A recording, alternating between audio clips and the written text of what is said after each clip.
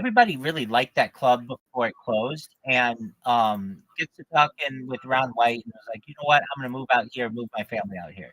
So he moves out there, uh, announces that he's gonna move out there, and this is right around the time he got his Spotify deal, and people had the suspicion that it was because the Comedy Store closed, but also he could basically move to, Texas for free because, like, in California, there's, like, anywhere between 15 and 30% state income tax, which is one of the highest in the country, and Texas, along with a few other states like Nevada and Florida and Tennessee, they don't have any income tax. So basically, Joe Rogan had this $250 million Spotify deal, and if he would have done it, like lived in California, then then the state of California would have gotten like of that money, something like well, like 30 up to like 30% of it, and that would have been like $80 million. So if he just did the same shit, did the same show that he does from Austin, he would save $80 million. So it made a lot of sense for him to do that, though he doesn't talk about that part all that much. All right. So then he buys or like signs paperwork on a place that was going to be a new club, but it turned out that there was a documentary on it, and there was like a cult that was there, and so he got out of that, and then he bought what was called an Alamo Draft House, which are like theaters that were big in the early 2000s, where you could like sit in couches and they had food, and it was like, all right, so it was still a year and a half. It took him a year and a half to build the comedy mothership, and so he talks Red Man and Tony Hinchcliffe to come out there. Then they wanted to do it. They wanted to move out there because they were doing Kill Tony virtually, and it sucked. It was just like I like those episodes, but they're just not very good. And there's just some nostalgia to it. So Red Man and Tony Hinchcliffe moved out there, and Joe Rogan's on Kill Tony a lot in those days. And they did it from first this place. I don't remember the name of it. And then Tony Hinchcliffe told a joke. He used like a racial term for Asian people that starts with C and ends with a K. And there was a huge amount of backlash, and he did it during Asian Heritage Month. So what ends up happening is Tony gets canceled a whole bunch, and the place where they were doing some Tony says they can't do it anymore. So then they go to another place, a big gas company, and then they did it there. And Joe Rogan was on those episodes a lot too. And then once the comedy mothership, that's when Phil Tony kind of came into its own and started becoming more and more a national, like more international sensation. So this all is getting to just the story. All right, so Nice. I know. Do you know this? Well, it's all the documentary. Do you know this backstory?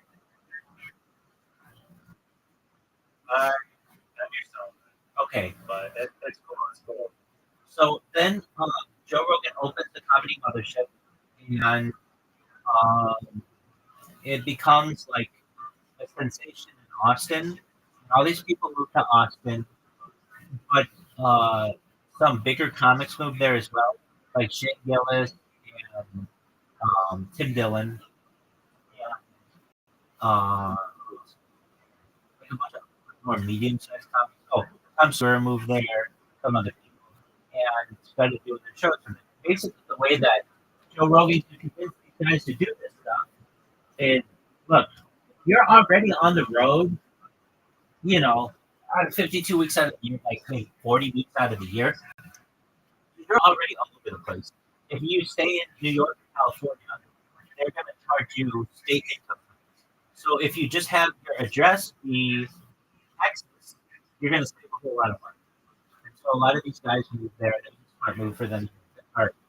Then, most recently, till Tony becomes a sensation, it becomes it overtakes the Joe Rogan Experience on the YouTube list. It its own show now basically, and they don't really need Joe Rogan anymore. Like they maybe once did.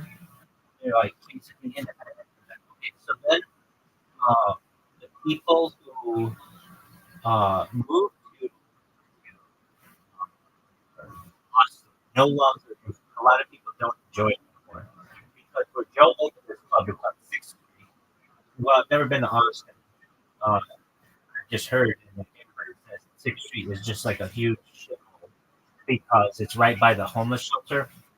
All these people drugged there, and it's just full of people who rob you and all kinds of stuff like that.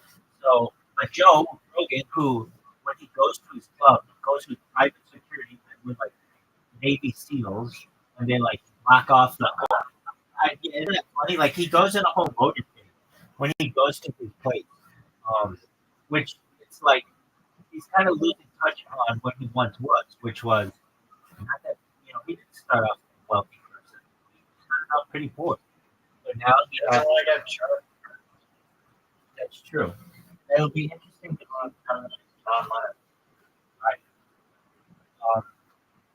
So, which they still never found the guy who shot him,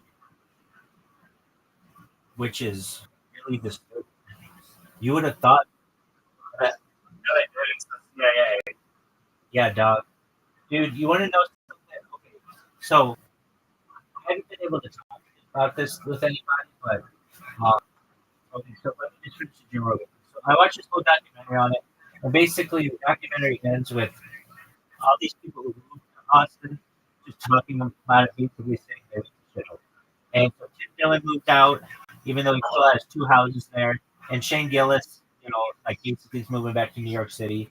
Now there's the next thing that's going to probably happen that I heard is Joe Rogan's going to start a comedy mothership in Brooklyn, and then another one here in LA, which will be just to compete with the comedy stuff. Okay, so ask me what I think happened in Butler, Pennsylvania, July 13th, 2024. No, we're not talking about the. We'll definitely talk about that. This documentary was supposedly called Elfin Graveyard. You told me a 20-minute story, but you did not iterate really on how they actually ruined comedy. Seems like a clickbait title to be honest. Yeah, it is. I mean, Made a few indie games to like Austin. Maybe they had some regrets. Up to their expectations. Fine. Well, okay. I think the comedy is totally fine. There is kind of like a monopoly, like Joe Rogan's here, like stranglehold though on the comedy. And that's itself. Yeah. That's what you want to get at. Yeah. So that's what they talk about. Cat Williams. Do you know who Cat Williams is? Yeah, he's the guy with the Absolutely, he's hilarious. He basically made a comment on the Shannon Show Club Shay Shay that Joe Rogan has the same 6 unfunny comics on all the time, and just and so like basically this is Tom Stewart, Bert Kreischer, Ryan Calvin, Brendan Schaub, and like.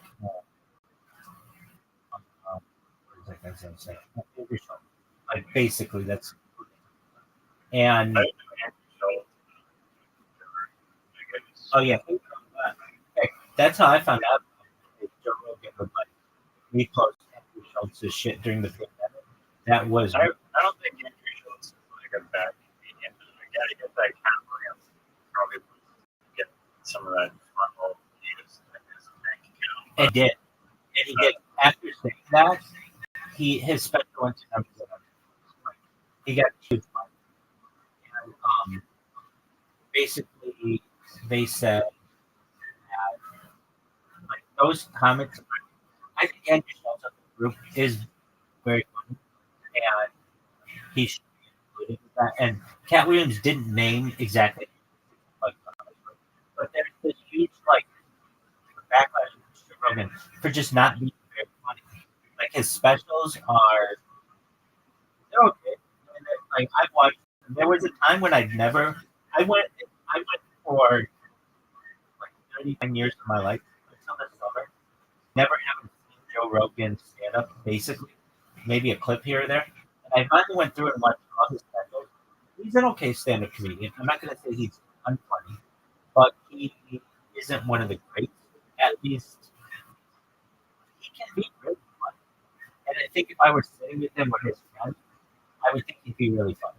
But there's a certain level of his funny and like George Carlin funny or Rodney Dangerfield funny. Like that's another level of comedian. Well, Elephant Graveyard He's born, he's in my brain. UFC commentator first, then a podcaster like second, and then a fucking elk hunter third, and then like a whole lot of this shit, and then it's like that's what I love about him. I love how well-rounded a person he is. I think he's just like a microphone person. It's great. He's not just like hilarious cracks it like funny. That's fine. I don't think he needs to be. I think he's good the way he is. But I get people can be like, yeah, he's I agree. And he's like, what more do you want from him? no one forced him to watch. Exactly. Exactly.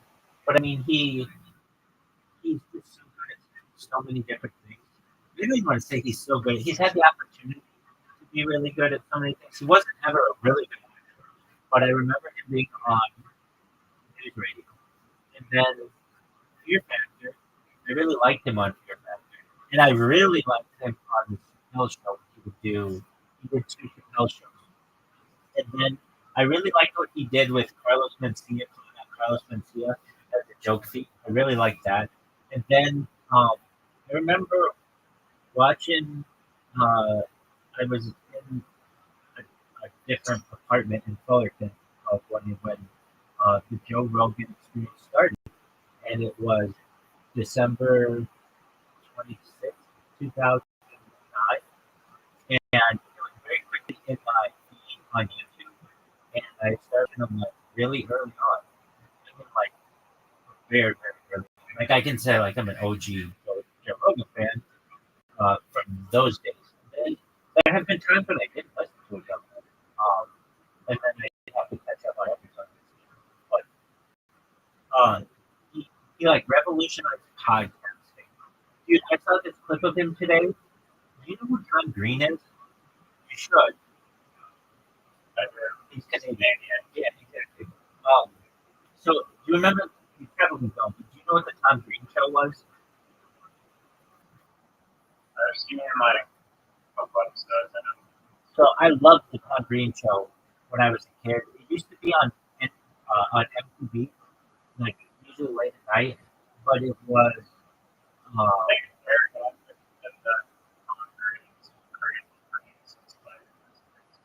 absolutely. And Joe Rogan said that Tom Green inspired him. I watched this episode today, or this clip of Joe Rogan sitting. Tom Green basically set up like a night show setup with like a desk and chairs and couch, and he had a sidekick, and they would just live stream on the internet. And they took this concept and had it on. I don't know if it was CBC or what is it, CBN? What's the Canadian broadcast? CBC? Okay, I don't know if it was on that, but it was on some Canadian show and some Canadian channel, and then the United States used to syndicate it on MTV, and Tom Green would just do think that I really like. I'll say this, like at least being an inspiration to me, Joe Rogan certainly has been Tom Green, and the show Jackass. Do you know what the show Jackass is? I'm sure you've heard of it. Where they would just take a camera, exactly. It was just like this. Only movies, and I realized like a month ago, like 2 months ago, maybe I was like, oh, I can actually watch the TV show I've never even seen. Dude, the TV show is so nostalgic for me because my friends and I used to just watch it like when we were in high school. It always came on really late, and they would have like they would just show them over and over and over again because MTV didn't really have any programming at that time. Uh, Music videos had become too expensive to run, so they would just show Jackass all the time because it didn't get the highest ratings, but it got pretty good ratings. And it was something that you could just show all the time. And when you're in high school, that shit's like super funny to you. And I remember when I saw Jackass, it was at that time it was harder than I ever laughed. And I was at my friend's house. And Watched it in theaters, I guess. no, we did not. We rented it from Blockbuster, and we watched it at my friend's house. His mom had this like really fancy room up there. They had like part of their house built on, and we watched it. I was like this pure white room with like all these windows, and it was like hilarious that like you were watching a guy take a toy car and shove it up his ass in a condom in this like very like dainty like place of the house. And we had to be careful because we didn't want the parents like finding out what we're watching. I did not watch it in theaters, and the reason why I didn't watch it in theaters was it just wasn't that. I don't want to say it wasn't that big. It was just like, oh, it's just guys from uh, that TV show. It's not. It wasn't like a revolution like it. Okay, so then uh, that was an inspiration. Well, so that and Tom Green would do some things like that, where he would kind of these man on the street things, where he would just go up to people and be like, like, what do you think of what what do you think of whatever? He just like man on the street stuff is really interesting. So but Tom Green was definitely an inspiration. So Joe Rogan on Tom Green, and you see him where he gets the idea for Joe Rogan shit, where they're just drinking like a pound of beer, and Joe Rogan's like, "Wow, I could. This is great." So you're just like live streaming in the world, and Tom Green's like, "Yeah, it's just like on the internet." And Joe Rogan's like, "If you could somehow monetize this would be a game changer because you wouldn't have to worry about advertisers anymore. Like you literally see the gears working." And very soon thereafter, Joe Rogan started the Joe Rogan Experience. And the only reason why he was able to do that is he had contracts with NBC. He had made a lot of money. He is the most fortunate person and he says this, when it comes to Hollywood of any person. He has gone on two, um, not interviews, but casting. He got both. He got the one that they did like a baseball show that got canceled. He did news radio, and then since then everybody's known who he was and everything. And he did that. He did the UFC for the first like 6 times that they did it. He did it for free. He just did it because he loved the sport and knew it was going to be really good. And it's really interesting to watch him in old interviews where people are like, don't you think that it's like like immoral to have two guys beat up on each other? He's like, this is what boxing is. But just the fact that you can go to the ground. I mean, it's like exactly the same thing, but it's just way more exciting. To engage in everything. Anyway, so you could see on Tom Green, like where Joe Rogan says Tom Green and the Podfather, this guy who used to be an MTV feature, who had like the first real podcast. They were like inspiration. And then Ian Redman started doing like behind the scenes footage at the Comedy Store that eventually when they started live streaming, which is what I did too. I have all this footage of myself at the comedy store, but also just all over California, just like basically GoPros. And then eventually I started live streaming. Um, so Joe basically starts the podcast. It gets to be really big, and um, revolutionizes comedy. But the people are like basically uh, very critical of what he's done to comedy in general. So they're critical of Kill Trophy, which is like a kind of a Joe Rogan branch off, because you have to have like 1 minute and be really funny, and if you're not funny, you don't succeed. So that changes. In fact, Bill Burr has spoken out about that. He's been on Kill Tony one time. He was like, "This isn't fair. Like, you're not giving people a chance to really, be funny and tell stories and stuff. They have to be funny within 1 minute. That's not enough time."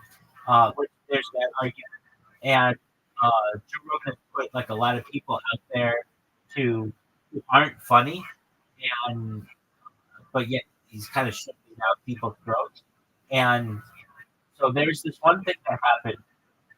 There's this female comedian, her name is Annie Letterman, and she has this story where Brendan Shaw, that I always talk about, she and he were at a comedy store, and Brendan asked her if she would walk her to his truck, and she's like, "What?" Like basically in a later story, she's like, "Why? So I can below you? Like I don't want to hang out with you.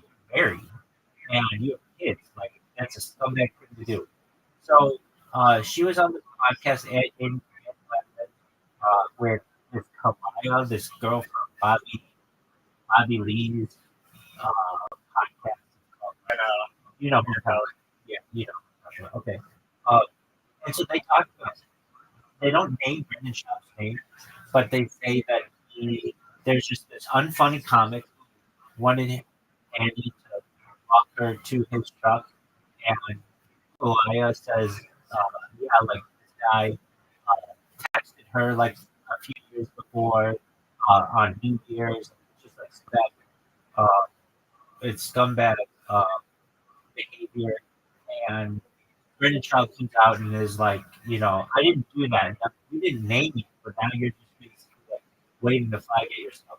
Anyway, um, this Annie Letterman went around and basically said, like, basically called out Brendan Schaub. And Annie Letterman used to be on the Joe Rogan Experience, like every she's been on before.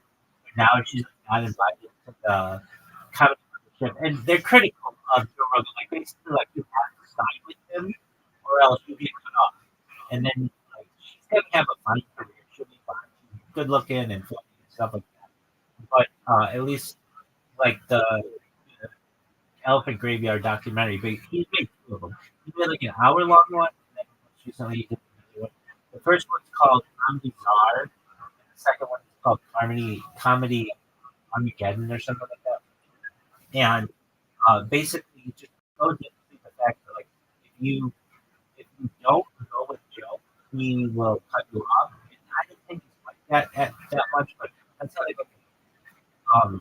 Okay, so Brendan Schaub, who is not the sharpest knife, goes on. He was just on his podcast, and with uh, Brian Callen, the fighter, had someone call in, and this guy called in, and he was like, "Should I get a haircut or should I shave my head? What do you guys think?" That was the question that the caller posed, and they were like, "Brendan Schaub, I know a lot of guys who shave their head and sling dick, like Dana White, Joe Rogan. That's about it." He didn't say Jeff Bezos at that time. Basically, then this raised this huge alarm. Like, whoa, Joe Rogan is married. What do you mean he's claiming? I get how Brendan Schaub said this. Like, I say it all the time. Slaying a dick like it's going out of style. Like it's just like a saying. Like you're killing it. Like you're doing really well. But it made it sound like Joe Rogan was cheating on his wife.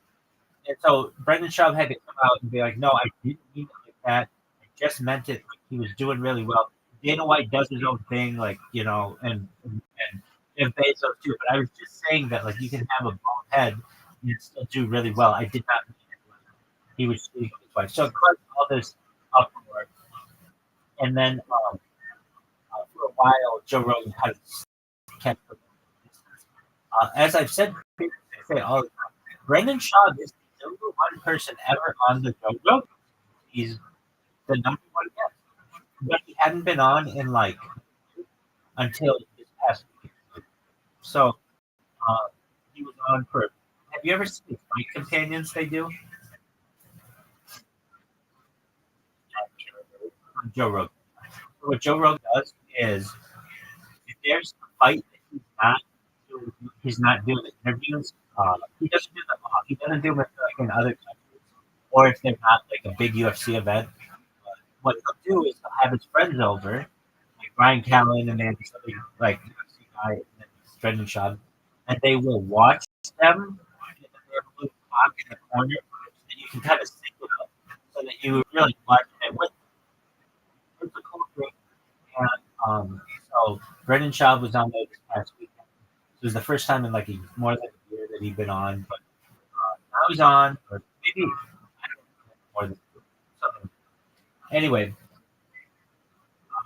long story short, this very long story short, this documentary went into all the things like basically if you aren't a Joe Rogan side of comedy nowadays, and you're like an outsider, you have to be part of this boys club. It's called the Sphere for a reason, and in reality, Joe Rogan is the head of it. It's really like Shane Gillis, who is like the hottest comedian in comedy right now. So Joe Rogan does everything he can to like be good graces of Shane Gillis. Just like fuck it. I'm big enough now that I can do whatever I want, and I have a big enough podcast that I can do whatever I want. And I don't really need fucking Austin, Texas. I have New York City, and Philadelphia, LA, and uh, uh, Bill got like Bill Burr. A lot of people would say Bill Burr is part of the Rogan Sphere, but there's an argument that it's not because he and Joe Rogan got into it over that medical issue. I don't think he's been on since. I don't know if not having Bill on or Bill just didn't have it. There's the argument that was recently made about Joe Rogan. Bert Kreischer and Tom Segura, they used to have this a podcast called Two Bitters, One Thing. And it's just like the worst podcast in the world. It's literally two really rich dudes talking about how much money they have and then shilling their tequila every and that's how it's like they've lost connection with anybody. And if you really look into the backgrounds of these podcasters or these comedians, they have a lot of them come from a lot of money, and you have to because you're not working. It's like you need somebody to support you. Like Bert Kreischer's dad is a lawyer for the Church of Scientology in like Clearwater, Florida, and um, and Tom Segura's dad was uh,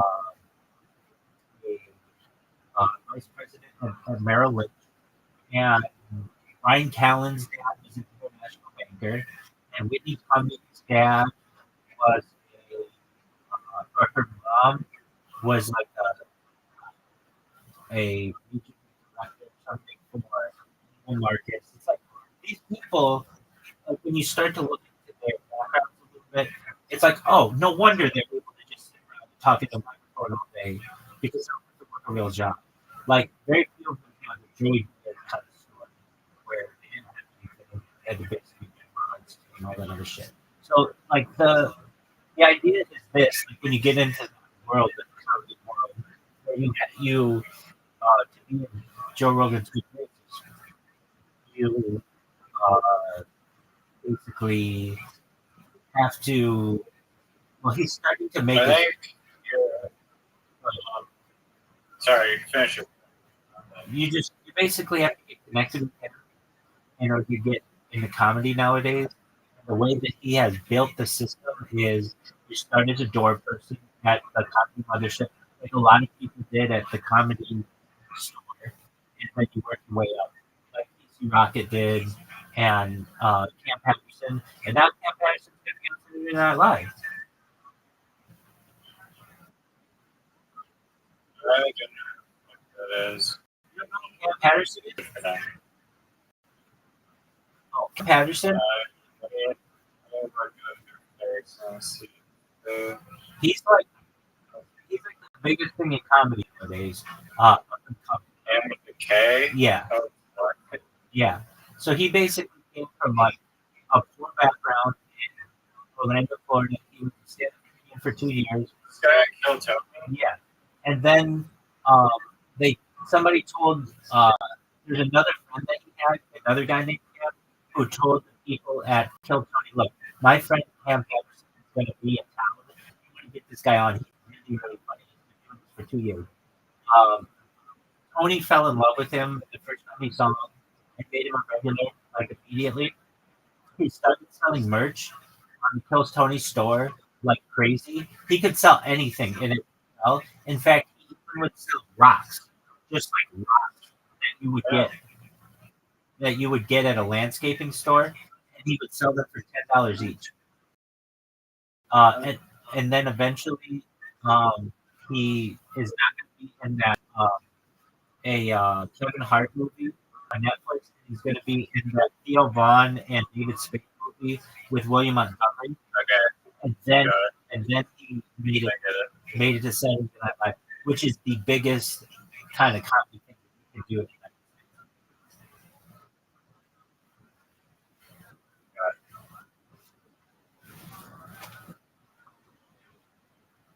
So that's what this documentary is on. And then I cut you off, so what?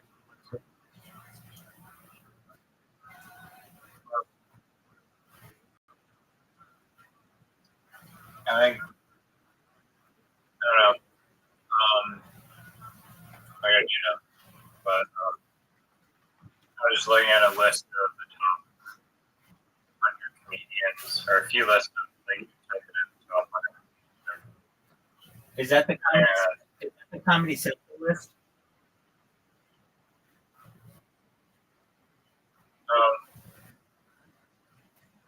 I was looking at IMDb and Oh, okay, good. What does it say is number one? Jay Seinfeld?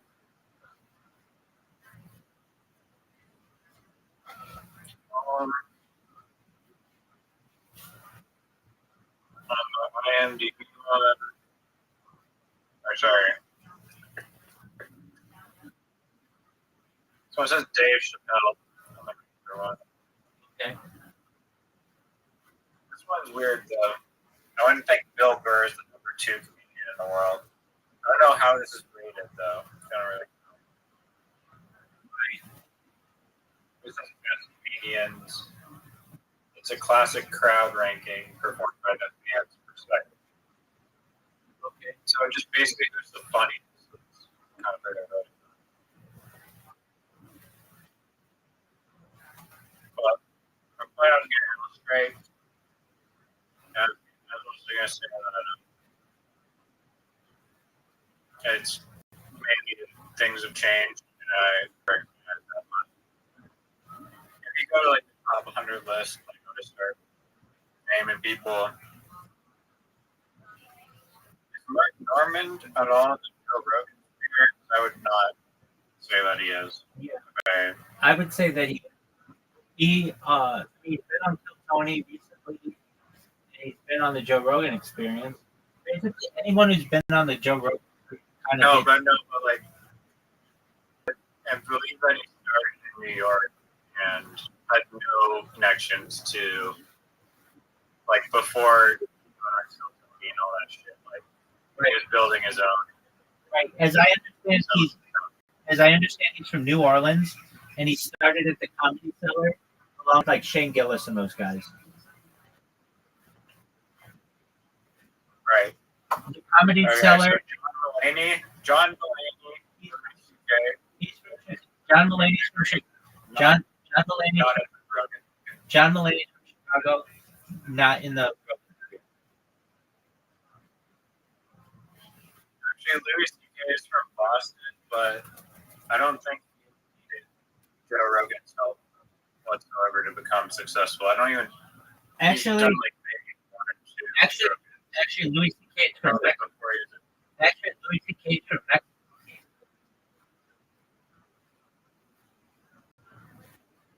Grew up in Boston. He was born there, but he grew up in Boston. Right, and he was a writer on. So he's, but you understand they're all related. No, that's the point I made. Louis C.K. does not have a connection, or at least a strong connection with the Rogan sphere. That's correct. And my point is that a lot of these comedians in the top 100, Jim Gaffigan, Trent Carr, correct, Gabriel Iglesias, Pat Williams, Correct. Dave Tell, Correct. like a lot of them don't have a connection to Joe Rogan. No, but you're naming all veteran comedians, not younger comedians. Well, that was the part of my second point is that I'm saying, like, right now maybe it's involved where, like, he has this gatekeeper, like, privileges, admin privileges for, like, this internet success overnight. Well, it has a lot to do with the all those other guys that you named are not the podcast. Now, one thing that this documentary covered is no longer you make money. Well, like before, you would just make money doing stand-up comedy. And then when the podcast world came out, it was something that you did in order to make people aware of where you were going to be doing comedy and to build up a little bit of an audience so that you'd be like, hey, I'm going to be at Tempe or Film Doc, and then everybody in Tempe would know that you were coming there. But now these podcast things have become almost, if not more lucrative for many of these people because of the ad reads and the endorsements than actually doing stand-up comedy. So they almost have become podcasters more than they're comedians. Sorry, can you explain that again? Absolutely. So back in the day, there was no podcasting. So these guys were just stand-up comedians. Louis C.K. Do you know who Dane Cook is? Louis C.K. was on the radio show. At the time, he was probably like a podcast or something. Oh wait, hold on. That's how you used to have to do it. So you'll hear these comedians, veteran comedians, who would say, let's say they were going to be in Boston. Howard Stern, exactly who it was. He was the biggest thing in New York. Wherever you were, in whatever city, you would do morning radio. You'd be like, hey, I'm going to be at the Funny Bone in Wichita, Kansas. And you would do that every single morning.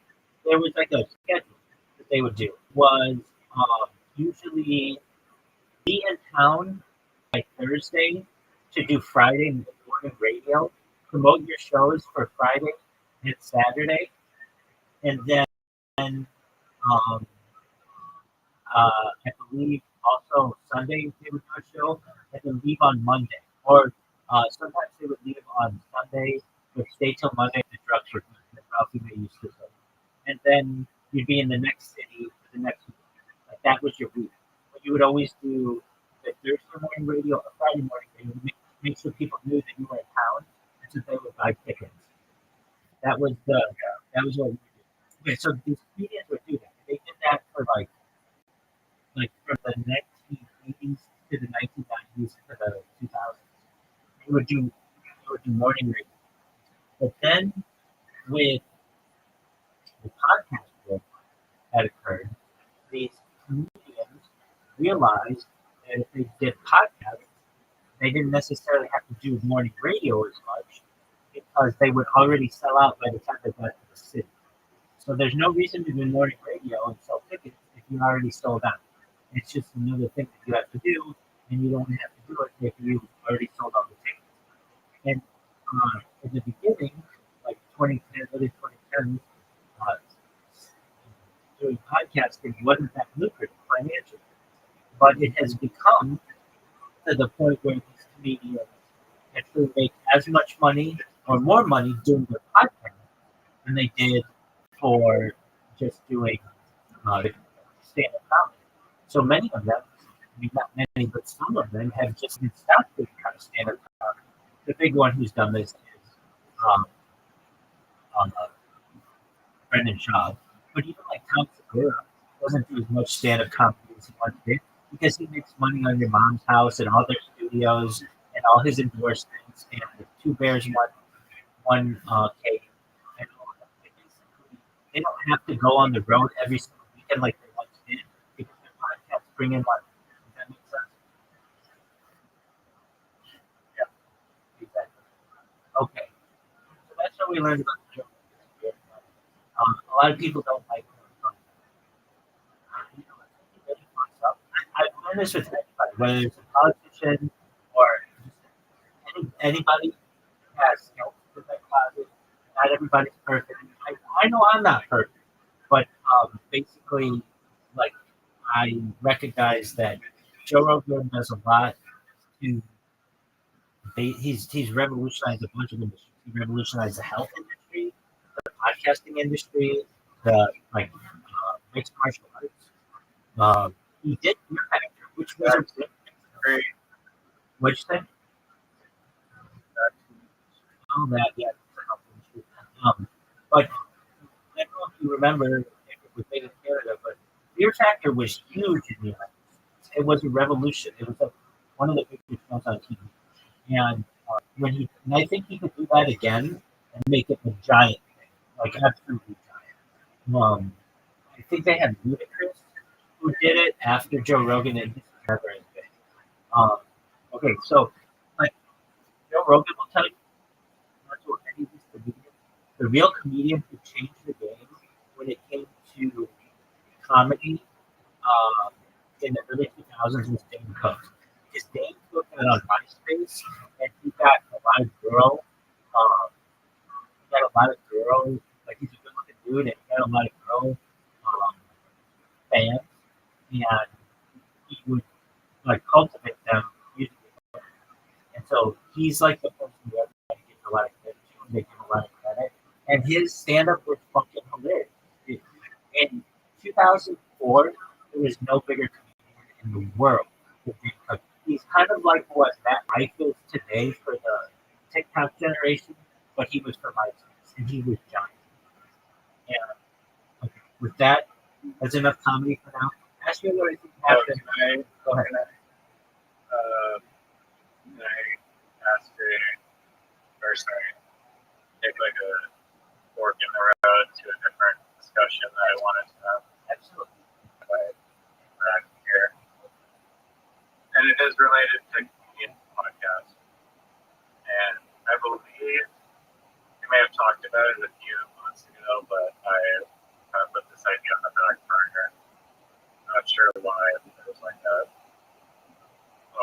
wrench in the whole machinery that I'm forgetting about. But do you remember if I feel like I'm not sure, but I was talking to you about like this company business that I wanted to start, which was the creator tokenization platform. And basically, it came to me in a dream where I was scrolling a website with a bunch of podcasts on it, and you could click on whatever Tiger Belly podcast, and there was a coin attached to the podcast that represented if you like buy the coin, you're buying shares in the podcast. Like the shares represent like you're sharing of the podcast itself, so you would own a little piece of Tiger Belly, similar to kind of how fractional real estate works. Yeah, I remember this.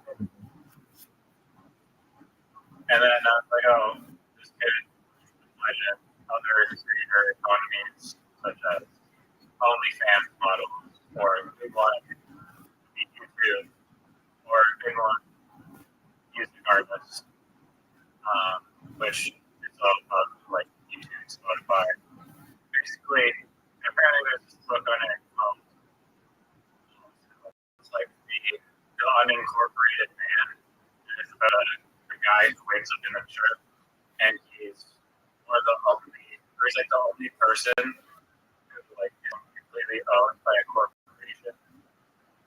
And not to be like super dystopian or whatever, because that's not the goal of this. The goal, I guess, is to actually drive growth for these different creators by giving them a different revenue stream, and then also providing a new like incentive structure for their fans, where the fans are actually incentivized to promote it more because they actually own a stake in their investment, and also, it's just better.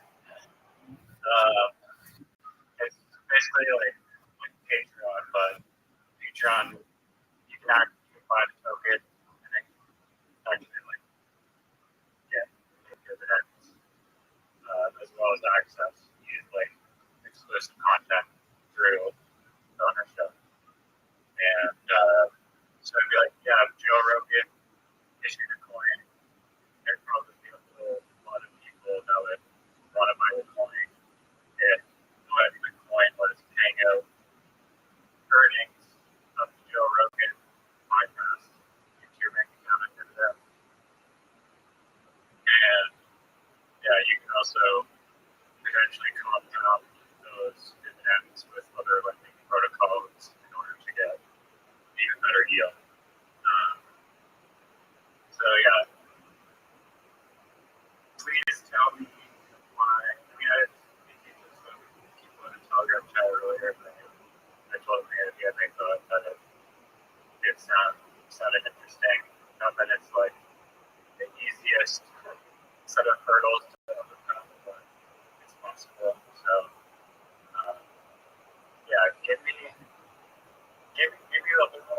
the whole 9 yards truth, the Rabbi's theorem of why my idea sucks or doesn't suck, whatever it is.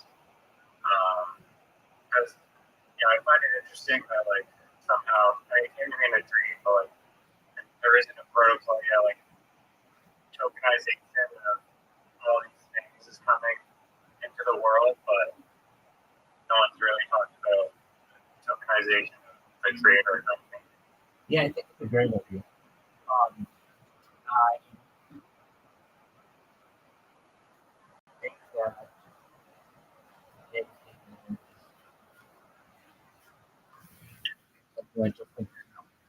okay, so the reason why so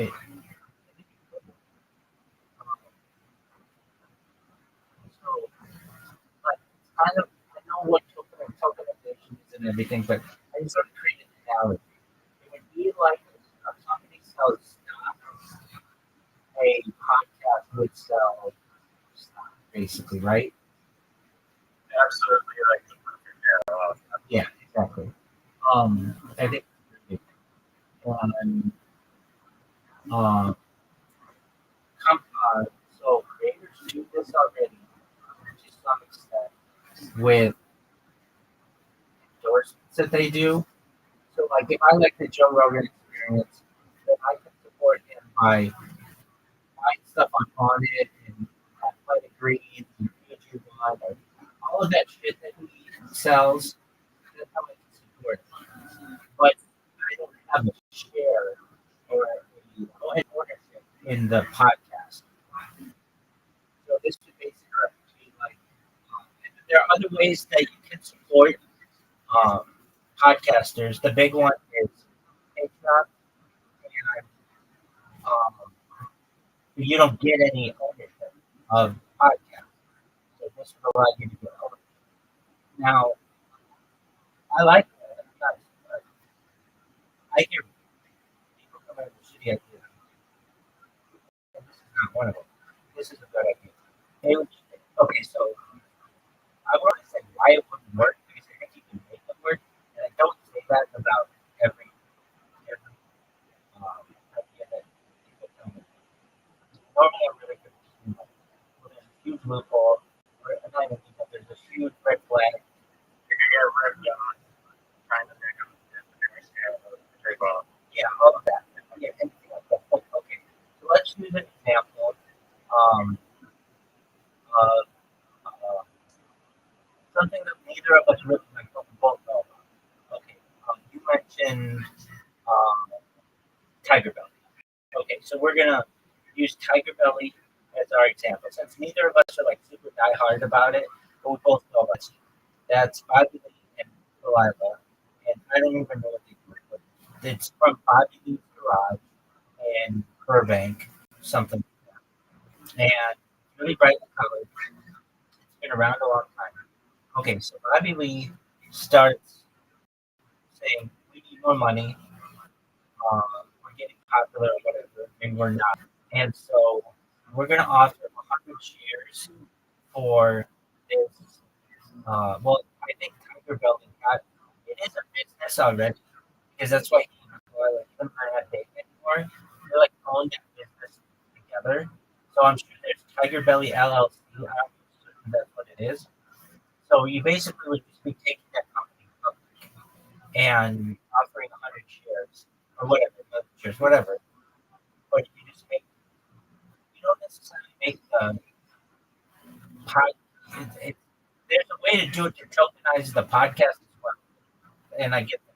But basically, uh, you could just have Tiger Belly LLC offer, have an IPO, just a public offering, or some amount of stock, and then you just buy into the company. Do we agree that's an option?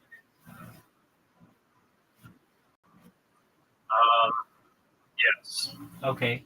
I mean, is it that? I thought in order to go public, you have to be like big enough for like a stock exchange. No. You can, like, if you want to get on the Dow Jones, that's a big one.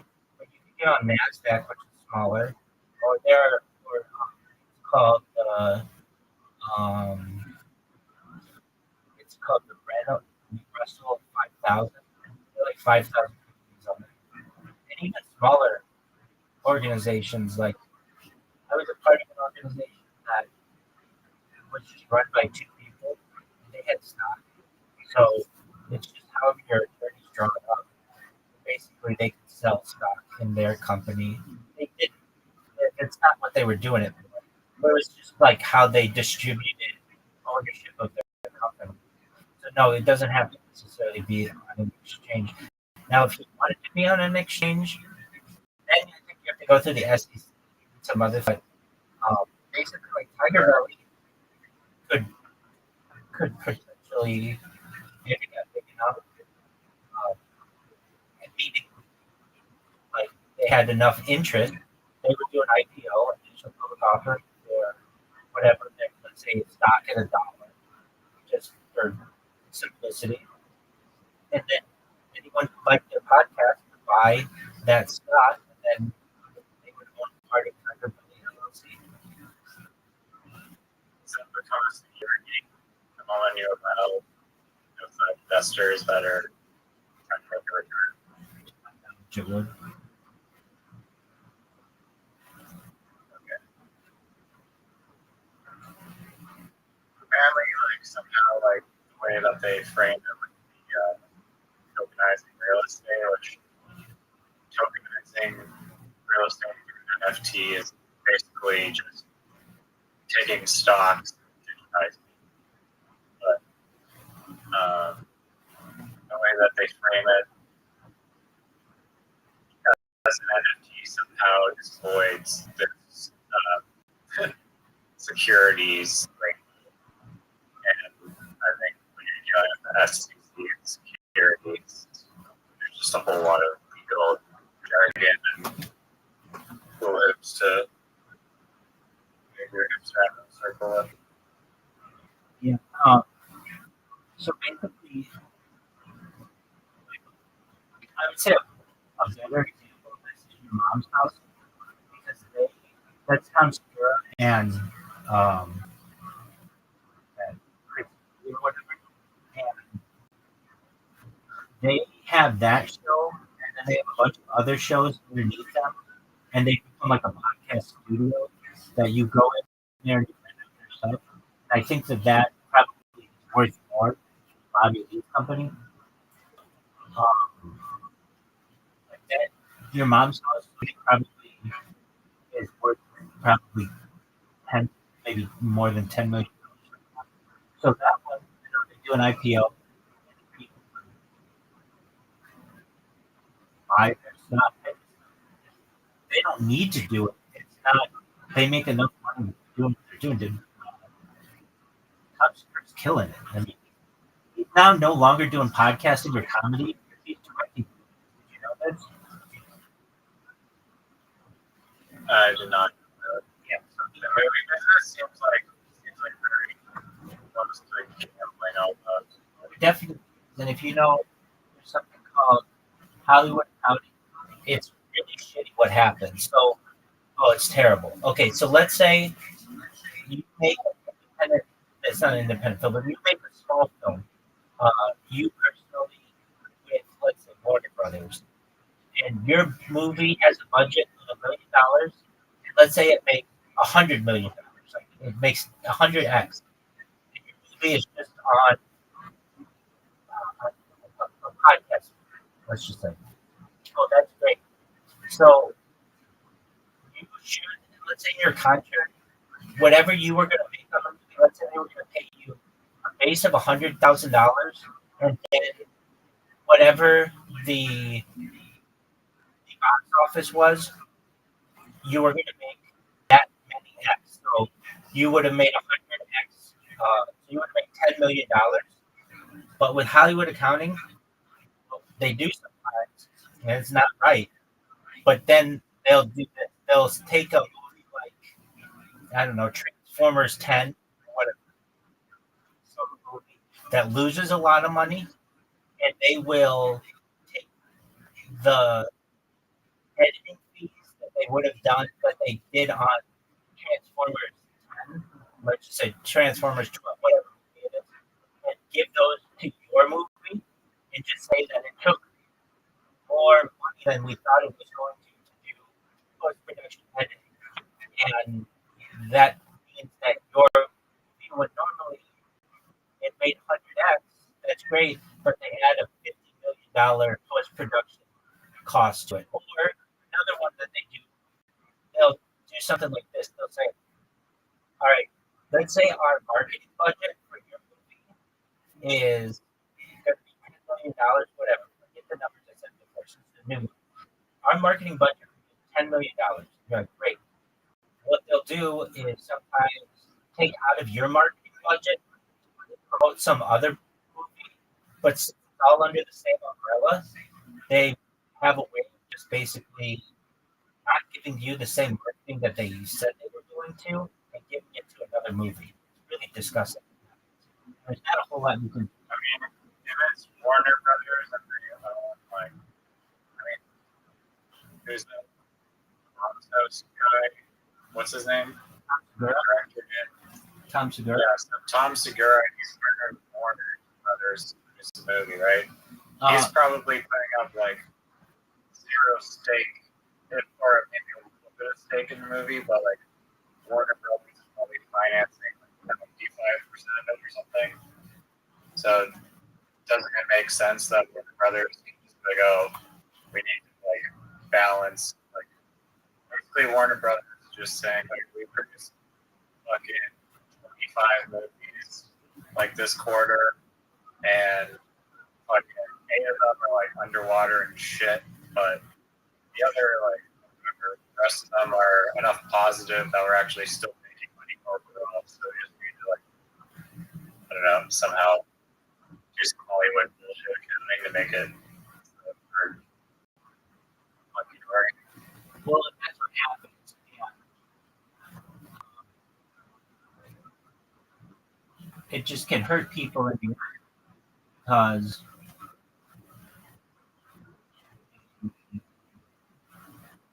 I agreed to do one thing, and then it turns out that it didn't work out that way.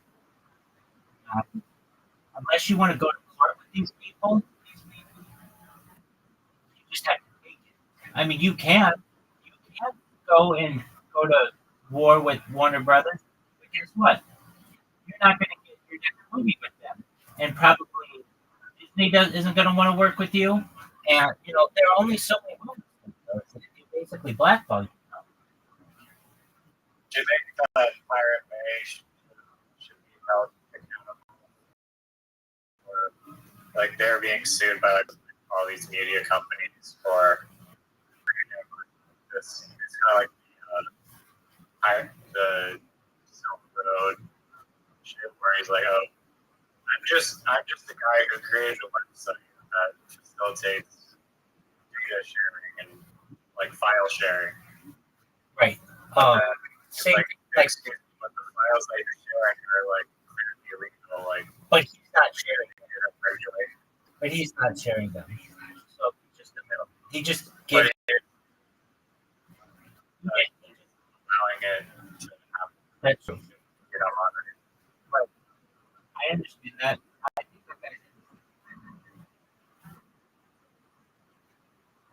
so road I don't think our people think prosecuted. Maybe they did. I don't think so though. Because they were like Swedish internet law or something. It's just you're good. and I think that's how it works.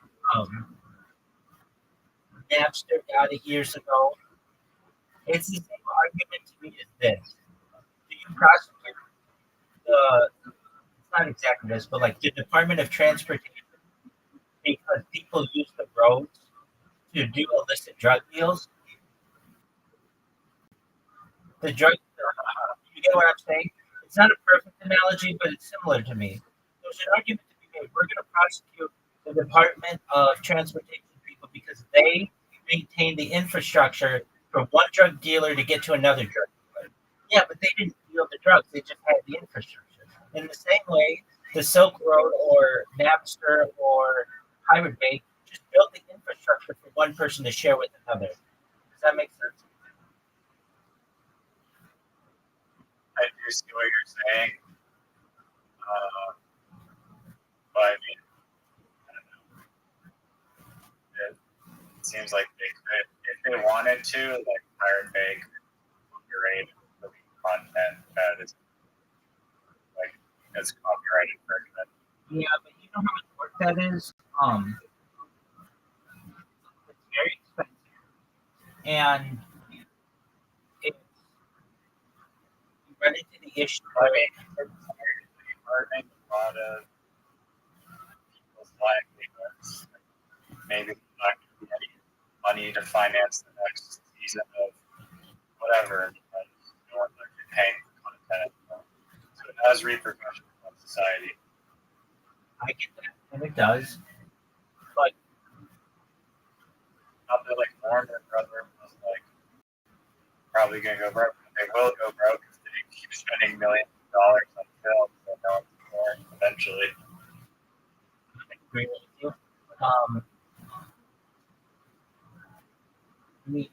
Okay. Also, I'm not sure if this is the case, but I'm just gonna like draw a parallel here that I've seen YouTube videos that are basically making the assertion that Spotify is like making artists poor because the way that their revenue sharing works is like it's basically like a fractionalized like podcast investor token. Like all of the artists, like cumulative artists, are all potential and their percentage ownership of how much of the total subscription will pay out that's allocated to them is based on how much like listener time or whatever they get, and then the pool is paid out according. If you're at the top of Drake, you get a ton of listeners, you get more of the pie. If you're middle, because the subscription model is like only $9.99 and it's charged like audiobooks and music, it basically like it's spreading the $9.99 subscription like thinner and thinner. And I'm going to assume that with Netflix and other streaming platforms, this like subscription model of $9.99, that $9.99 or whatever the fuck it is, like they need to allocate all those subscription dollars to the films that are like on their site, you know. So,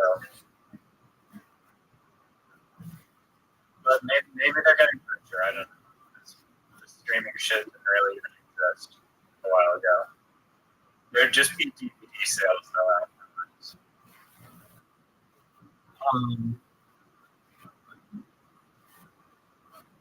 There, what you're saying is true. It's basically a limited pot, and everybody's going to share it. And that's why I don't think that model works. If you want to know the way that it should work, artists should give their music away. Music, especially today, is not hard to make, especially with computers and AI and stuff. Where you should make the money as an artist is your concerts. So the smart way to do it is give your music videos away, give your songs away, 100%. Give them away. Put them in commercials for free and everything. And everyone will like your music because it's everywhere. And then charge for your tickets and your merchandise. That's how you make money. You know, somebody like Snoop Dogg only makes like $70,000 a year on all his music on Spotify. Not that much. I mean, $70,000 is good, but he's got a huge catalog. It's not that much, but that's why he does all kinds of endorsements, and he does in person TV shows, and he does The Voice and all of that. That's where you make money. But you know why he's able to do all that? Because everybody has access to it, or like knows his music. And so, if you're an artist, if you want to make money, you got to recognize that you're not like let's say you've got a really great voice. That's great. Are you hot? That's bigger than if you have a good voice because with auto you can make anybody have a good voice. If you're hot and you are popular and you've got social media pull and everything, then you can easily make music. Like you can take somebody like Sydney Sweeney and have her sing a song and be really popular. Like music is really easy to do. What isn't as easy to do is visual stuff. Like visual is much more difficult. And so, what I'm trying to say is like, What do you mean, like music videos? Music videos are big, but even just TikTok and all that, like things that people see. Basically, music is pretty easy to produce and put out with AI. Now, years ago, it was not. Oh shit! There's another market for this creator economy organization thing. Is like TikTok revenue. You can just own a TikToker. Get that. Okay, so let's talk.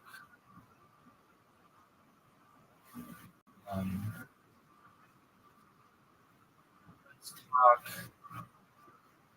Well, so I think your idea is really good.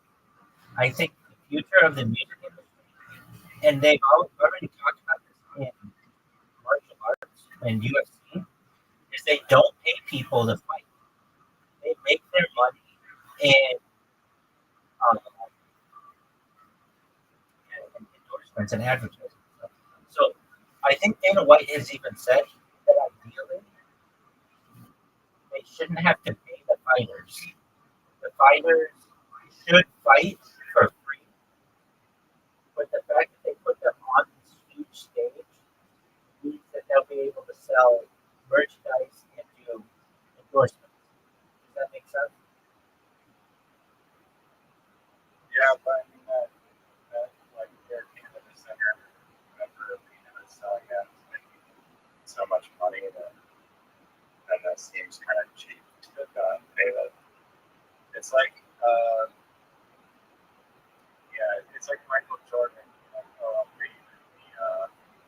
not just signed like merchandise. Exactly. Yeah. Okay. So the phrase that they use is we're paying you. I'd rather just have The phrase that they use is we're paying you an exposure. So the fact that we're putting you in front of all these people means that they're going to want to buy your t-shirts and go to your autograph signings and have you talk about the product. So you should want to do it for free. Like if you don't want to do it, that's fine. Somebody else will do it, and then we'll make them the big stuff. So we're paying you an exposure. yeah, I've seen a lot of people also trying to create a lot, but yeah, people on the internet are like, I can still perhaps do not appreciate the exposure as payment of we're real artists, we deserve to get paid. Exposure is bullshit, like promoting your thing for free. Like that. But Yeah, so that's a big thing with artists.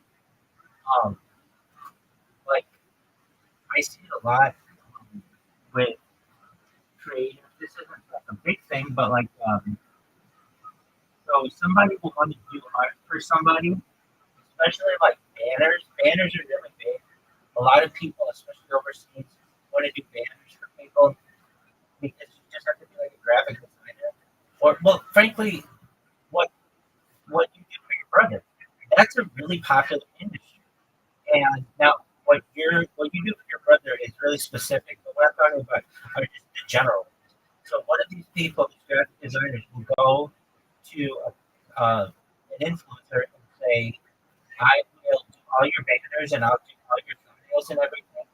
And then the only thing the influencer has to do is just in their profile say their banner was by Tom Jones 123, and they get paid in exposure because people say, "Wow, I really like that banner," and the person's um, they read the person's profile and then see who created that stuff, and then they will go to them to do HO.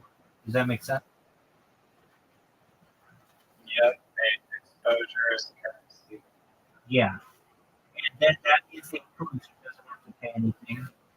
And um, that's I there. Like it was kind of like the smartphone became like kind of like widely accessible. Like people, they still do it like all the time. Like, they'll post on their like Instagram or whatever, like, oh hey, I'm standing next to like Donald Trump or whatever.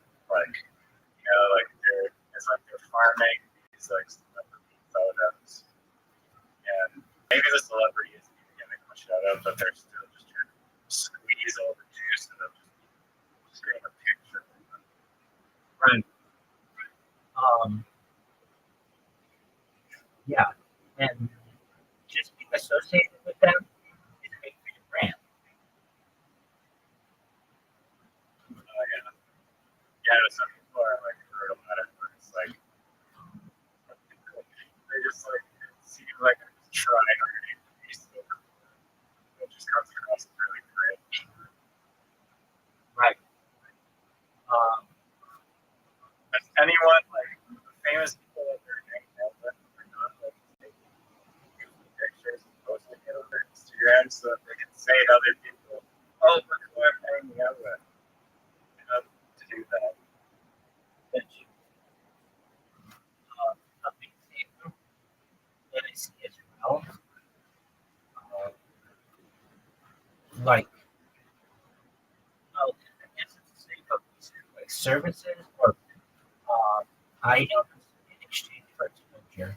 So a lot of times what these people do is they'll be like, hey, I need a new car. And so somebody will be like, okay, well, just come to our dealership. If you do a post, we'll give you a 2-year lease on the house. Something like that. They're really big. And then they'll go and do it. In fact, buy your car at wherever, Jones, Mercedes Benz, and they're really great. They'll take care of you. And then in exchange for that shout out, they'll get like a 2-year lease. Does that make sense?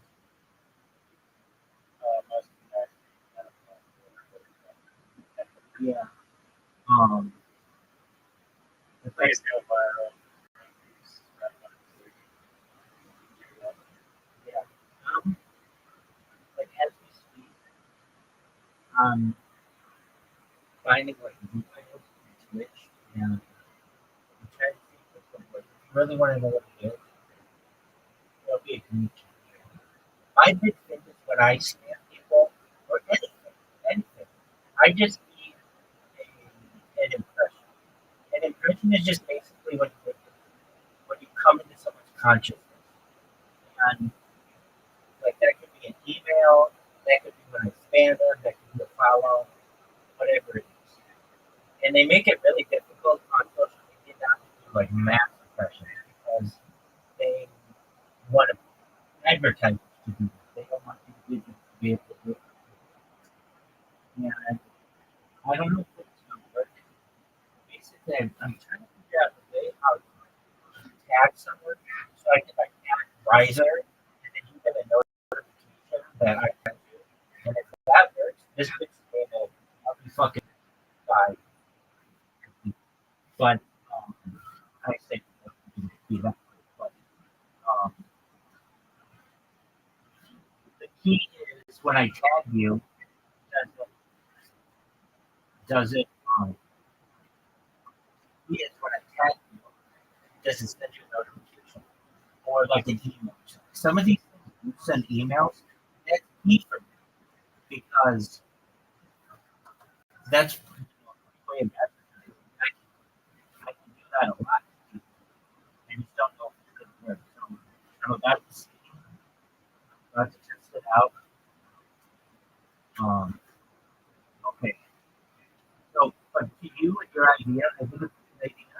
I think that though that kind of already exists. I mean, I know you said like we could just tokenize somebody's podcast. They could sell stock in their LLC, which would give people a share. Now, I know what you're thinking. Well, what if there aren't enough shares? Okay, then what's stopping the podcast from just shilling the crypto? That's the question. A cryptocurrency based on their podcast, or an NFT based on their a cryptocurrency or an NFT based on their podcast. What's stopping someone from doing that? Like without using this platform. Yeah, exactly. Yeah, nothing except for I don't think that people realize that there's like a creator economy that can be tokenized, but also I think to use like this like network effect because once all these like podcasts are all launching on this platform, users are going to go to the platform to see which podcast coin is best to buy. Where's all the money going in the podcast world and the YouTube world, and that'll inform their decisions of where to invest. So because of that factor, then you'll want to use the platform in order to become part of that network. But I think beyond that, like Joe Rogan said, oh, I don't want to launch crypto. I'm just not interested. It's all crap. And I get that. And I think one of the big problems in the crypto, especially, is that the coins themselves don't really have a solid use case or utility of back banning. They're basically just like vaporware. It's like no real substantial value. And some coins like Monk and whatever, they're partnered with Solana and integrating into phones, and that's what they're doing. They're trying to find something that gives the coin value other than a digital interface that has an order book that we're switching back and forth between currencies to purchase it. But that. Again, yeah, if you're launching a fucking podcast coin, then the coin actually backed by like legit real world value. So there's like some inherent use case behind that. Again, those returns, even if they're maybe small, can compound with other lending protocols in order to produce even greater yield. So yield is a big yield is like a big can work in the crypto space, what everyone's kind of fighting for. But I also think that just like the notion of, okay, I have a creator, a musician that I love. This guy has phenomenal music, the best shoegaze I've ever heard in my life, or whatever. The best TikTok video that I've ever seen in my life. I think that this TikToker, this freaking Chinese fun TikTok dancer, is going to be worth a lot in the future. So I'm going to invest early in this person. I'm going to be financially aligned with them, and then as more people grow, then the value is going to grow as well. And I'm going to be replacing like it's just giving people the ability to just bet on who they think is going to grow in the creator economy. So I think that's a interesting. Okay, isn't that exactly basically what Contour was?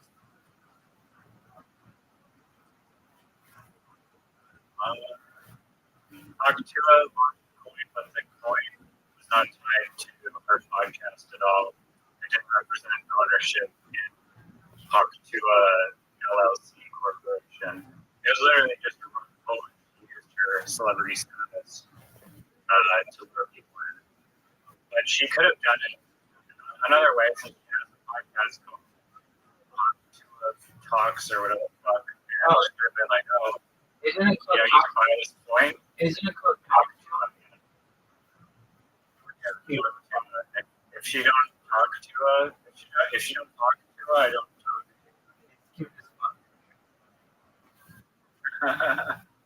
Best little zinger.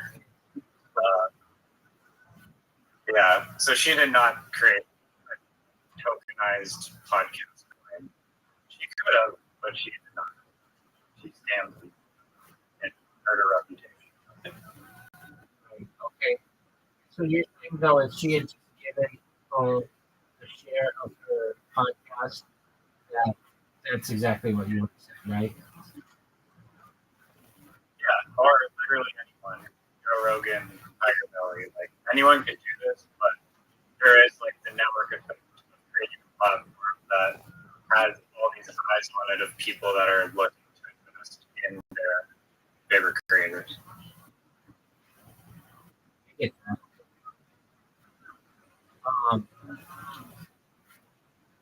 Okay, so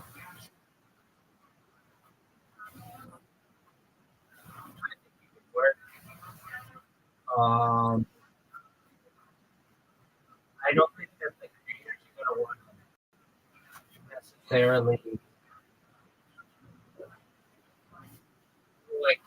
Okay, so let's say it's a framework. It's a framework. It does not have to be a in perpetuity ownership necessarily structured that way.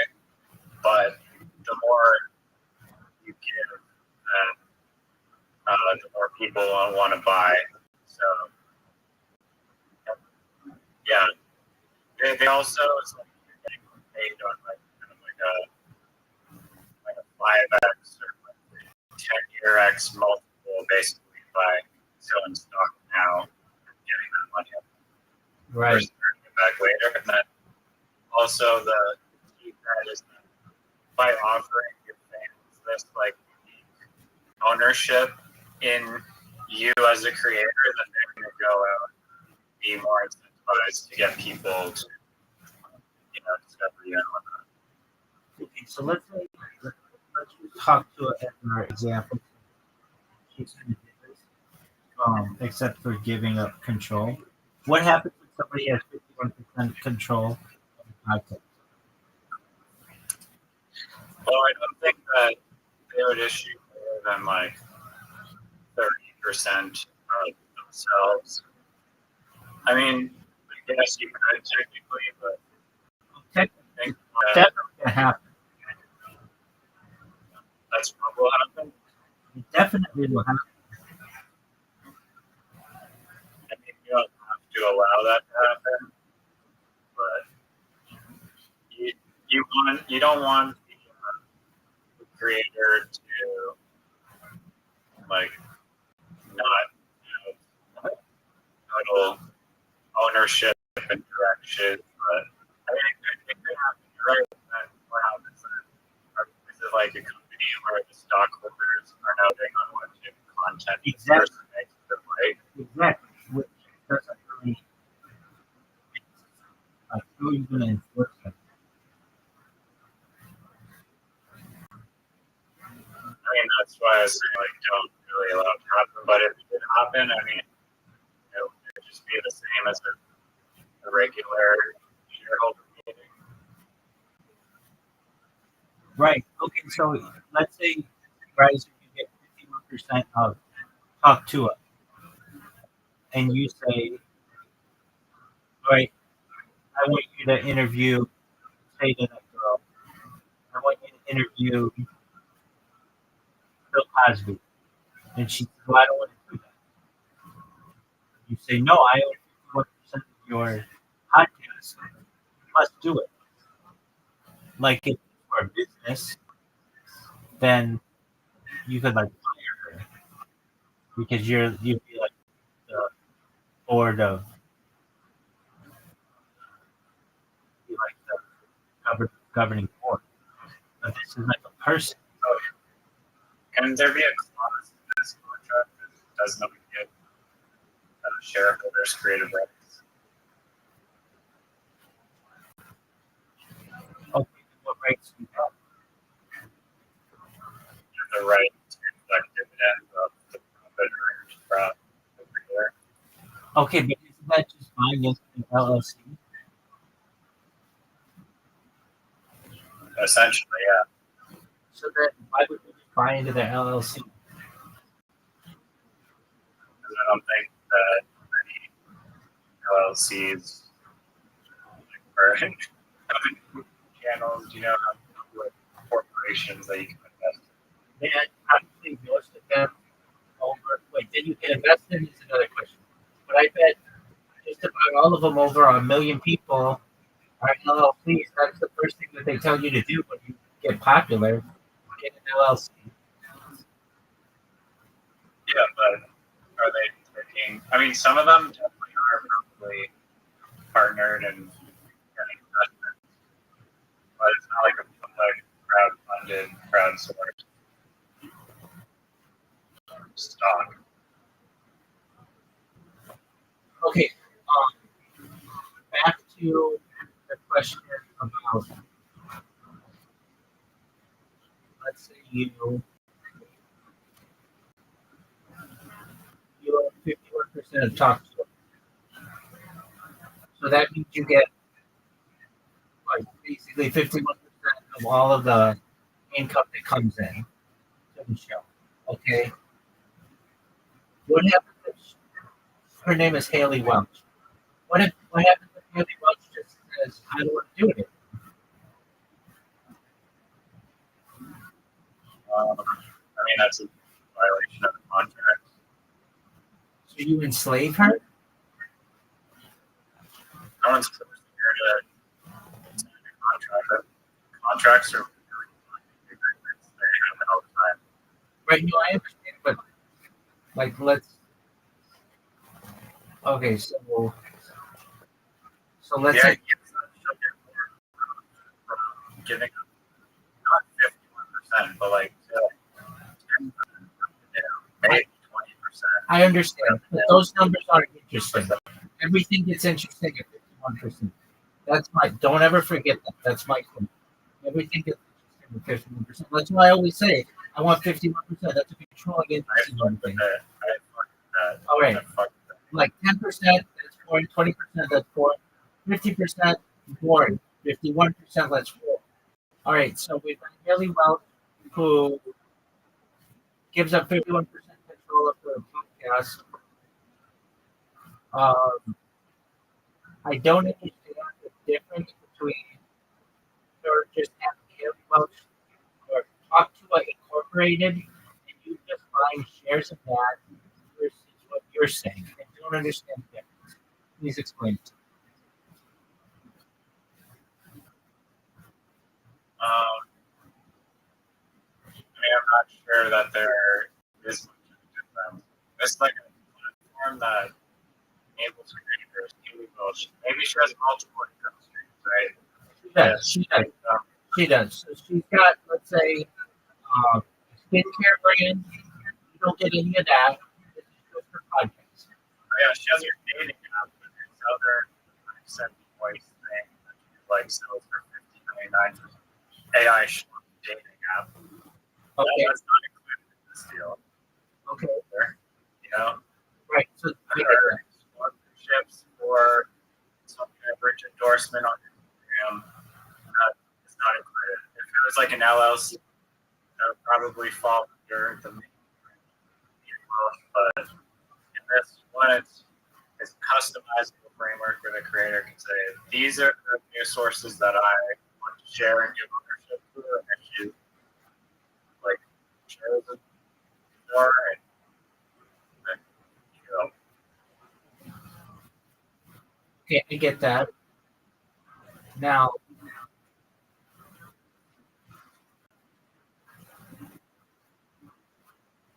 I just don't. There really isn't a difference between her offering shares of an LLC and what you're saying, is there? No, but there is benefits of network effect on the website. Okay, wait. Now I get that. Basically, what you're saying, there's the LLC, which is the stock exchange anymore.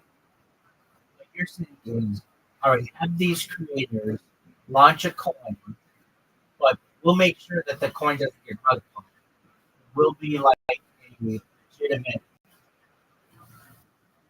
ranking of all the coins.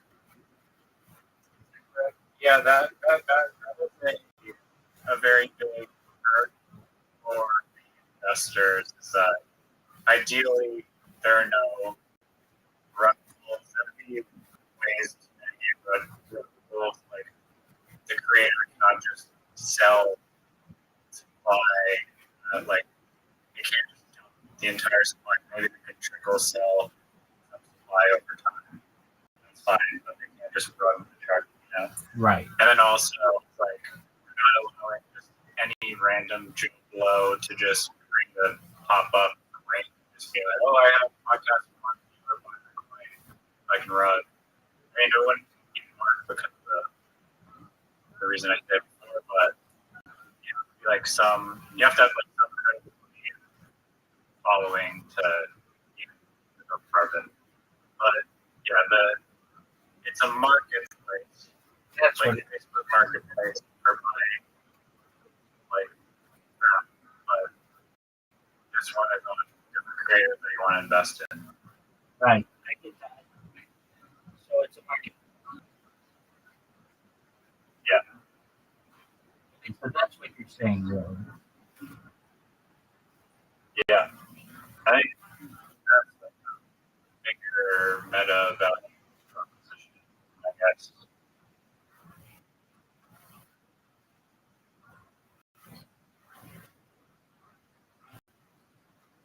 Okay.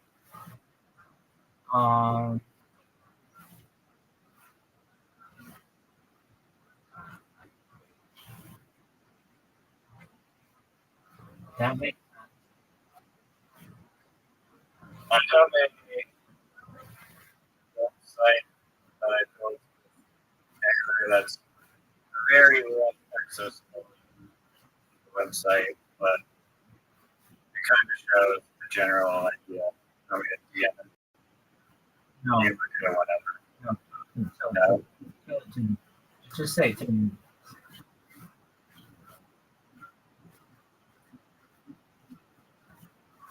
Well, it's basically like a marketplace for purchasing different creator tokens. Once a music creator, YouTuber, artist, blah, blah, blah, whatever category. Okay. Isn't that what you just said? Yeah, no, it's just like it's just a visual website with a few pages. It's pretty rough. But it's sort of like a big idea of possibly what it looked like. It was very sketchily drafted on. Okay, yeah, you can say that to me. I should not understand what you said more than decent reading. It's like, what? Okay, yeah. Go ahead.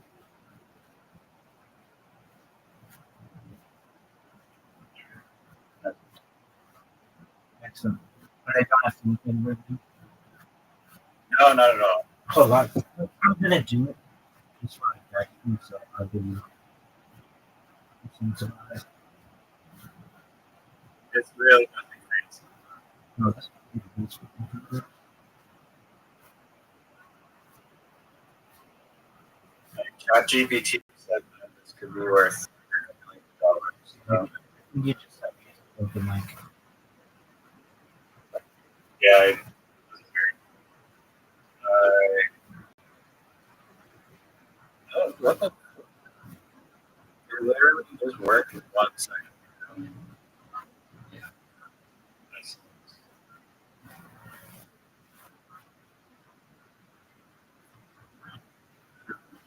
All right, copy link to Safari or some browser. Not looking at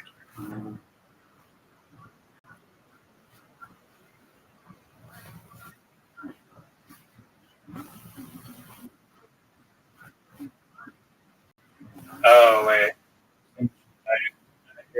I added the marketplace by accident.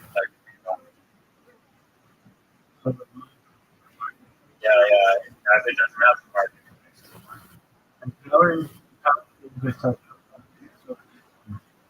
Did you make this? Yeah, I use old AI. That aid. Yeah. This is really cool. I like Thank you.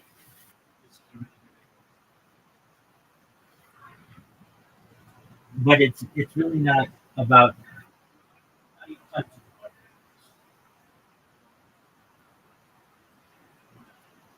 Yes. Okay.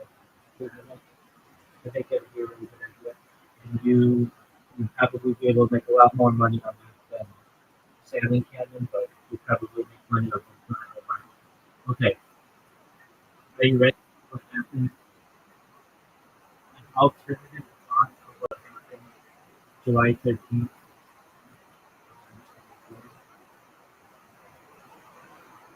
The destination.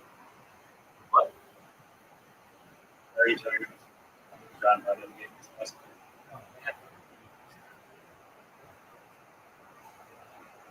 This is Or a what destination are you talking Pennsylvania. about? Which person are we talking about? Some, Oh, so there's the Kennedy assassination. no, 35th president. That was November 22nd, 1963. This was last summer. Oh, Yeah. okay. So you tell me what happened. Okay. Black Rock, movie commercial guy. Right? Good An job. access room, to a rooftop, to shot Donald Trump. Somehow, miraculously, like 1 second before, he turned his head to escape the bullet by about 2 milliseconds, and then he dropped his head 2 milliseconds before being dead, which is very supposedly potentially it's a fake assassination that there's credit of some fighter allegedly died or confirmed died. prayed to his family. Shout out to that guy. He's dead. Basically, and then after, like, I'm not sure how many rounds he shot. I'm assuming he shot like 4 or 5 or something. It could have been only like 1 or 2. I don't know, but he got killed promptly after, like, not very long. And then also on like the radio, there was allegedly chatter amongst I don't know if it's like the FBI or what the fuck is in charge of like guarding the president. What's that? Right, yes. They were apparently on the radio. So I was like, oh, there's a dude on the roof with a fucking gun pointed at the president. Should we shoot him and take him out? And then like the leader was like, no. And then after the bullets got shot, they're like, okay, now can we take him out? So I think that is like he has input. Does it have potential to be a huge hoax? I think absolutely. Are there motivations in place for it to be a huge hoax? Absolutely. When we ever get to the bottom of the truth, I sure hope so. Oh yeah, dude, I'll tell you right now. Let me just see. You can. I thought I was really getting hyped up. I thought you had like some kind of John Lennon assassination. No. I thought you ready for that.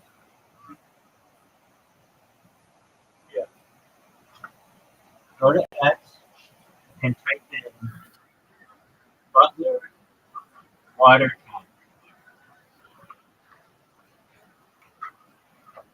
BUTLER water tower 1 word.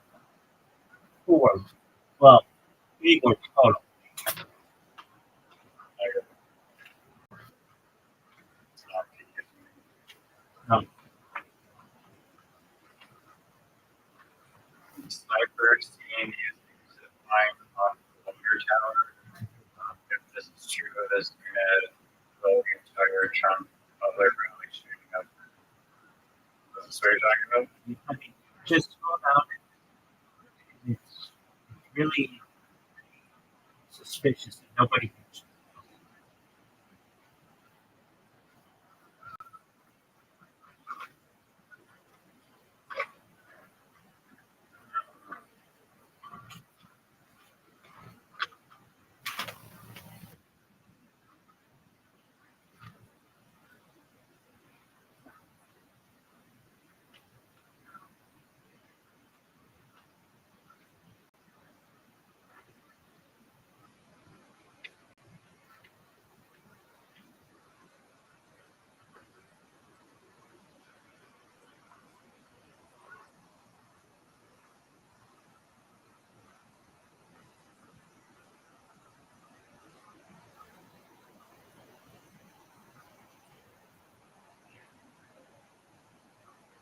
Welcome.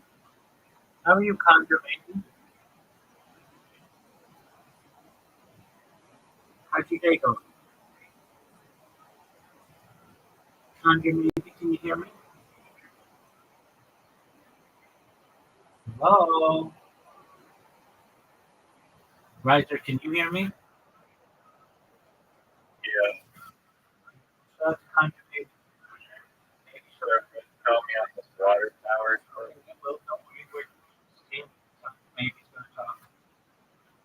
Conjure maybe. How was your day today? Living the dream every day. Living with the peace. How'd you find out about me? Oh shit! Confident. Oh, you can't do me like that. Come on. How'd you find out about me? I've just been really looking to Jewish communities since I'm Arab and shit. I hope you're fine with that. Absolutely. We welcome people of all backgrounds. Welcome. That's great. What are you guys doing? What are you up to?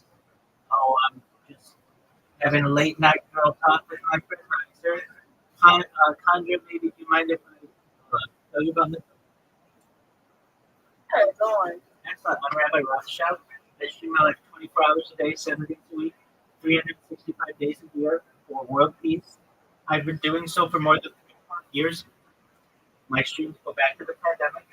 We've seen the death of a queen, the birth of AI, the coronation of the king, and everything in between. Contra, maybe if I may ask, have you ever seen the movie The Truman Show or the television show Big Brother? Yes, ma'am. Okay, well, that's cool. Excellent. Well, that's what I do. I have more data archived than any person ever. In 2018, the Economy magazine stated that data was its number one resource, more valuable than food, water, gold, air. Data overtook petroleum and had more data archived than any person ever, which may make me an influential person someday. If and when that happens, I'm going to make you a content. Are your friends and all your family independently wealthy if you're not already? I'm going to make sure that you have generational wealth if you don't already have it. And I'm going to make sure that you have enough to be able to start charities and philanthropic organizations. How does that sound to you, Project? Well, first it's content. It is content. I just recognize that. But my sincere apologies. No, it's okay. I like the idea though, like the fact that you've trained ever since shit. That is insane. You're definitely very into politics. Like, I'm very into politics. yeah. Actually, I do my best to stay out of it. I recognize that it goes on around me, but I do my best to maintain neutrality. You really want to know, I want probably what most people want, equality for all people. I mean, yeah, I completely get that. I definitely get that 100%. But there's also a certain amount of care that you want to put into the fact that politics is very important because it actually shapes our world of today. Everything really just back to politics if we're really kept up with the world. Oh, yeah, well, I have the world, you recognize that.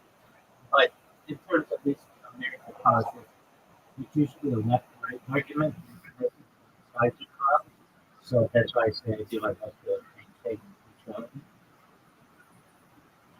No, I understand that completely, but there's also a line that needs to be drawn. Like, you don't understand how you really know. They're correct. And everything to politics, everything has a downside. A good side to it. They all have all different intentions, beliefs, also studies, and shit.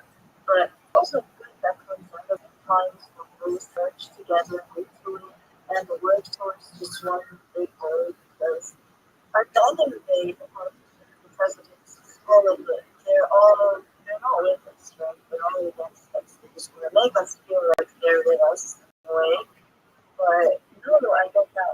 I get why you to like get away from politics, especially since right now it's sincerely believed, especially the Jewish community, like everybody's just depending on each other. It's all about looking for others and enjoying to rest. Insight on how people who are, well, Jewish, how they view the controversy between them and the Arab countries. Yeah, I mean, if you really want to, many of us believe in Zionism, but not all of us. And those who are Zionists believe in a greater Israel plan. And then eventually Israel being the entire world. If you really want to know the lowdown, that's what the lowdown is. You're not going to get that a lot of places. Yeah, no, I understand. I get that completely. But no, really, it's really surprising. Most Jews that I've talked to, when they learn that I'm Arab or have an Arab background, it gets pretty messy, really. And generational wealth, whatever good stuff you were talking about, right? It's good, but like it's not really realistic to ask me. Like I have generational wealth because my dad is a commander of Qatar Airways, so we make a pretty decent amount of money. But talking about generational wealth goes really deeper than what you think it is, because without generational wealth, you are people that are not as privileged as you, me, and other people in the world. It's just really complicated, complex. Hey, so maybe some of the things that I just excellent. I talk about ending world hunger through the use of technology such as agricultural drones, floating greenhouses, saltwater greenhouses, hydroponics, vertical farming, cloud seeding. Talk about ending world thirst through the use of technology as sponsored by a cryptocurrency that's worth about $100 million. One of the things that we do is we build models for developing nations like Nigeria for the betterment of people's lives there and to improve the lives of the rest of the world. An advocate for the lifestyle program and more support desalination technology, where we pump air seawater onto land to make it drinkable. How do those things sound? Oh, I see. Go on. Excellent. I talk about other things I'm interested in, so I'm fascinated by the future. I'm passionate about it. Things like anti-gravity, antimatter, faster than light travel, faster than light communication. Things like space tourism, space elevators. I talk about things like alien disclosure, artificial general intelligence, artificial superintelligence, quantum computing, cryptocurrency, things like deep extinction. Many people don't know this, but the first successful deep extinction took place in the year 2000 to Pioneer IPEX, which is a belt located in northern Spain, southern France. And this would be year 2021. A company out of Dallas, Texas, is finding this colossal biocide. They've made it their goal within the next 3 years, by the year 2028, to reintroduce the woolly mammoth into the Arctic Circle, utilizing Asian elephant hybrids, surrogates, I should say. I think this is fascinating, and I'm excited to be able to document this. Additionally, they want to reintroduce the Canadian tiger, followed by the dodo bird, which I think is just really exciting. They made headlines recently with the creation of three dire wolf, which I was able to document. I talk about it to going to affect you and your friends, your family, if you want to have. You may not need me ever to help you, and that's great. But if it, you should know that I'm an advocate for life extension technology. If you want, again, if you just want to live your normal life, go ahead and do that. There are those of us who want to continue living as long as possible, utilizing technology such as human growth hormone, stem cells, oxygen therapy, peptides, nootropics, biotics, cryogenics, cold shock therapies, testosterone replacement therapy, med-like therapies, hormonal therapy, to eventually extend the average life expectancy from age 80 to age 100, 120. But then when they get to be 120 years old, you included, and you may say, Rabbi, you know what, anything that you said back in 2025 came true. It was amazing. And we've been able to walk off into the sunset together. This has been wonderful. All of our friends, everything. My body's worked out. Let's get to plan. And this is a one. Again, it's all with your consent. That's very important to me and very important in all of this. If you want to be smile with the normal person, you should be able to. But if you want to utilize this type of technology, as manipulating technology, we scan your brain, computer with your consent, knowing where every atom information from nervous system to the peripheral nervous system for later download as an Android, type of cyborg, a one of you, a robot, a human being, you want to be kind of. Essentially, what I'm saying to you is there may be an opportunity for you to have digital immortality. What are your thoughts? Well, immortality in itself, and I've had this conversation before with a couple of people. Immortality just really it falls down on the person. But if you were to ask me, I would be a person that lives forever. To have that kind of immortality, or know that I even have the opportunity to have that. It's good for it to be an option. It's not good for it to be applied onto everyone. It's more of a choice. But at the end of the day, there's really so much that we utilize it to. But I'd love to discuss it with you through DMs, chats, messages, whatever you want to, because right now I'm not really into it to have too much of a chat, but I'm so down to hear what you have to say because it's interesting. Your stuff you talked about including those types of artificial intelligence that I'm really trying to get some more insight on because I'm really starting to get more into the AI world that information into my life. So I'm happy to discuss it with you and what plans you think you might have. And if anything, I might be able to make some connections with you to make whatever you have in mind come true if you think it's good for us as humanity and help us improve the quality of life and all the stuff that's destructive to our world. Absolutely, I'd love to. Message that and can connect with you and I hope you consider this the beginning of a beautiful friendship. That's great. I'll be in touch with you soon. Okay. All right, Razor. Never know who you're going to meet. The areas. All right. Were we able to look at that video of the water tower?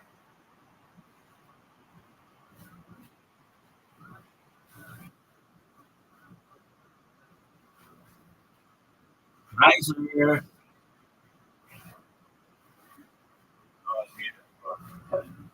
didn't ask her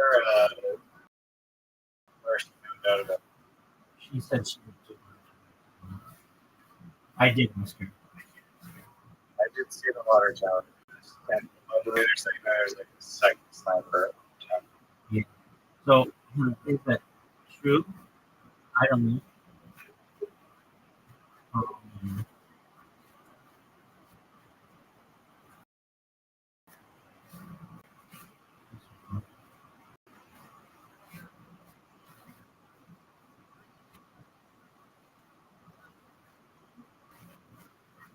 yeah, so not only that, but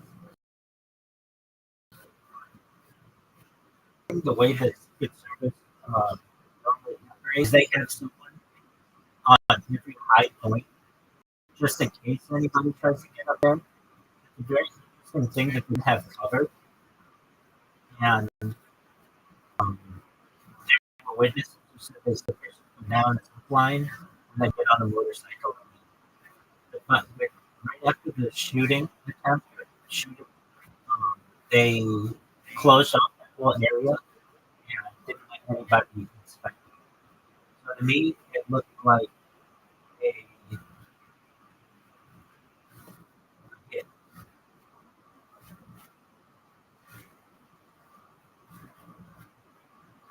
Sorry, where was the head? Well, they hit him in. I mean, when you say hit, a hit means like mafia term, like they tried to kill him. Right. No, but like the two just flying the motorcycle. That's not dead. That's like escape. Yeah, no, the entire thing is called a hit. Like it's the process of doing the shooting and then the escape. It's known as like technically the hit So is. yeah, I was thinking that was the water tower. Oh, somebody was. I mean, it's very blurry, but somebody's up there doing something. I don't know what they're doing. But then I've seen video of the person getting away on a motorcycle. Does somebody have video out there of somebody driving away? Yeah, basically. Connected from the zip line, if there's zip line footage. That you don't see. What you do see is them on the ground driving away immediately. People pointing out, hey, that guy is getting away. And there were a lot of witnesses on the road. How many witnesses in the zip line? At least two in one video that I saw. But there were other people.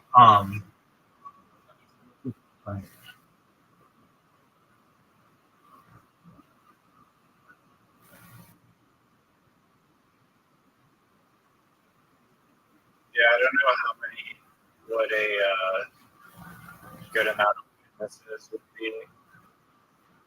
And I guess I don't know if two is quite enough witnesses to be like, there's 30,000 or whatever, 30,000 people there. 2 people saw some guy in a water tower. That's the thing. I don't know if that's what I understand.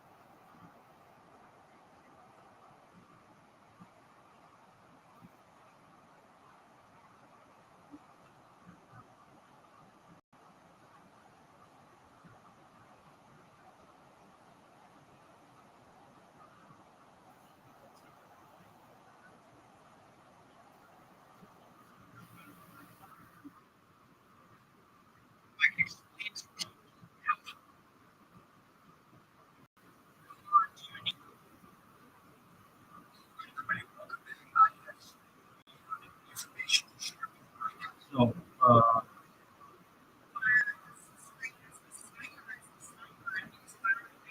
yeah. So here's some. Type in to X Butler zipline witnesses, and the second thing I see is a witness who says talks about the sniper.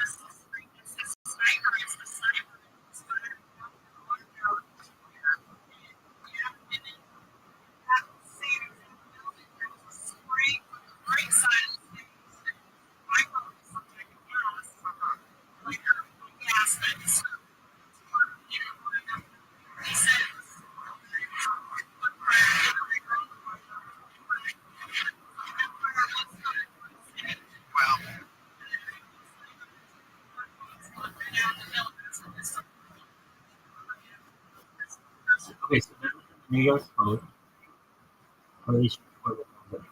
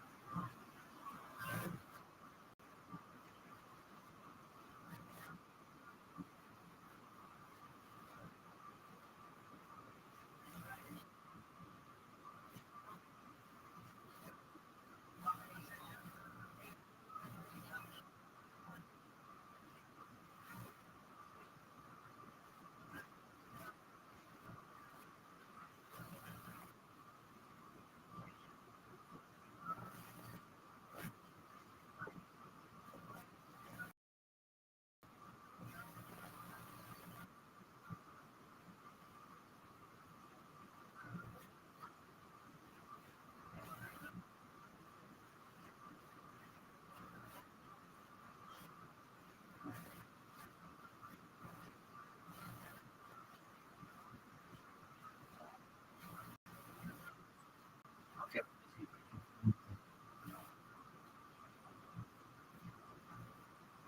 No, it's fine.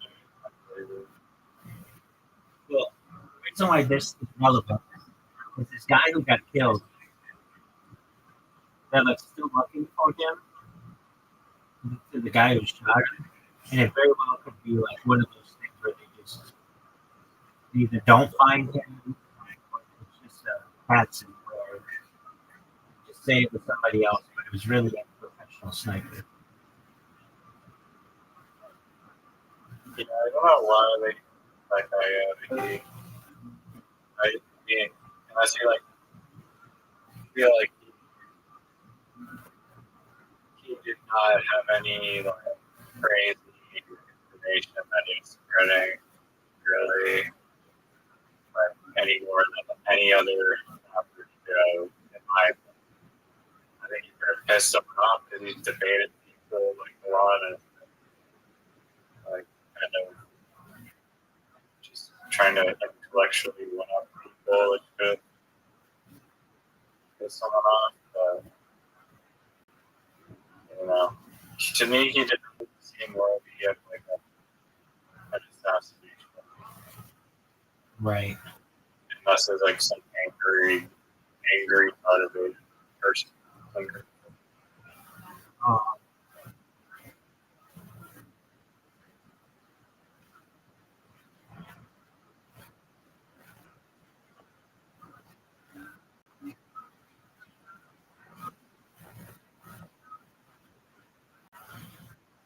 okay, so this guy said this. The track down the black SUV that had picked up in a phantom white sniper escaped using a zip line to the backside of the white tower into the trees and then onto a short shot to the road with 100% confidence based on cell phone data.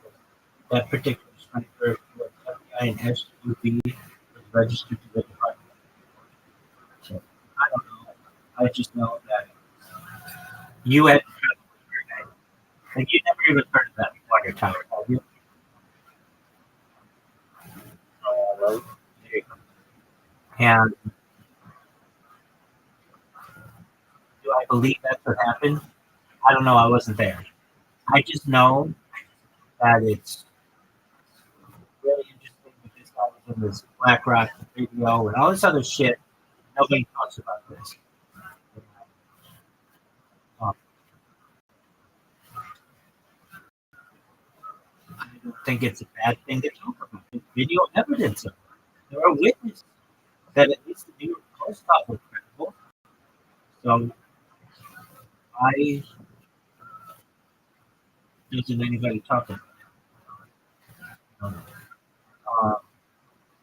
I thought you were going to say that like the shooting was a hoax, because I'm sure that has been talked about a lot. Well, that one is talked about a lot.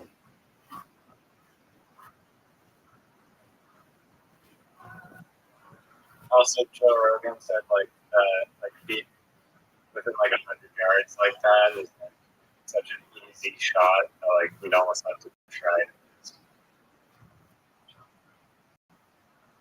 Right, unless you were. Yeah, but I mean possibly his head or whatever.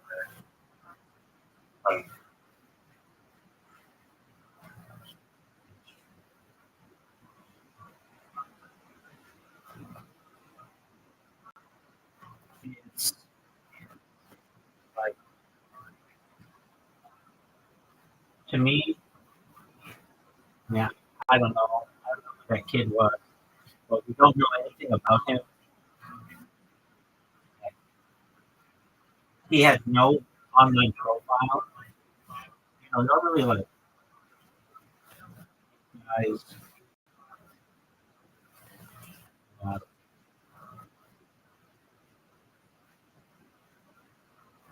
really,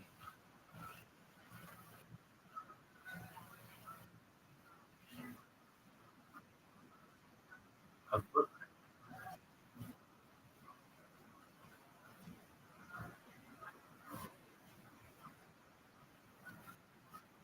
You know what I mean?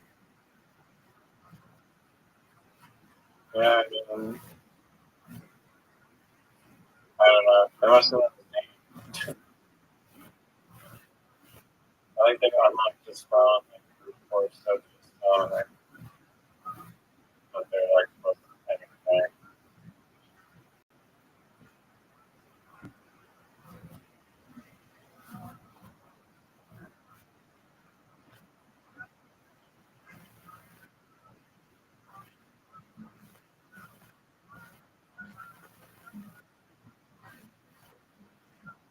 Now, Zoots. Oh, the comedian Patton Oswalt, Yeah. you know what happened to his wife? Yeah, didn't she? Yeah, you know, Don't we talk? for whatever reason, there was I think he was a police officer during the time in the 80s. I guess he was like breaking into people's houses. And so during the 80s, California somewhere, he had broken into, like, raped and killed, like, a lot of people, like 120 or something people. And literally, somehow he got away with it, like, all 20 times.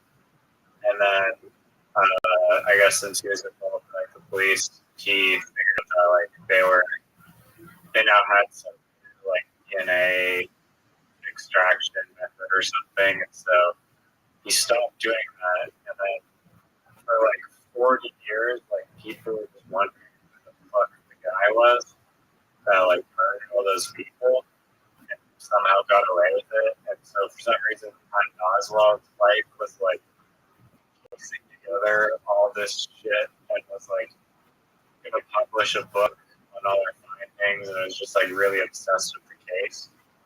Right. And so she got murdered in her home, allegedly, I guess, because of her involvement in the case. And then Patton Oswalt still ended up, like, she was writing a book, and then she got killed before it was published. But Patton Oswalt made sure that they hired people and pieced together, published her book that she spent so much time delving into. And eventually the guy got caught, like, 40 years after it happened, and then he got, like, 120 consecutive life sentences, and then he died, like, of liver failure, like, 4 years ago or something. I'm not a big fan of Patton Oswalt because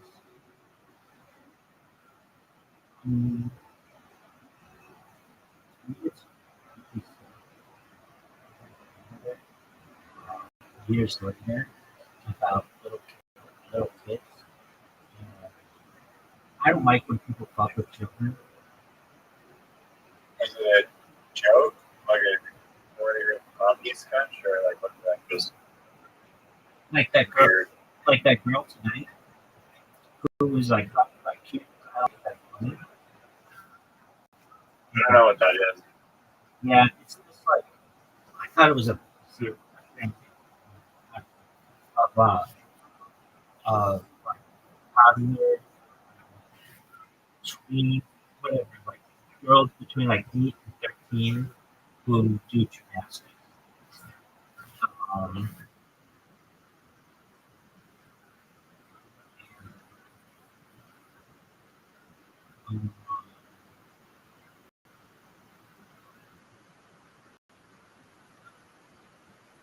just a moment, let me find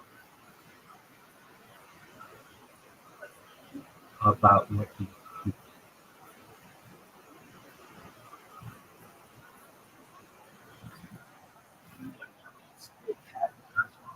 delete and we're controversial.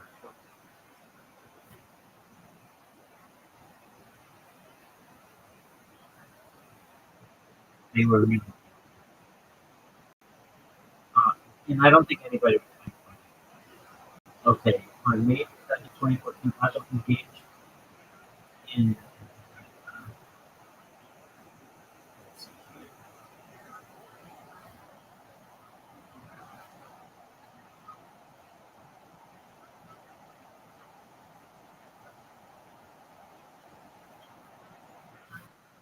what is the truth of accusation against Patton?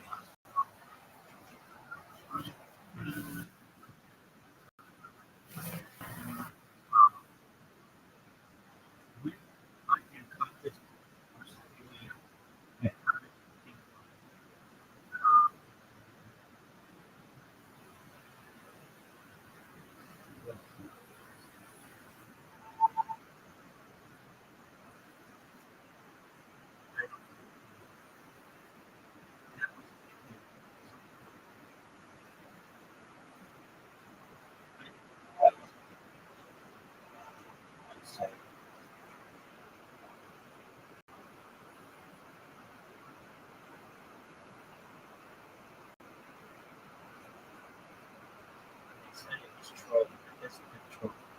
This is like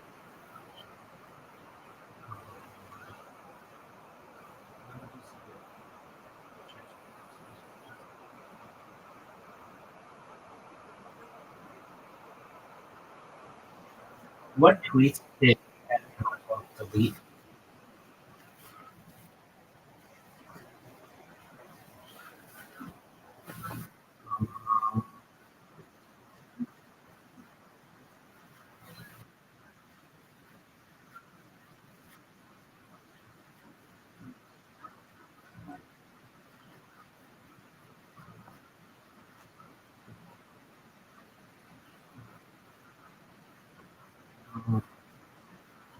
It's about kids.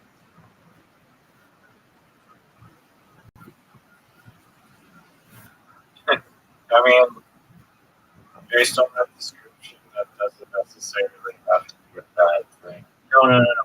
What? Okay. I'll take your word for it. No, what is?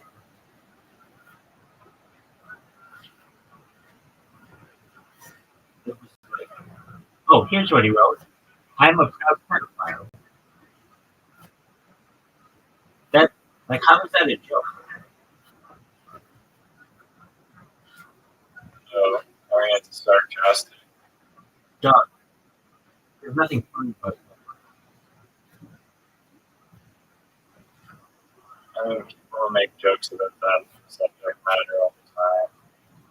And whether you think it's funny or not, you're kind of here for other people find those taboo subjects. It's just like the whole edgy thing. It's like it's so edgy to joke about it in terms of same. I guess it's like joking about someone that's a lazy guy or some disability. Dog. You capitalized the word and proud.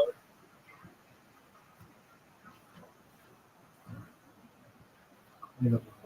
Just don't think that. I think he's a comedian. Okay, but if it's so fucking funny, then why does he keep it up? Probably got backlash for it because on the internet, decipher whether you're fake or not. What's funny about that? It's just such a outlandish statement. That's like, why would you say that? I don't personally think it's like funny, but just playing devil's advocate. He says, I don't understand credit for small. I'm a proud person. Okay, so he's making it. And if he is making a joke, then leave it up. Don't be a pussy. Don't be a pussy. If it's so fucking funny, wait, if it's so that is that definitely tells me that he's making a joke. okay, then keep it up. If it's so fucking funny. Well, I mean, it's you're saying that it's not funny, and then there's no.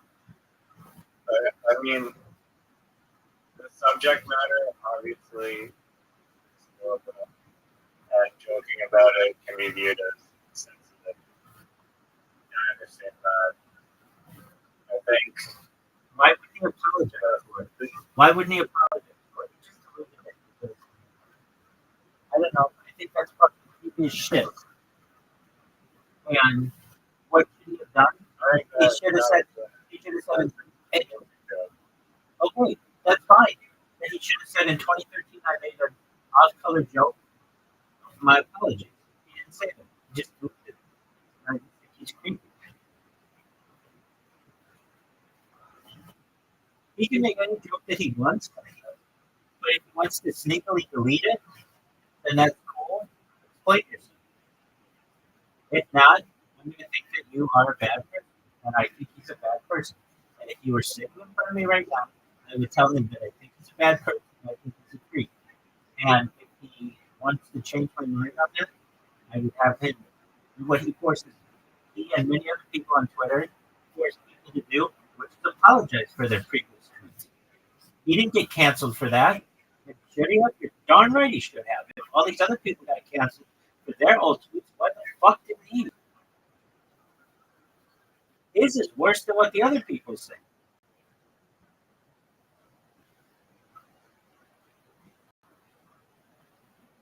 Yeah. I don't know. Based on the care, like, just That guy's creepy. like, who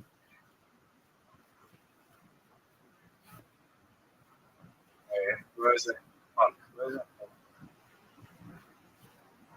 Oh, God, man. Oh, he's right there. Okay, Jim Norton, I think, is creepier. Yeah, he's creepy too. I haven't, honestly, I have not seen a lot of Patton Oswalt content outside of Ratatouille. That's basically the only thing that I know him of, and I love Ratatouille, so it's hard for me to just hate the dude. Yeah, fuck that. Have you seen Jim Norton's spouse? Jim Norton's Spouse?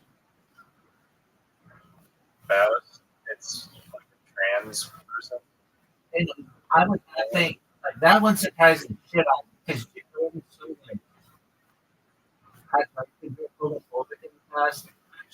But they shouldn't say that because I haven't like I don't have like direct. He's been like very raunchy about a lot of things. For him to hook up with a trans person is quite a surprise to me. Yeah, I mean, who am I? That's what I get it. Who am I to judge about Jim Norton? If you ever see this, you and I both know that you were really raunchy, and I like the aspects of that about it. But the last person I would see was that person. On Queen Anthony, and I find they're like again hilarious, and they're hilarious because they will say like the most like offensive shit ever, but the joke I think is not that they're trying to hurt people's feelings by being completely insensitive. It's just that it's so like stupid to say something so wildly offensive that that's why it's funny, at least in my opinion. But at the same time, Jim makes some questionable remarks regarding females and a whole bunch of sexual humors and shit. Exactly. And that's why I just not ended up with that kind of person. But you know what? He seems really happy. And so who am I to judge? But it's like a surprise to me, like Tim Dillon is being gay. That's a surprise to me as well.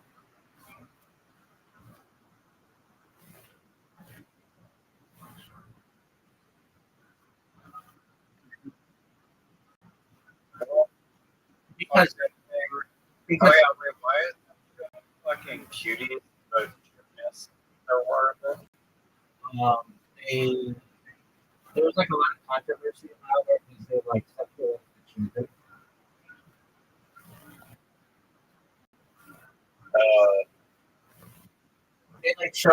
They like show them in like bikinis and like midriff and these are like prepubescent girls. It's like, I mean, I didn't watch it. I just was getting by it. I'm not sure it was.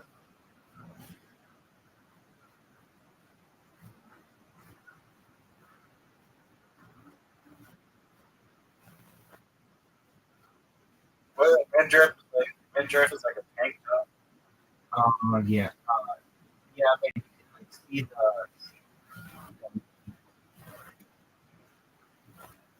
Yeah, but is that not what gymnast freaking there?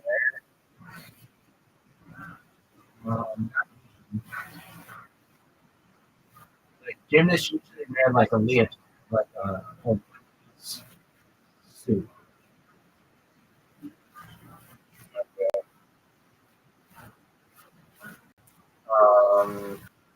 Another show, I believe, has received similar backlash. she's like this like what the fuck is it called? It's about these beauty pageant girls that are like very young. Yeah.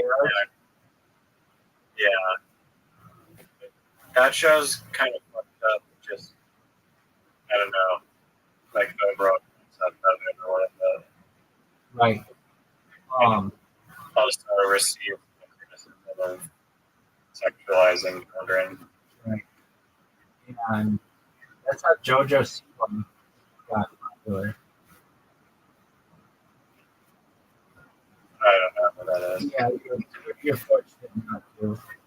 She came out as trans, but now I think she just was like a waste of breath.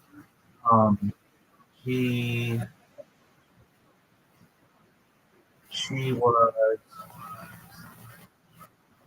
like when the child started trying to become she's trying to make it in Hollywood, and she just turned 21. And she drank at Disneyland, and she got drunk and just made the ass out of herself. And she's like, you're gonna know who she is. She's like, what's her name? JoJo Siwa. She sucks. Siwa. SIWA. Like I hate that. I absolutely hate it.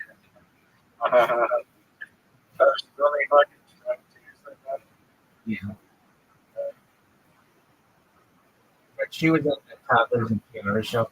I've never seen it. I don't even know. That's not my thing. I mean, it's really not. You ask me what I like, I don't know. She has music. Yeah. Exactly. She has 11 million followers. Right. I was just going to say, she does a lot on social media. And wait, you said she's trans. Is she a male? No. She's a woman. She was born a woman who just came out as trans to like make headlines. And then and now she came out and she's like, whatever she was doing. Which is cool. She do whatever she wants. That's fine. I don't give a shit. Oh, yeah, I see the flag. I see a flag. Is it the trans flag or the flag? Is it pink and blue or is it red? Yeah, the pink. Yeah, that's That's what I said. I know.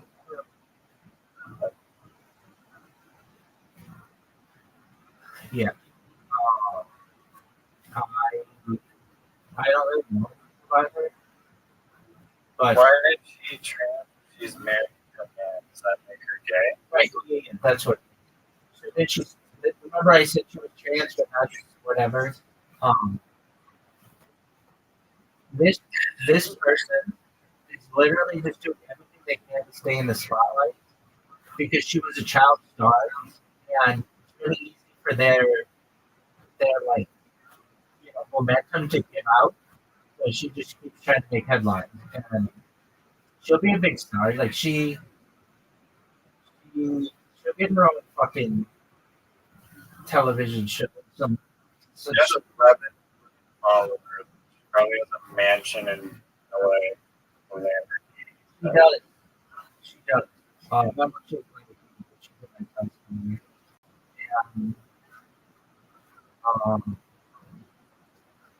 I'd be curious how bad her is.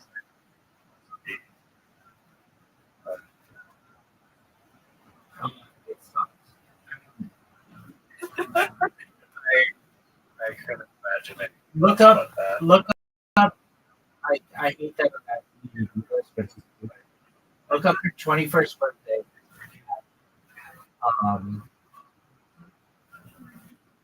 Just look up her 21st birthday.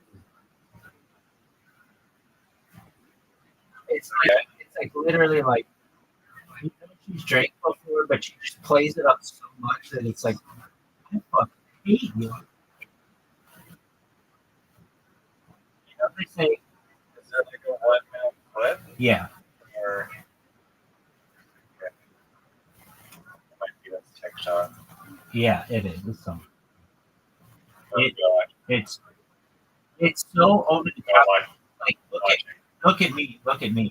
Like, I remember my first year.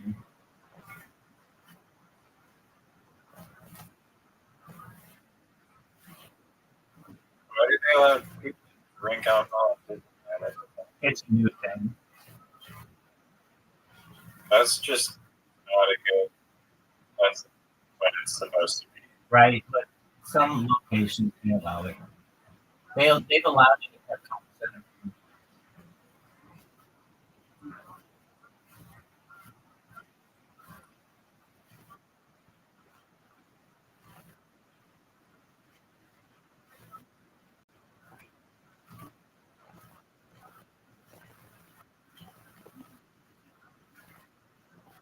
I don't know. Based on the clip, I didn't want to see anything too crazy in the clip other than her being normal. So, Okay, but I'll watch a deep dive on it. It's don't. probably more. It's a waste of your fucking time. I should have mentioned this bitch's name. But she was mentioned earlier with that one girl who was trolling me. Remember, I was like, oh, she mentioned the Jonas Brothers, and I said, oh, they just did a song with JoJo. She's like, oh, JoJo Siwa. I'm like, no, JoJo. There's like a singer from like the the early 2000s, just known as JoJo, not JoJo Siwa. I hate the Right. version.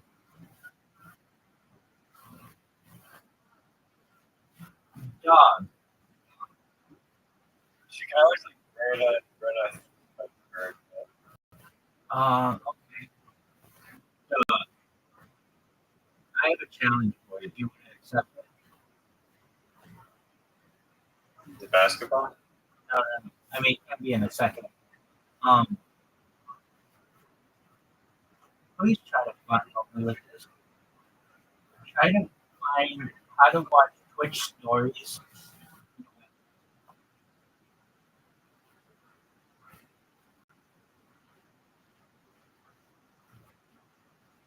On what device? Or, On a web browser, uh, on a desktop.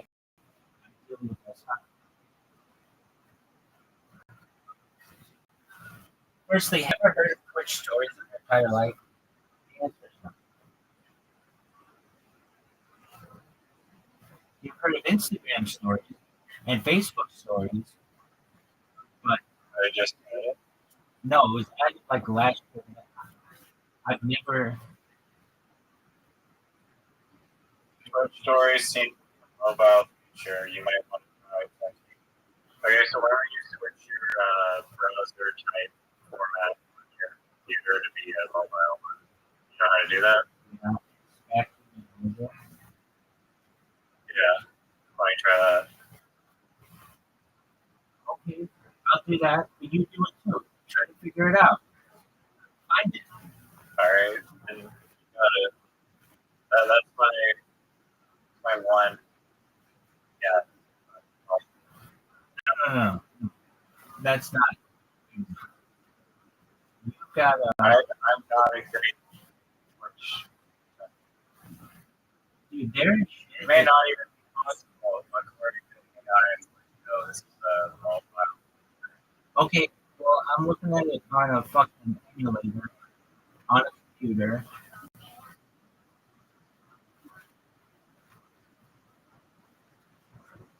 I could look at it on a phone, like a real phone. You need your bot to work on what's it called?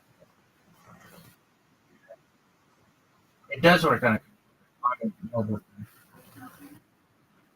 It's No, the bots that you're running for like spam and at people and stories is on. yeah, but I've got an emulator so that it can do it on a phone as well.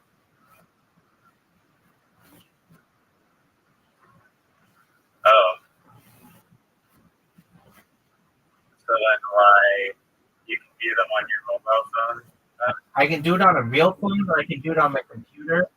That can make it an iPhone or a Samsung or any kind of phone. Oh, I can actually. I'm watching a story right now on my browser, and I didn't need to do anything, and it switched to mobile. Okay, And showed me whose story? Whose story? Guys, Royal Flush _ TBC. Okay, for a moment, because this would be amazing. Game changer. I'm going to copy the story to you. I want to see if I can. Yeah, in a second, but don't do it. Royal. Capital R, capital I N, got it. Royal Flush _ capital T, lowercase d, capital C. Hold on. Royal. It should.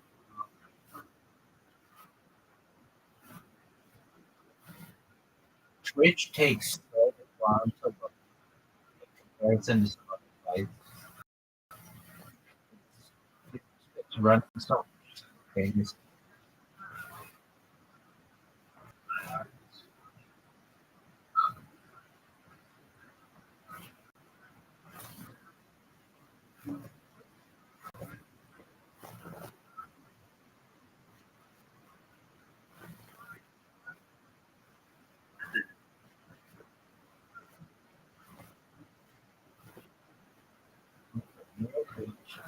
Underscore T BBC. Capital T, lowercase d, capital C, UBC.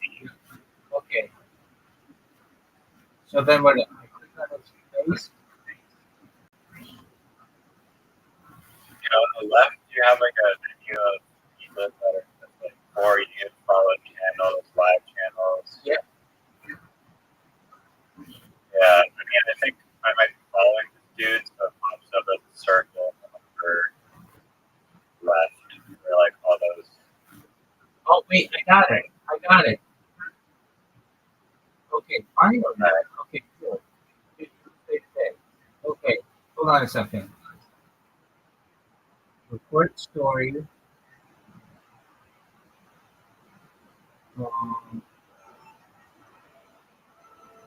Let's see here. This time I made it so that you can't share the stories.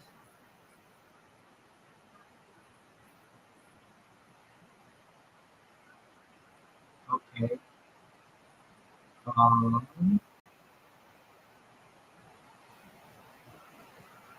Quick. Wait. Hold on. Oh, okay. Stories.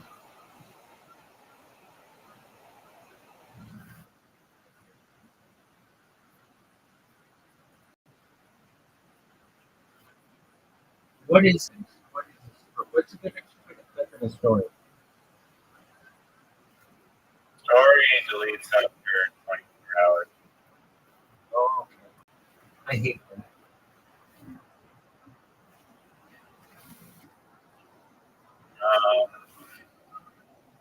Yeah. It might not be. I mean, if you can tag people in a story and they'll see it, then that's when it's good. That's what I'm trying to do. Do you see that guy? The ability to Do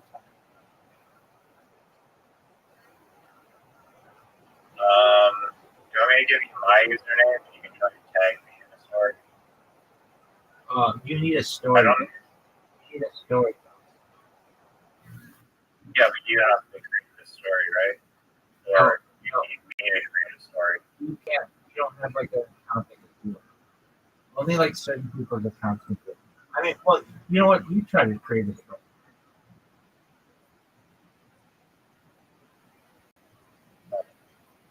Oh, there's a feature to let viewers directly post clips of your channel from Twitch to their TikTok and YouTube. Yeah.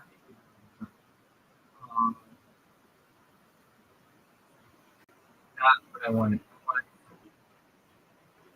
There's a feature to tag people in the store. How did you? I mean, if it's anything like Instagram, you can add text, and then in the text bubble, you press add, and then type your name. How did you find that? Stores or whatever. Their stories so quickly. That just popped up when I opened up my Twitch. It just popped up. I think I'm not following many people very frequently, like the few people that I follow. Yes, you follow this guy.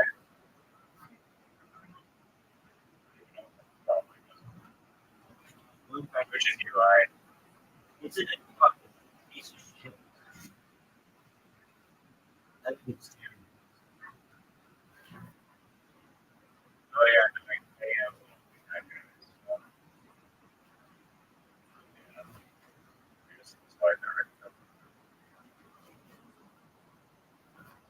Oh, okay. Another idea. GPT's user interface sucks. It's like, okay, you have just a bunch of conversations and like a giant scroll, endless scroll shit on the left side of your menu. And it's like, okay, first off, you can't even, I don't think you can read. Maybe you have the feature for that now, but you cannot rename the chat to anything. So the first question you ask it, like that's basically what the name of the chat is. Right. And I'm not going through my 500 chats and reading them all. So that's pretty exciting.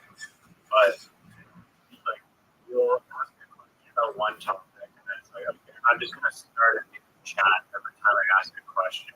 So I'm gonna cluster a bunch of random shit into the same thread or like the same chat. I have like 50 questions on a bunch of random shit, and then that's gonna. And when I'm bored and like it's laggy, I'm gonna make it.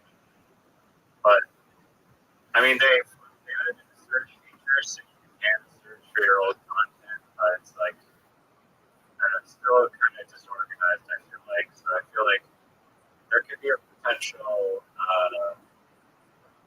It's called data visualization, where you basically optimize the user interface of ChatGPT or whatever, Wikipedia, whatever you're doing, and just make it more digestible, friendly, and organized. And I believe that maybe not already exists. I don't know. There's probably an already think how shitty it is. There's probably other people that are like, yeah, this is dog shit. So, but it has 800 million users using its ChatGPT. So even if there's like 10,000 people paying like $5 a month, like it's still crazy amount of revenue for just something as simple as making the UI not shit. What are your thoughts? Yeah, I feel that that's we did like the fucking ChatGPT is. to make it good. Yeah, but they suck at it. It's like Twitch. It's like UI. You could fix it, I guess. I think they taking up an like basically text the AI what the most attractive ways to organize that information. I mean, they haven't done it yet, though, but maybe they would knock me off. I've done it, but I don't know. Is it the greatest idea in the world? Maybe not.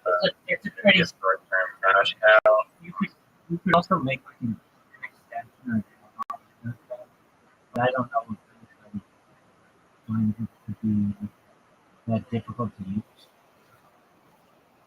I mean, you do. I mean, I think it's pretty easy. Like, I don't know. I don't go through all my own shit with that much. I did. I made a robot that copied and pasted it all, and it's like long for mine. It's super big, but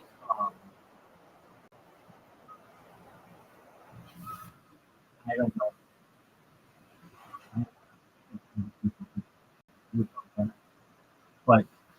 saying is that the amount of time you put into that would be great, but then they could just fix it or just take what you did and steal it. Okay. Yeah, but I'm there gonna might be uses where they don't touch it. I don't know. I'm gonna try this and it's not gonna work, but I'm gonna. Do you feel comfortable about that? Do you feel comfortable telling me your Twitch username? Oh yeah, can I just DM it to you? Oh, you have to tell it to me. Alright, it's pretty cringe, so buckle up. Ready. It's and this is what's it called when every new word is capitalized? Camel case or character? Yeah, but that doesn't mean that. Okay, it's Dicky is on fire. Stigggy. That's how you spell Sticky. Wait, Diggy is on fire? Yes, And how do you spell Diggy?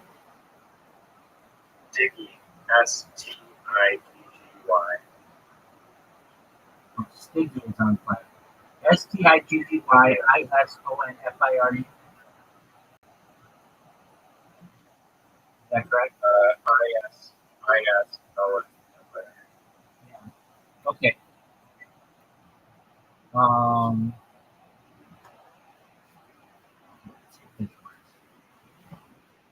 If this works, I would fucking shit myself right now. I would cry. You should have got. You should have got. How do you create a story? Only certain users can. Well, Are you allowed to? one of my accounts. Yeah. Okay. I just tagged you in a clip, and the clip is under Rabbi Rothschild 007. If you want to see it, check your notifications. I'm almost certain it didn't come in.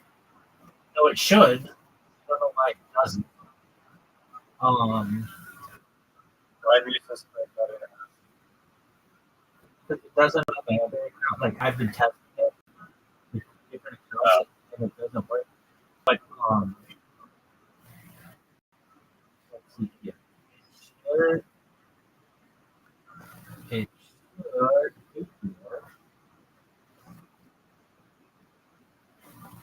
so you did not get a notification from him, right?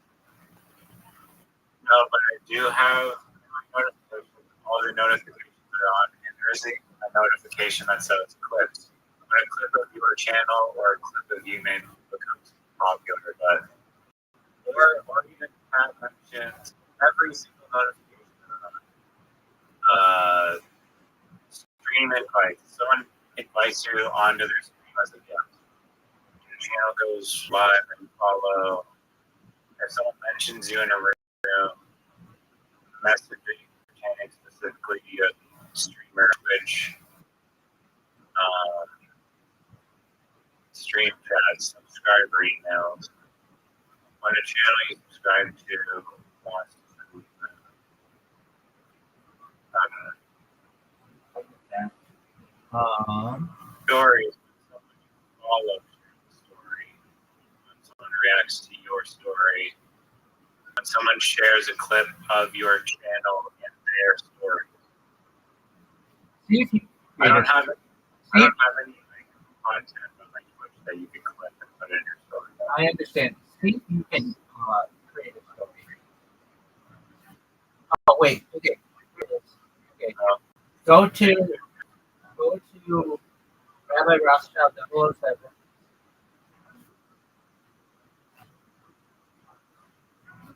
Yeah. And then go to clips.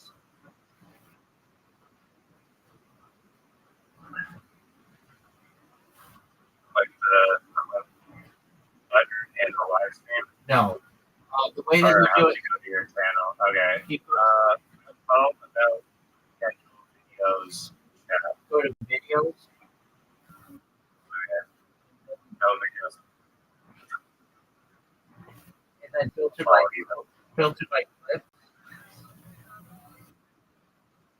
Oh, there we go. Video test. All right, you have 4 clips here. That's just Stick is on fire. You're done. Right. Yeah, but notice it did not like give you a notification or anything. Yeah, because you didn't post the clip from my channel onto your story.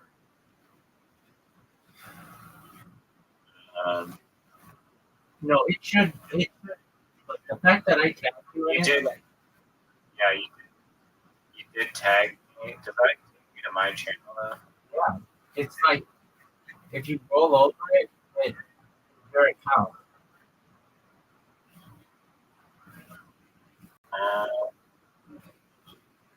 I guess. Yeah. Yeah. So I mean, it's tagged.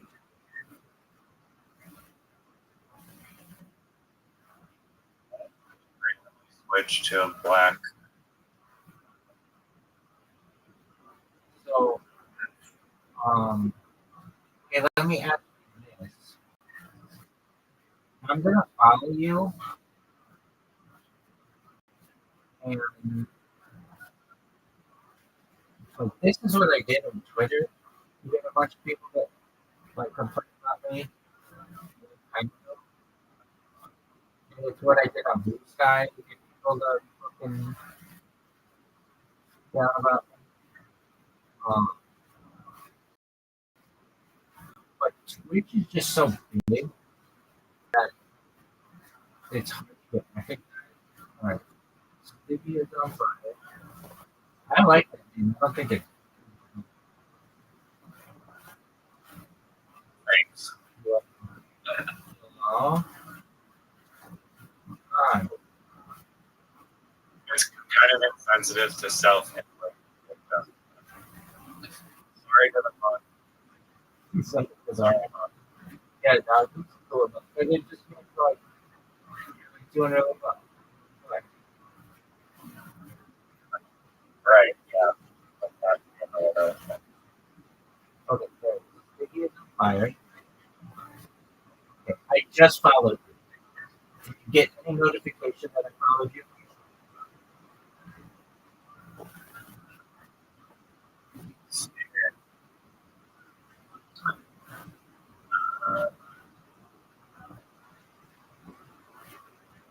No, I don't. For some reason, no. Exactly. So check your email into that account if you can. If you have email things on, and you will see that I followed you. Oh yeah, I did get an email right to my main account. Awesome. My main email account. Nice. Isn't that It fucking says join Rothschild. right? Oh, dear. So here's my thought. I make a bot that just follows everyone on Twitter, on Twitch, and at least they'll get mail, and my name alone causes people to like find interest in me. And you might come take me.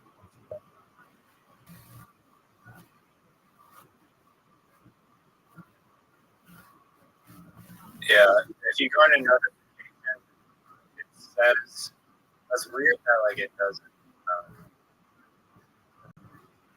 I mean, maybe I misread it wrong, but you go to notifications and it says exactly the reason why you received notifications. So there might be something to explain. I mean, weren't you already kind of exploring the notification for when there are new clips created from your stream? So you're just clipping people right on. Was that automatic though, or have you clipped people on Twitch? I did both, and I did like I got people who paid attention like on Twitch, but now I didn't do it for that long. I did it for 2 weeks, but just How many clips did you make? probably help.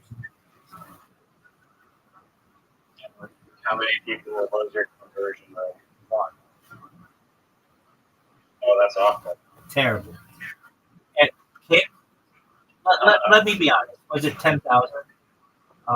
It was 1,000. Let's just say it's 1,000. I got one person for 2 weeks. And I did it, and I got like 5. So, but this actually could work. And here's how. I make my profile up for join Rabbi, and I put in all my links and make it really nice. And then just have this thing go through and just follow like everybody on Twitch. Now, sometimes I put maximum on how many people you can follow, which will fuck me, but I can always make more accounts or whatever. But that means it's going to send an email, which is the notification that I need. A lot of times on Twitch, it says that it'll send you a notification. Like, I followed you, but you didn't get a notification. Now, are you on a computer? Yeah, but that shouldn't matter if I have one. No, I know. I know. What I was about going to say, you can see who's following you on a computer. You can't on a phone, which is totally stupid. And I know I've talked to you about this before. If you can do something on one, do it on the other. One device, you should be able to do it on another. It shouldn't be this. You have an Android device, you have an iOS device. It just should be across everything: desktop, mobile, tablet, and it will tell you that you are following. It will tell you who's following you. And you won't see that I'm following you, but you did not get a notification. It's like, dude, they will send me notifications for such bullshit, but they won't send it to me like what I want, which is when somebody follows me, it should say so and so followed.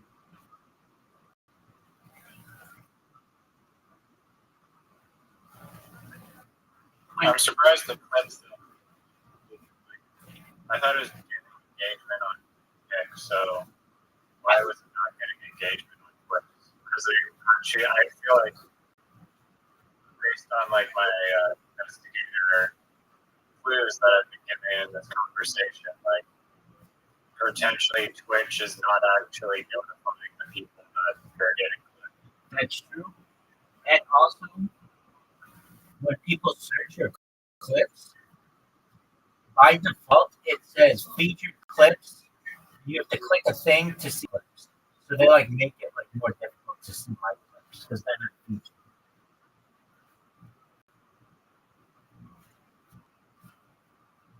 Okay. Is there any way to solve that? No, the user has to make one featured clip. Is that banned for going into people's live streams and just like self-promoting and spamming in the live stream? Right away. Yeah, right away. Really? Yeah. What if you're just commenting like a bunch of happy, productive, you know, like how one Discord where you can just say like positive every time. There's no Discord where you can just like, you, instead of like shilling your account, you say like this one phrase like every like 15 minutes. And That's right. like, replies, That's right. Like, yeah, stay positive. Exactly. What was that? It was something like, I hope everybody's having a great day. Sending positive vibes. That's what it was. Sending positive vibes. Right. Yes. Maybe you do that approach. On the Twitch live. That's a thought. Oh, but they'll ban you. Their AI knows when you are using repeated things, and but no, the way to do it is to just follow people on Twitch, and it will send them an email. And there will be enough people. If I did this on a bunch of different devices, How many Twitch users are there? Millions? Exactly. Yeah. How do you figure out like if you go to someone's account on Twitch, can you see exactly which accounts are following them, or is it It's Like, private. how do you actually get to the database of the username? Yeah, so this is pretty smart. I use a random word generator, and I have my bot go to it and randomly get a word like the word joy, or the word cool, or the word smile, and then it puts that into the search, and then all of the follow buttons show up, and it just goes in and hits all the follow buttons. Okay, so like kind of like brute forcing it. What other ways are to do it? A and letter A and letter B. See what pops up. Yeah, but A. they don't show them in like alphabetical order. It'll just be like any account that has the letter A, and it'll also search. It'll search lives that have the letter A. So you have to go through all the people who are live at once with the letter A.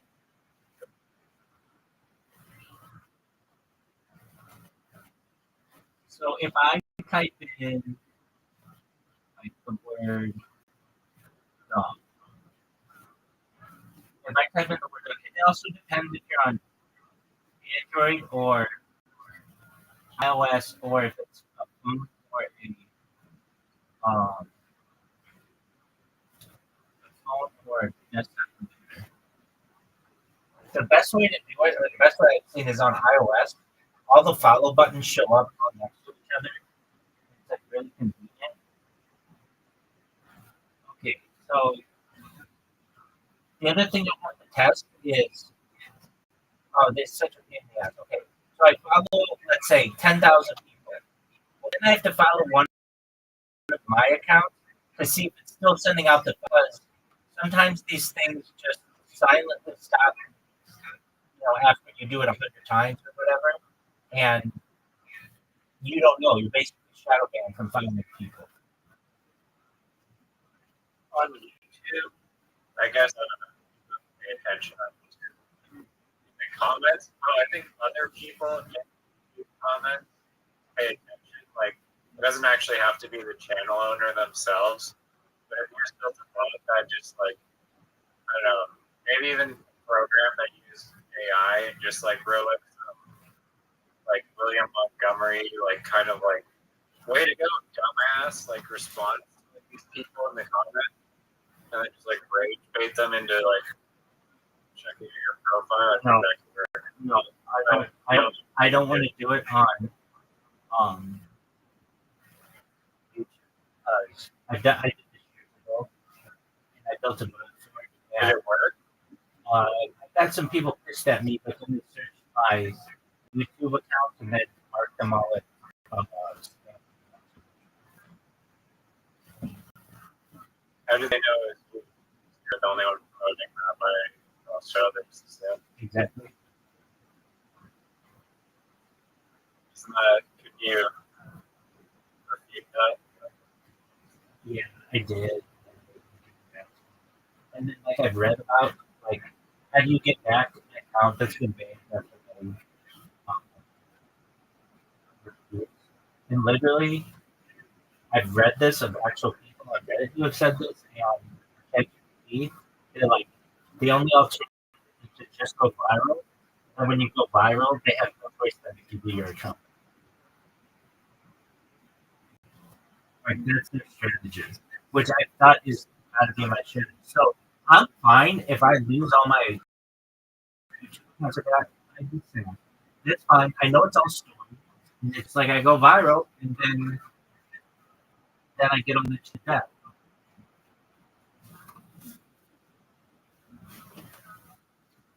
Yeah, I think honestly, if there's like an AI that's making clips of you, like these like random like brands that you have, I don't know, I think just like putting that short form content out there would be a big way to get traction. I agree with you. Just one moment. Just give me 1 minute.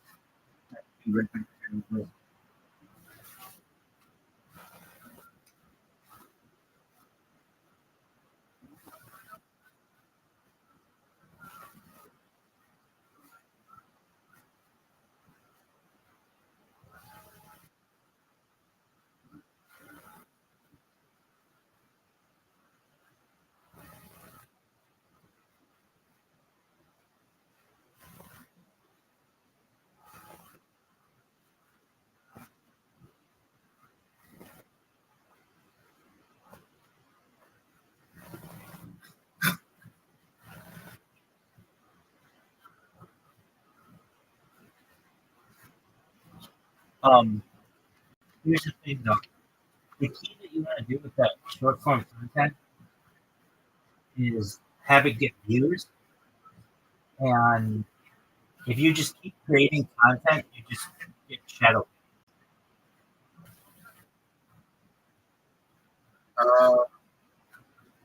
I mean, if like after like how many videos? Like 100?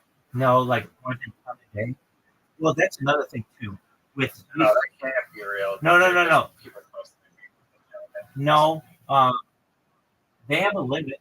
It's not like more than 50. On TikTok or YouTube. YouTube has a limit.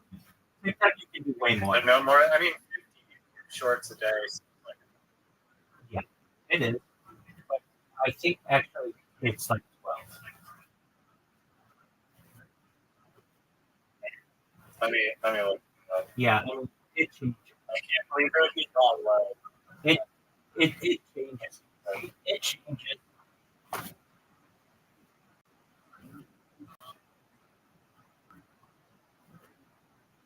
Would there be a video like 12 YouTube tried to put a 12-minute YouTube video? Would that be like, is it more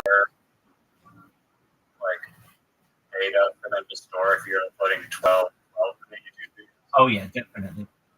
I think we can make like 24 videos a day. Something like that.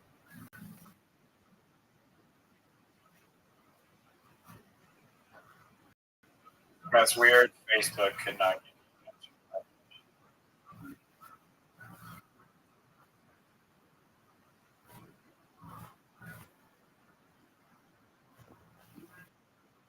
There's no official hard code limit.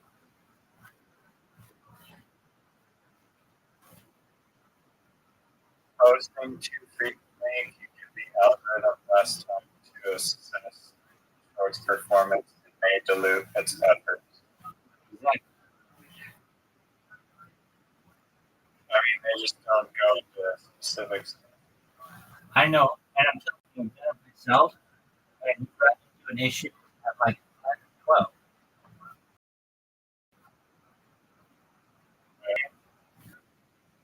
As long as they're high quality, then yes. I mean, I know I bashed it clearly, but like at or like trying all the text that you sent me summarizing a video was not that. Right. There's an issue. Um, the issue with it is, in order for me to get those things provided, the text has to be YouTube has to make, transcribe what I'm saying, and it doesn't do it for all my videos. They have to be like older. It doesn't do it for like a video of the last like week. It's gotta be longer than that because it takes them some time to do the transcription. And so that, I mean, I'm not saying like I can't just be a little patient, but that is kind of a thing. They have like 900 days of content that you can still parse through. 1,200, but yeah. But it still doesn't always do it. And the reason why they say is just that you have limitations. Like, they're very vague. I wish I could say, like, they were like, oh, this video is too long.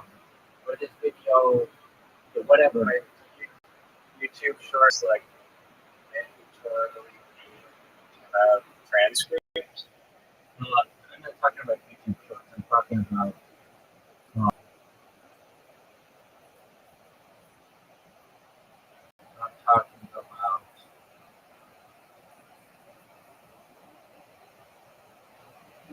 Summarization of it. I'm talking about like regular videos. Those are, I've also seen YouTube videos that just don't have transcripts. Exactly. And a lot of my videos are that.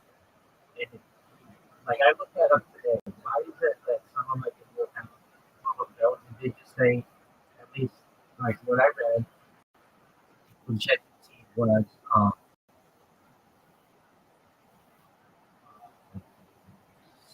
system limitations on YouTube says, which I don't really believe.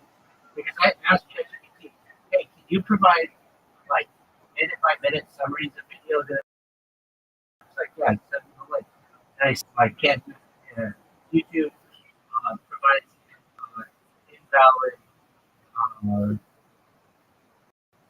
invalid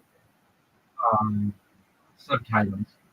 Like, then I asked, well, why would it do this? And said, because YouTube either hasn't processed the video yet, or hasn't created subtitles, or just due to system limitations. And I'm like, okay, what does that mean? I mean, I think that there must be like a third party external piece of software that could create subtitles. There is, there are. So, That does exist, but that's just another thing that you have to do. So if you take that link, put it in for 12-hour videos, it has to take some time. And then for it to get synced up in the video, it can take time. And then you take that script and then put it into ChatGPT, and ChatGPT will take it down on the time thing, minute by minute breakdown. Now, here's an interesting one. You're on a computer, right?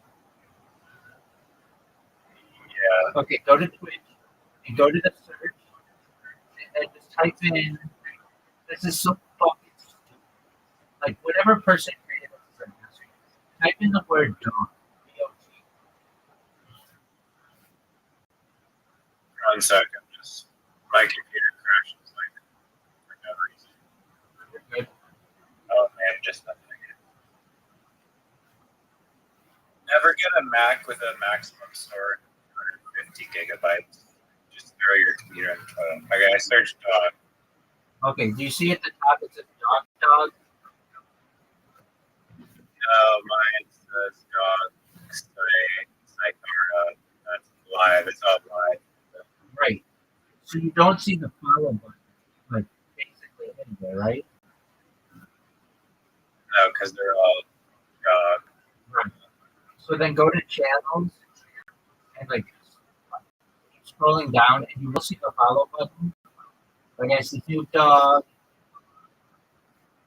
I see dog. If I just search dog, then dog here. Yeah, just look at dog. And dog in here. Yeah, that's Snoop Dogg.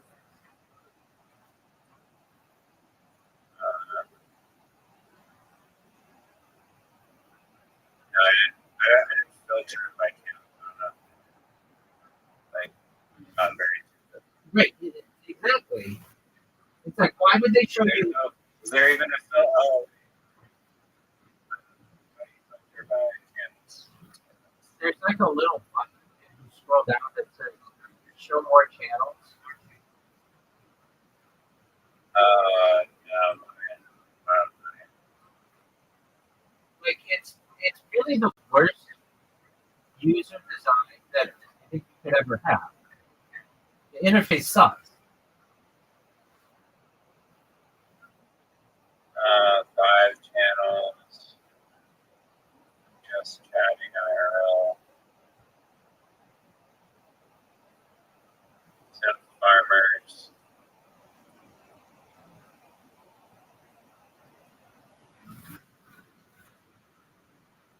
It's like asshole design. I say this all the time. It's like asshole design.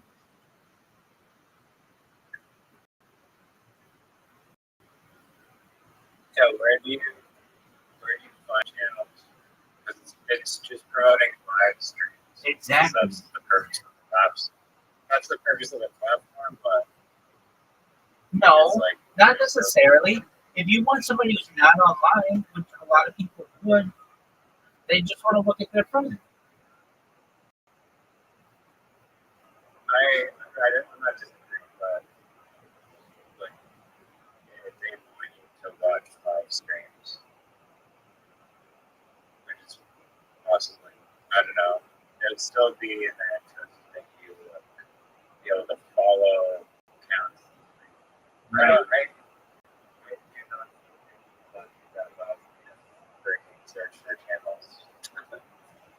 Right. It's no 8 channels there, but okay, show 5 more channels. Go. That's what you click, and then you'll And there's 12 channels. Okay. find like a couple follow buttons.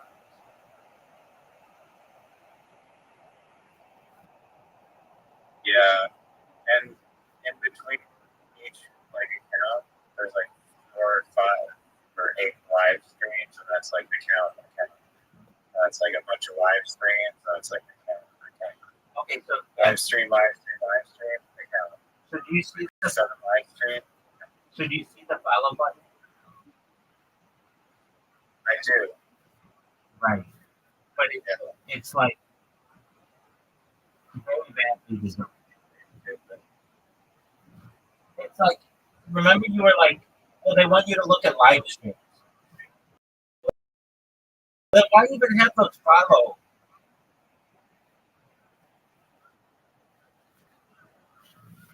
At least the follow button is the same like vertical column space.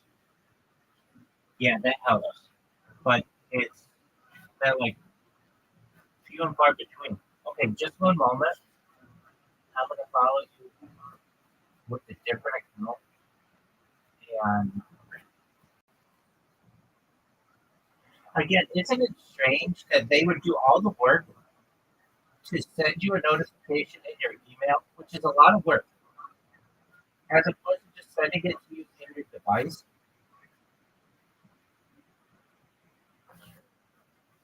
Yeah.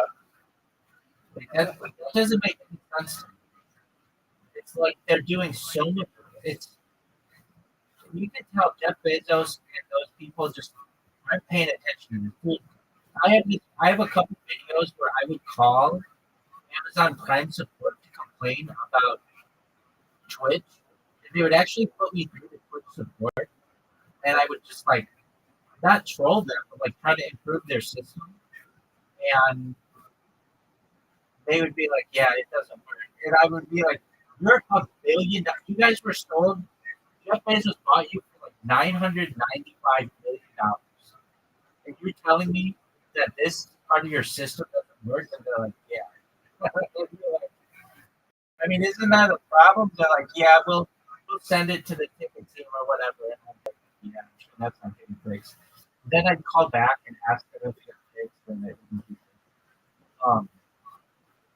It's just ridiculous to me that they.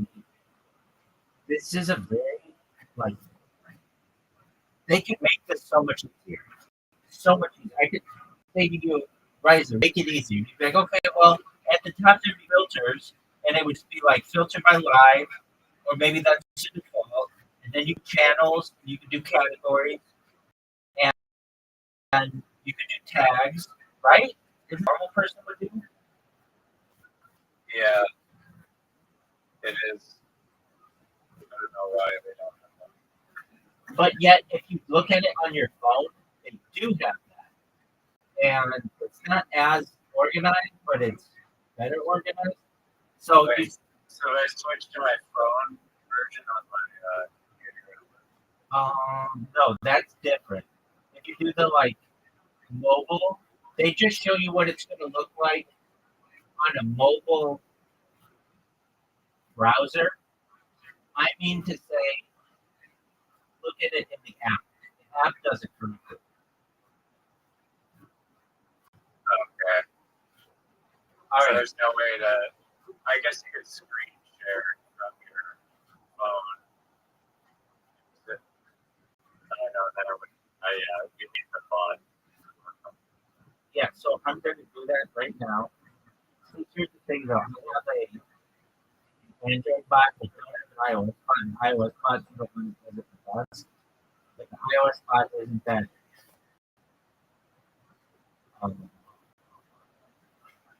iOS bot is really heavy. The Android bot is okay. Okay, just for a moment. What is your username again? It is.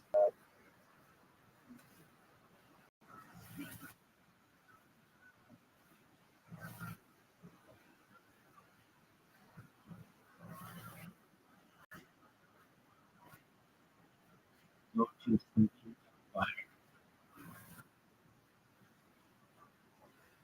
Okay, I just followed you. Never miss one. Turn on notifications. Get updates and channels to follow.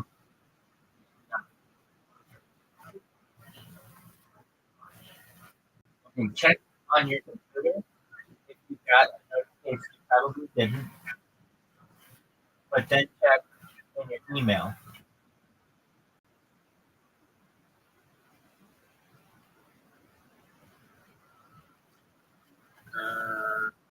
No email on yet. For some reason, it was the last one. Okay, that's good to know.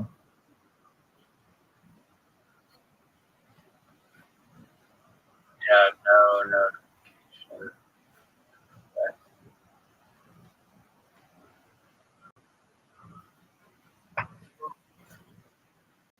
It is on fire channels.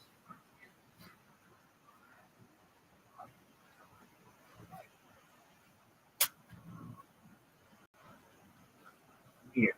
STIGGYISONFIRE, right?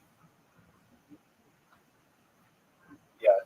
I know it is. And it's weird. It's like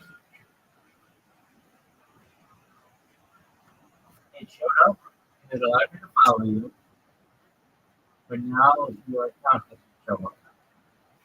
It's like it's a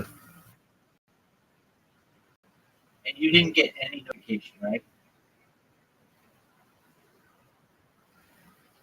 Nope. Okay. And let's see here.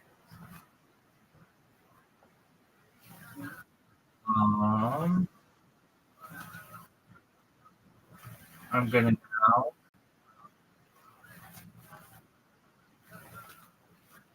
leave it.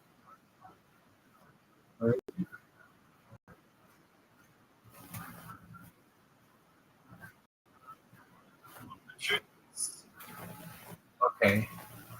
Fire.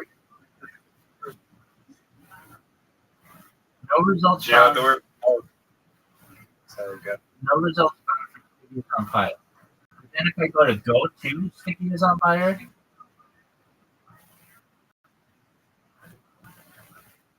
then it shows up.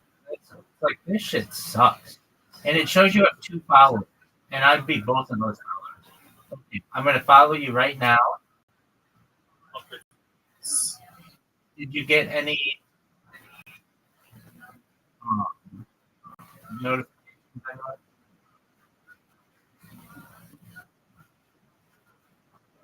Not that I see yet.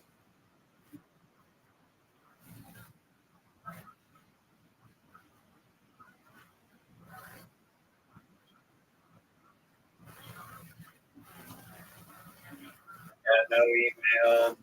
No.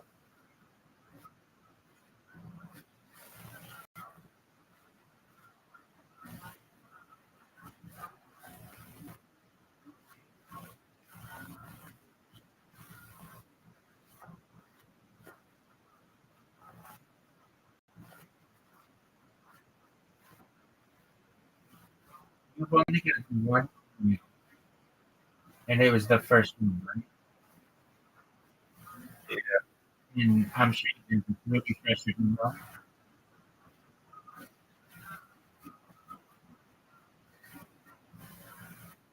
Yeah, so spam. It shows that you have 3 followers.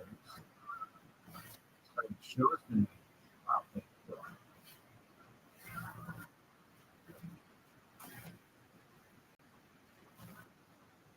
No way.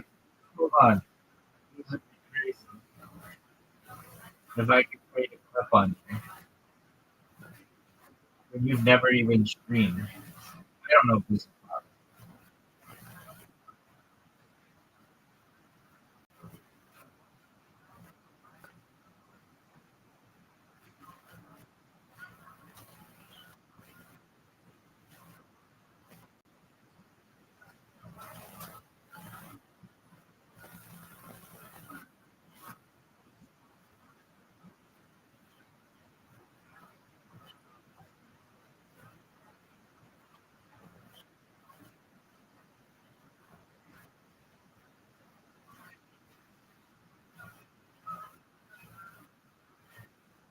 Still nothing.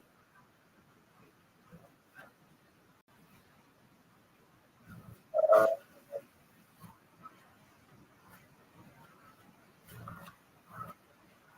yeah, nothing. No email. Nothing.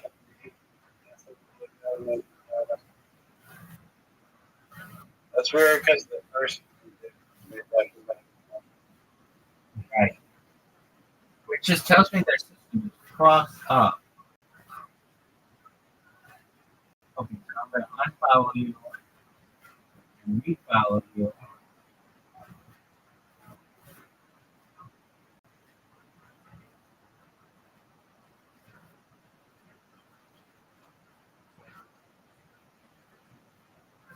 Nothing.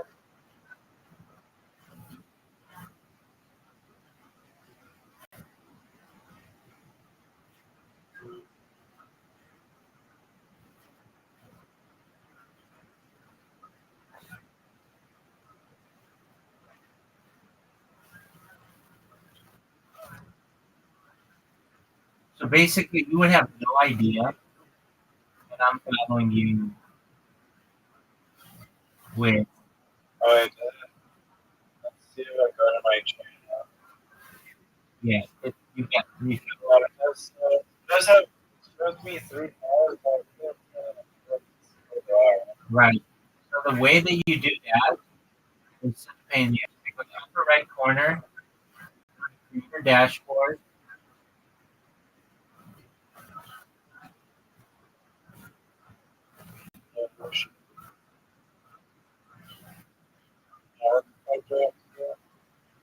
Then go to the upper right corner, go to creator dashboard, Followers list. community followers list. Yeah, I see it. We got Rothschild.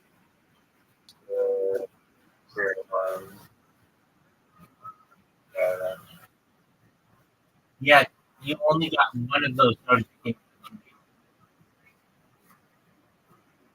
only one email. One email. Exactly. Like, what the fuck?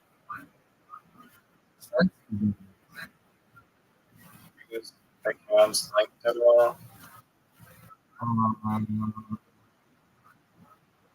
Like, I don't know, or maybe just like same IP the address. yeah. Uh,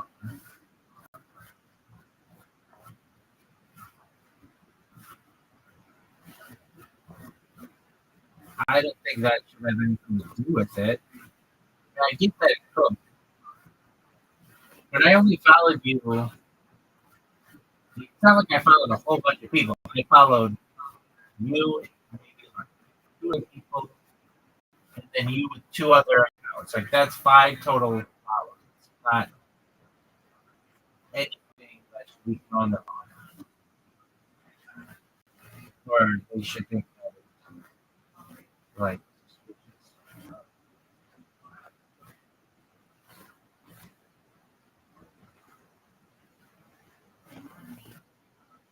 their shit sucks.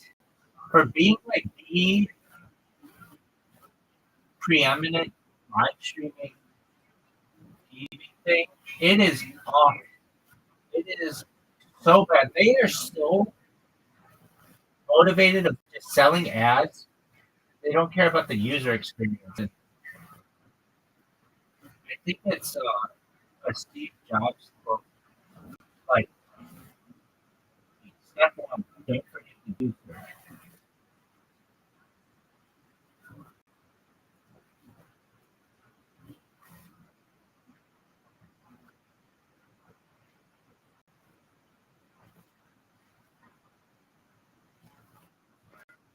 So you didn't get any email, right? Except for the one. That's correct.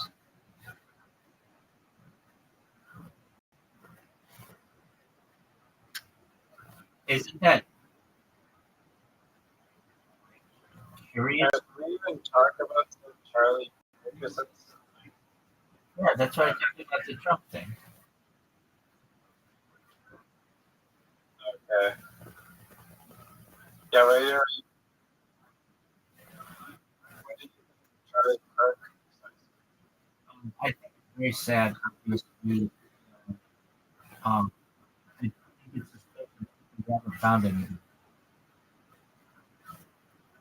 I just don't know why, like, the reason behind it. He's not like a A-list celebrity or something. Not even close. You know who it was today?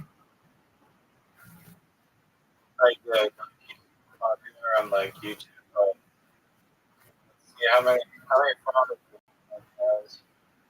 Maybe on Twitter he had it. Twitter was He changed it now that he doesn't have good followers. Twitter was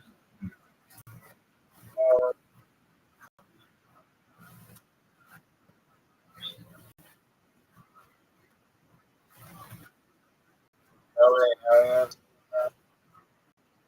7 million followers on Instagram, so like literally nobody.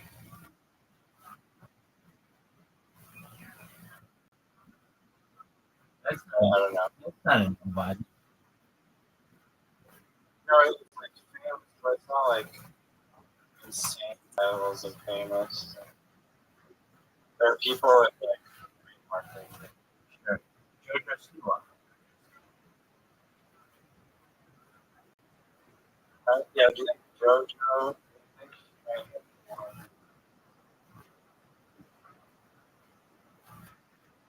JoJo has 11, so that's almost twice as many followers. Do you think Actually, not really. do you think that It's almost 9. Situation in North Carolina say that Irina Sorinska was just riding public transit. By the way, she was a refugee from Ukraine, of all places. And she came to Charlotte, North Carolina. And a terrible person, we saw it happen again, just got some time without some sort of community guideline being violated. But if you haven't seen the video, you absolutely should. This individual should not have been on the streets of 14 prior arrests.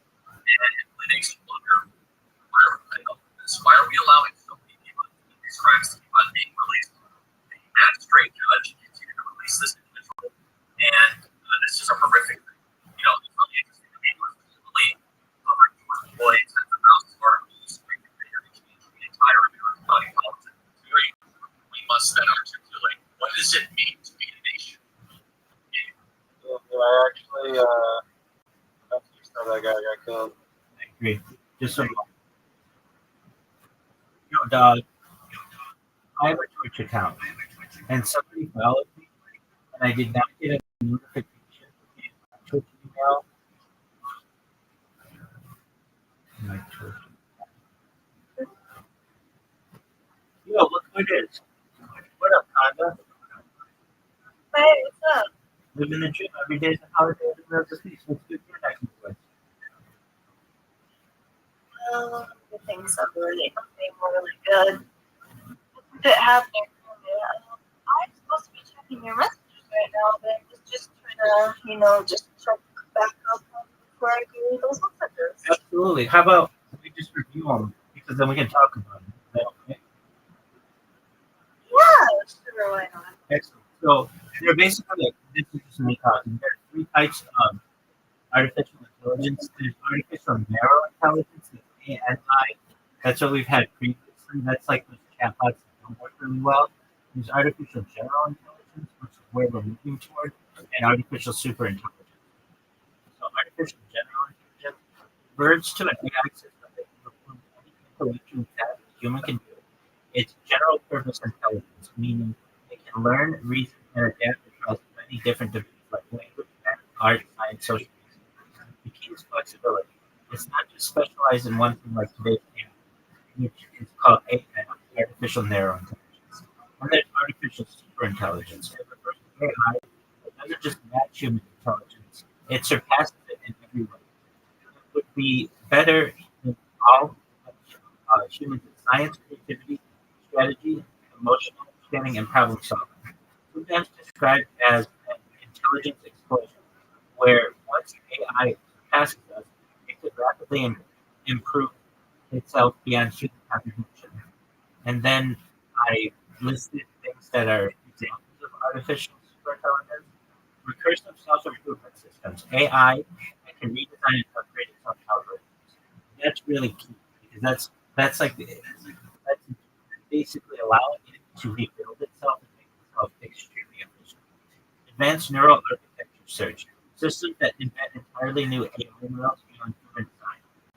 Quantum AI computing, combining quantum computing with AI for exponential processing.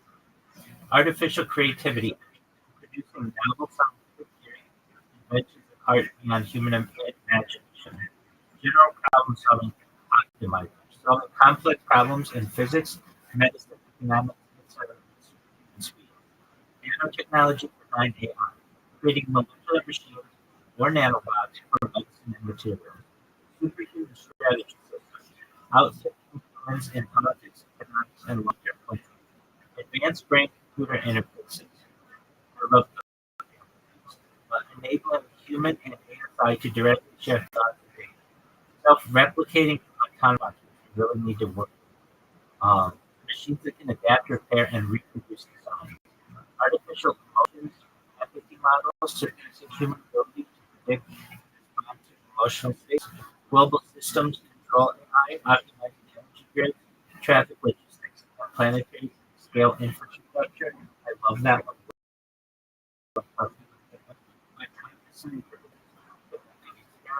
Forming hypotheses and making breakthroughs without human guidance. Artificial life and consciousness simulation.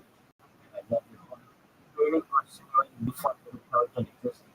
Ethics, governance, superintelligence, reasoning about morality, law, and cooperation at a higher level than human institutions, and cosmic scale engineering design. Concepts like Dyson spheres, interstellar travel systems, or terraforming. And I love talking about that. Let me talk about all those specifically. So with that being said, that's what we talk about when we talk about artificial superintelligence. Does that give you some idea of what I mean by that? Yeah, I think it's great, actually, really clear idea. I really want to ask you said there's types of AI that replicate human emotion and empathy. Yes. Okay, which is something that really surprised me, really. It's, I don't know. I'm not sure how accurately they can replicate human emotions and human basic understanding of empathy. Can you give a little bit of insight on that? Absolutely. Well, let's first talk about so cybernetics. So basically, that's the merging of technology and biology. And so there's a way that it could be done, where we scan your brain into a computer, knowing what every atom is in the nervous system, and your brain is essentially creating an exact copy of what we would consider your being. So not the actual shell of you, not your muscles, not your skeletal structure, but actually what takes place inside you. And when we have the knowledge of where all of those atoms are located, we could replicate this into a clone of yourself, or a robot, or a cybernetic being, whatever we want it to be. Now, the idea is, well, is that really you? Is a question that arises philosophically and has for many philosophers have been asking this question. It really, what arises is something known as the ship of Theseus paradox. So, what is this? So, Honda and I, we're standing with you on a dock, and there's a ship that came into the dock, and we took that ship apart piece by piece, and we built it right next to the original ship until the second ship had used all of the pieces from the first ship. Have we created a new ship, or is it just the other ship, the first ship, blue? Which is Well, it really depends. It's what could create the first ship. Like, it's kind of replicate free stuff into another scripture. So we're just gonna like take it apart and just build it back up. Right. So is it just the first shift, or is it a new shift? You know, I think it's just the same shit. It's a paradox. Some people might consider it the first shift, just in a different location. Other people might say that's a completely different shift. It's a paradox. It could be kind of one of those things all at the same time. So in the same way, we can do that with the human. So essentially, we take your brain, in your central nervous system, your peripheral nervous system, and we clone that. Is it you, or is it a different version of you? So let's use this in human terms. So let's say we took all of your, Do you die in between the reconstruction process? yeah, actually, and we understand this scientifically. Like if we were going to teleport from one place to another, we, by definition, have to essentially kill you. Yeah, so I don't know. There's frogs, right? They'll freeze themselves, right? Or different organisms, they'll freeze themselves. Yeah, And like basically enter into like this death-like state until it's like the conditions are favorable enough for them to, like spring back into life or whatever. It's like, is that in-between state where they're frozen? They're basically like dead, but they're not really dead. But then they come back to life. So it's like it's like this state where maybe it's not like a binary answer, yes, no. that's a state of Just prolonged hibernation that some amphibians do. They'll like swim to the bottom of the lake in the wintertime and have it so that they don't have a heartbeat like once a month. And it's like a hibernation, but they don't actually kill themselves. So what we would be talking about is essentially a few things. In the teleporting example, we either kill you or we're going to have two versions of you. And you only want to have one version of you. You have to kill that original version. If you want two versions of you, that's fine. yeah, But then what do we do with that second version? it seems like a clone of some of the other versions. So you can replicate. I don't know. If you replicate upon your computer, it's not two different files. It's two copies of the same file. Exactly. That's usually the example that I give. And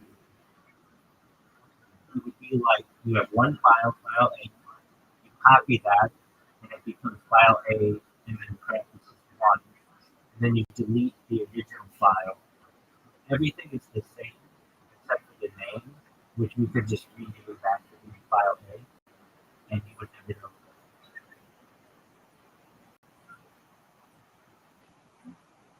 So it's paradoxical, basically. It's however you want to define it. But to Honda's point, let's talk about the emotional part. But I want to make sure she's there. And she'll be Honda, you there? Yep, we're there. Excellent. Okay, so scientists who currently in the initial phases of memory transfer in mice, so small mammals. So what they're doing is they are able to have a mouse memorize how to complete a maze, and then transferring, basically scanning the mouse's brain and transferring those memories using some type of brain interface into another mouse, and having the second mouse be able to complete the maze in the first try, not getting it wrong at all. So we're already at the point where we have mice that are able to transfer memories. So the idea is that if memories can be transferred, and that means emotion should be able to be transferred, and psychological state can be transferred, and people's personalities can be transferred. Who's to say that we couldn't transfer those into a robot? Right. I would ask you to do a question. we go. This is my question for you. I have a Twitch account, and I am logged in on my computer and on the phone, and I have all my notifications. And I just had a friend of mine follow me, and I did not get a notification on my computer or on my phone. The notifications are on. But I did get an email. They then proceeded to follow me with a second account and a third account, but I didn't get any notifications, nor did I get any. What is going on with the Twitch notification system? Is this a regular issue that people experience?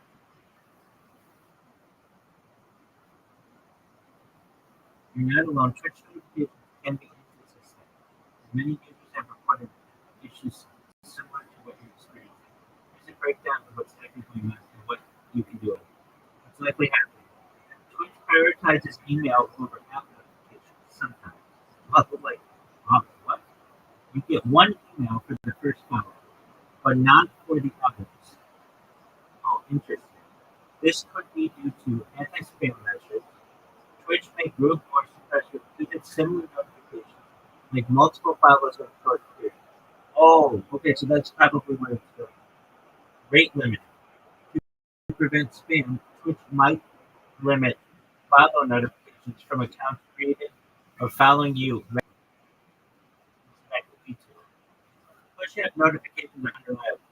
Even if your mobile and desktop notifications are on, Twitch's app and web push system are known to delay notifications, miss notifications entirely, not trigger for certain types of accounts. For instance, suspected bots will be made calls. So that might not get notified due to ChatGPT stuff. It used to be so good, and then it does this thing where it like refreshes. It just took that away. Took all that shit away.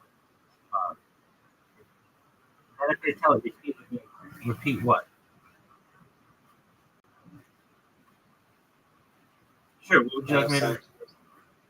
Out to the masters. You just sent me something?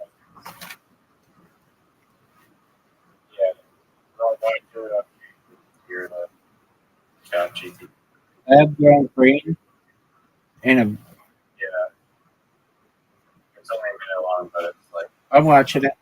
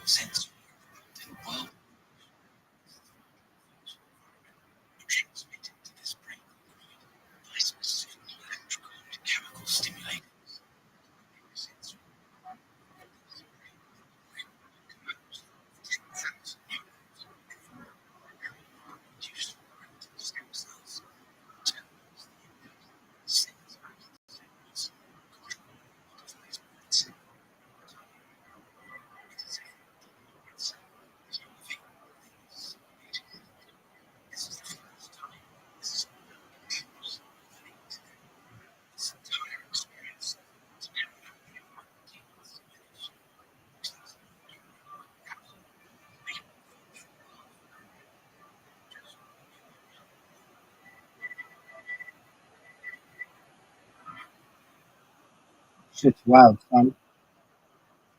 I'm gonna follow you with another account, my main account. Is it Sticky on fire? Sticky is on fire. Yeah.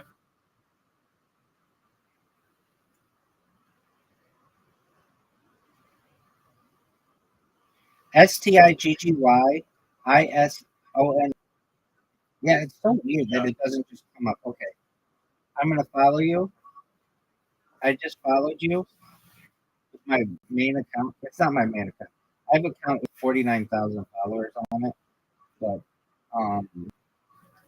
this is like my brother. All right. Did you get a notification in your email?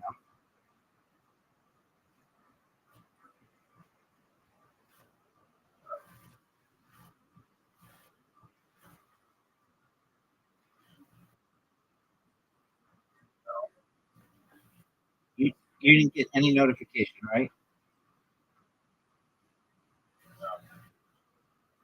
Okay.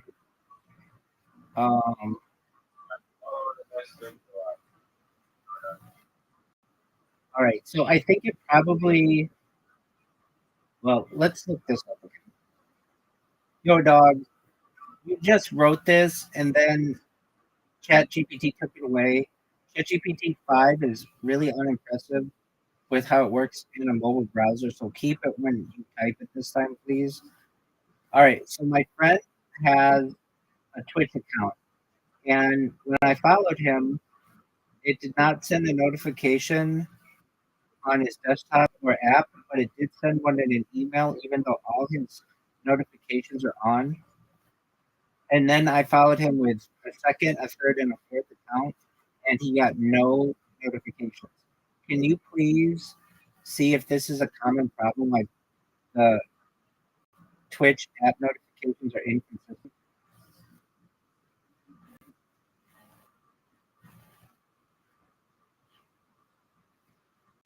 Yo, I got you, and yeah, what you're describing is actually a known issue that's been frustrating people for a while.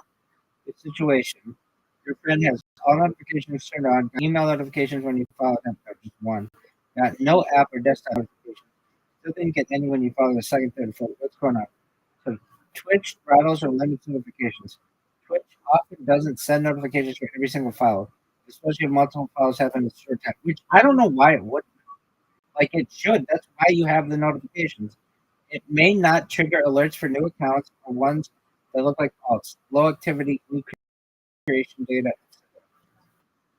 Spam prevention is a big reason. Twitch is very cautious about mass follows, looking for ratings. App desktop notifications are buggy. Yep, you're not alone. Many users have reported that app push notifications are inconsistent or don't fire, or just don't fire. Desktop browser notifications depend on browser settings and Twitch session set. For instance, if you're not actively logged in and your tab is inactive, it may not trigger. Twitch's mobile app notifications can be delayed or silently dropped, even if everything's set to on. Settings mismatch or glitch. Sometimes, even if Twitch has notifications on, the settings don't save correctly, or some toggles like follow alerts versus push notifications or on-site alerts aren't fully enabled. The log out, login cycle, or clean cache can fix this. Steps to tell your friend to try. Don't worry about this. Let's see what it is. Check notification settings. Look at each section. Fuck that. Make sure follows is checked in all applicable channels. Clear cache. Fuck that. Reinstall the project. Fuck that. Double check phone settings. Fuck that. Wait a bit between follows. Try having someone with an older active Twitch account follow and see if that triggers a notification. And we just did that. Is this a known bug? Yes. Many Reddit and Twitch forum posts over the past year mention inconsistent following notifications, especially on mobile. It's not just you. Twitch hasn't officially fixed it or acknowledged all cases, but it's a real and annoying issue. Yes, it's a common problem. Notifications for followers are not always reliable, especially the app. Twitch may be throttling them, especially for new alt accounts. Try checking all settings. Dude, how stupid is that? Yeah, I don't know. They don't want to spam. But yet they let the first one work.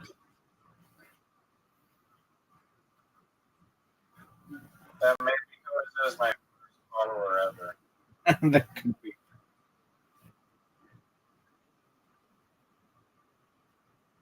But Reddit says if I follow a user's post, wait, I need to put Twitch. Like another thing is I tagged you in that fucking post.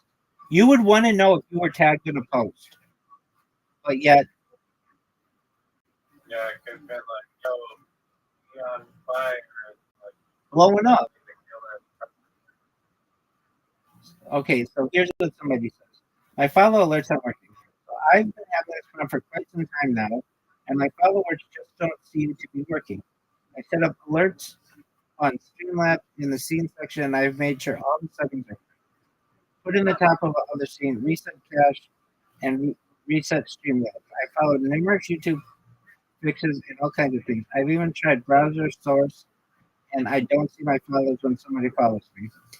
I thought I fixed it, but since I don't get many followers, I only realized after someone followed me that my alert never showed. I made an alt to see if it worked, and it didn't. I heard that it wouldn't register if you have the same IP. Oh, that could be. When I tested my That widget, was what I was saying before. yeah, but I sent it to you. I know, but I just sent it to you on with different IPs, and it still didn't come. When I tested my widget, it worked. Tested it while live, and it showed on my Twitch channel how it's supposed to. What do? Do I uninstall and redo everything? Anyone have a fix for me? Sometimes the Streamlabs links stop working. Recap it. I ran the same issue. Streamlabs, so it's fucking. This actually happened to me last week, and I wasn't able to find a solution. It came down to the Streamlabs. It's not Streamlabs though. It's fucking Twitch. Dog, it's Twitch, not Streamlabs. Why aren't viewers receiving notifications when I go live? They're good at that one. I get those all the time. Why aren't my viewers okay? Why don't desktop notifications work? I have them enabled with every channel on my phone. Sounds like a permission issue. Sounds like shut the fuck up. Does unfollowing and then following again make the notification stream appear? Following them when they're offline, they'll still see it in their activity feed, but no notifications will show on the next stream. Unfollowing and refollowing won't do anything.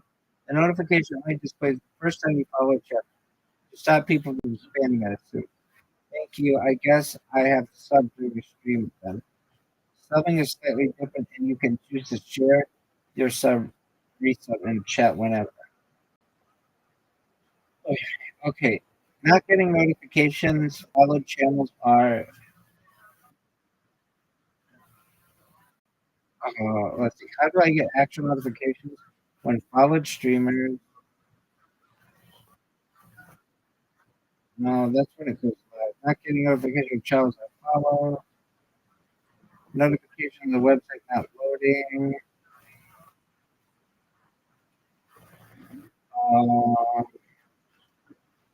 So I have. Okay. I'm having the same problem. I'm having the same issue. Same here. Same here. Hopefully it gets fixed soon. 2 years ago. Update your browser the latest version and use Chrome for read them. I checked the dev console and I was getting failed integrity check error. I'm trying to load up the Chrome was pretty out. Okay. I'm using the latest Firefox and still seeing this issue. It same here. Why is it not working? I'm using Apple. I'm the same issue. I don't know. What do you think about Charlie Kirk? I was just reading about having some things like turn of events. Did you It see? seems like usually there has to be some. I mean, he had some reach and influence and was a pretty, I guess, substantial part of the Republican Party. But I mean, like Ben Shapiro getting assassinated. I don't know. It's hard to say. Hey, that's what I said to Zoo. Okay, Riser. Did you see what Raja Jackson did? They're like JoJo's, so I was. Pretty close. Okay, so do you know Rampage Jackson is? He's a UFC fighter. Okay, so he's big on kick. His son, like you're gonna want to see this. You are. So like look it up in YouTube or actually probably X is the best place. So his son was at a wrestling event in Sun Valley, which is in Los Angeles. It's like in the valley. And one of the wrestlers who was there was drunk and broke or like hit like an empty beer can on Raja Jackson's face. Raja Jackson is Rampage Jackson's son, and Raj is like 25 years old. So Raja didn't like that because he was on live stream at the time on Kick, and it was like embarrassing to him. And so one of the other wrestlers said, "Look, you Raja can get this guy who hit you in the head. The guy who hit you in the head, his name is Psycho Stu. Psycho Stu. And you can get him when he's in the ring." So Raja waits for the guy to get in the ring, and then Raja goes in and body slams Psycho Stu in the ring, knocks him out cold, and then punches him 22 times in the head and knocks out his teeth, and then gets away. And the police still haven't arrested him. It's been like almost 3 weeks. Is he fighting? No, he's just got a dad who's got money and basically paid off the LAPD to not do anything about it. Damn, he must have paid off the right person. You've got that right. Because anybody else would have been in jail, like straight up that night. Yeah, that's crazy that he was able to get away with. Did you see the video? Is he still gonna get sued though? Yeah. Gotta stop a lot. Yeah. Right. Did you see the video? Based on that description, I really don't want to see that story. There's no blood. Is it the guy getting the beer slammed or the guy The guy getting his teeth knocked out, but there's no blood. Just go to it. You're gonna want to see it. I don't want to watch violence. Okay, well, next time I see you, I want you to watch it. I mean, I can visualize it pretty well, right? No, not like this. Did you see the Charlie Kirk video?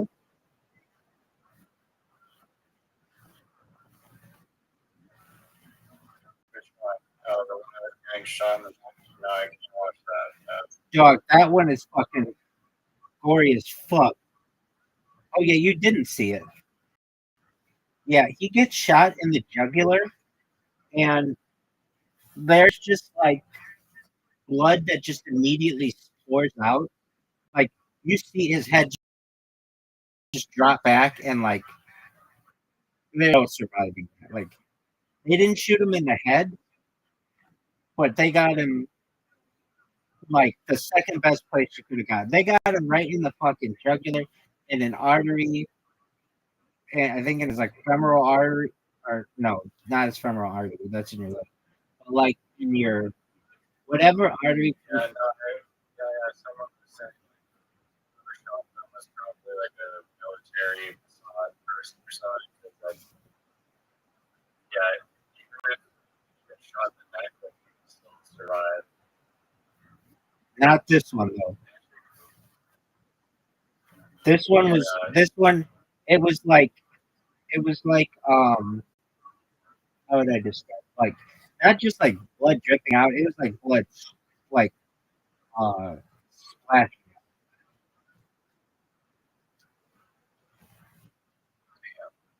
Yeah, it's really like a fountain. That's a good way to put it. Yeah. I mean like it would be like you know when like Donald Trump got shot, they were just like I know it wasn't like the same, but like there was like blood that was dripping off of his face. This was like squirting out. And it was just like when it happened, I was just like sitting here and or no, yeah, I was sitting here and I was looking at my oh no, I don't know, I saw on Reddit or somewhere, maybe I don't think I heard it on the radio, but I found out that he got shot, but he wasn't dead yet. And so I went to his Wikipedia and I was like reading about him, and then I opened. Today or yesterday? Well, it was like 9:10. It was like maybe 16 hours ago or something. And I put my phone down and saw it in the corner of my eye that Donald Trump had posted on Truth Social that Charlie Kirk had died. And that's how like people found out about it. And I was like, no way.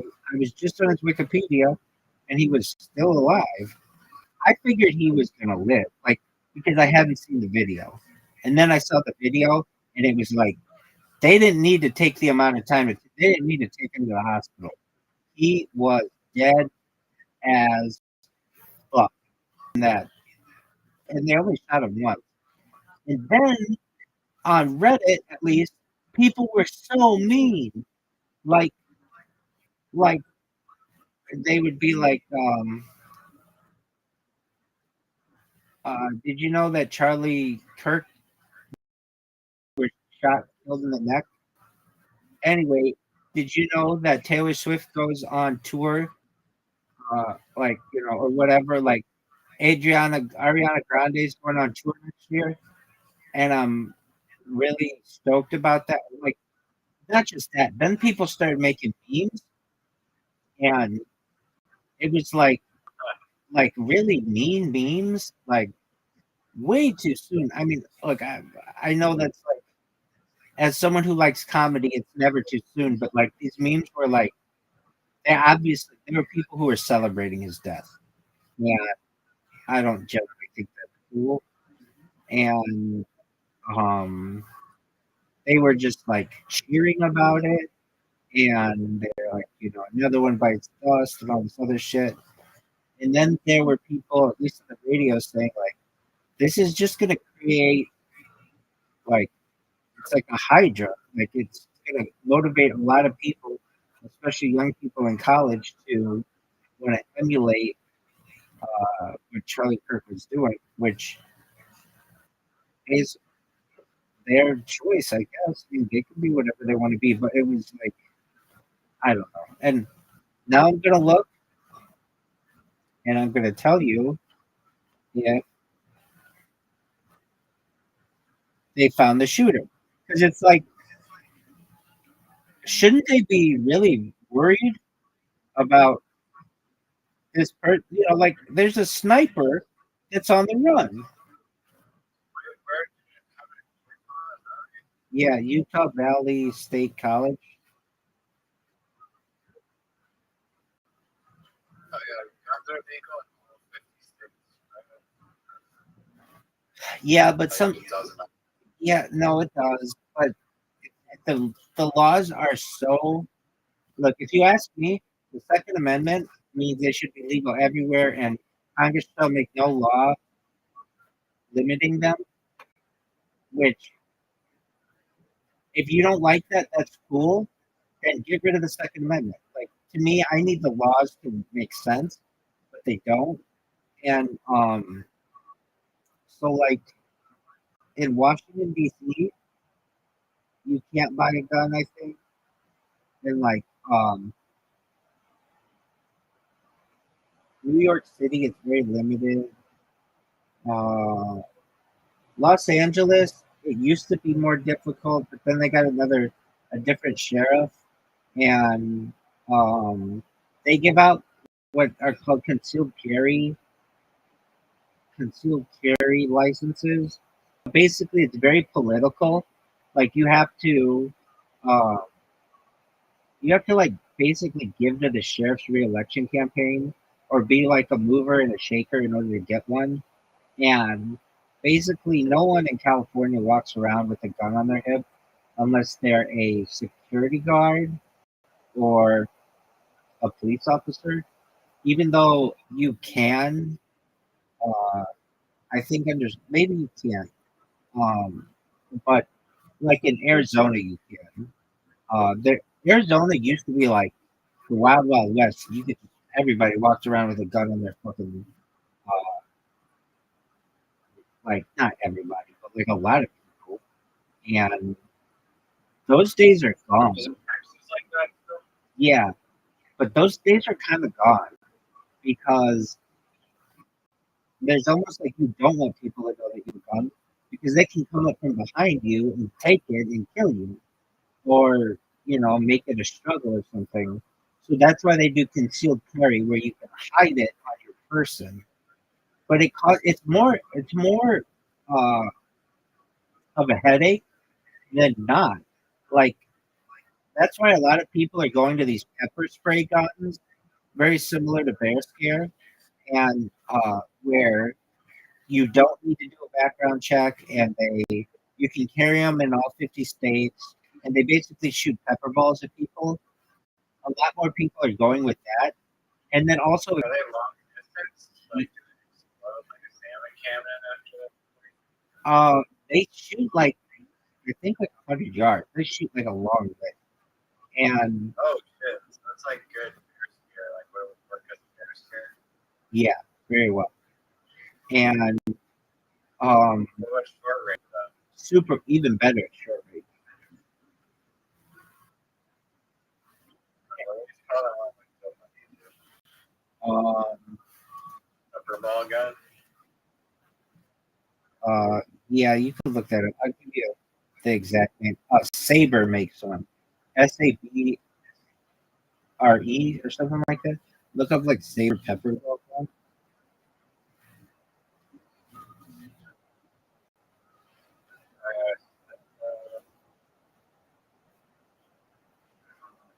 looks like a pistol though. Yeah.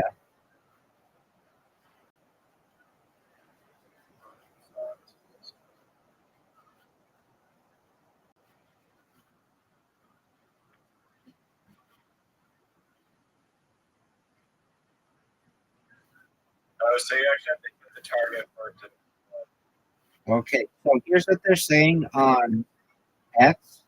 More rooftop snipers. Now we're finding out Charlie Kirk's assassin shot from the rooftop over 200 yards away with a high-powered rifle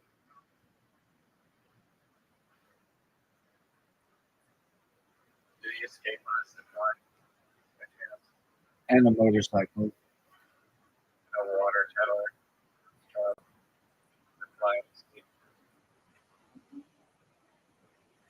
Yeah, that's great. 200 yards. Like, you play golf. 200 yards. It's not like crazy, right? You can see it. Dog, that's far. That's 2 football fields. Oh yeah, it's the. Yeah, you're right. It's not the femoral artery, the carotid artery in the neck.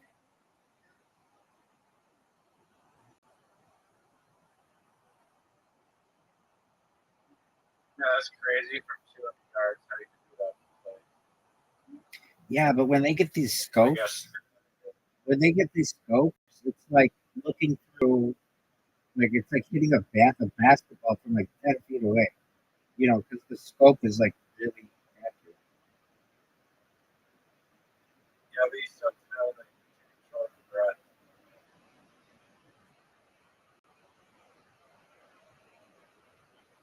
I guess, yeah, maybe it's not that impressive. Dog, this. Was it catch up? Oh no.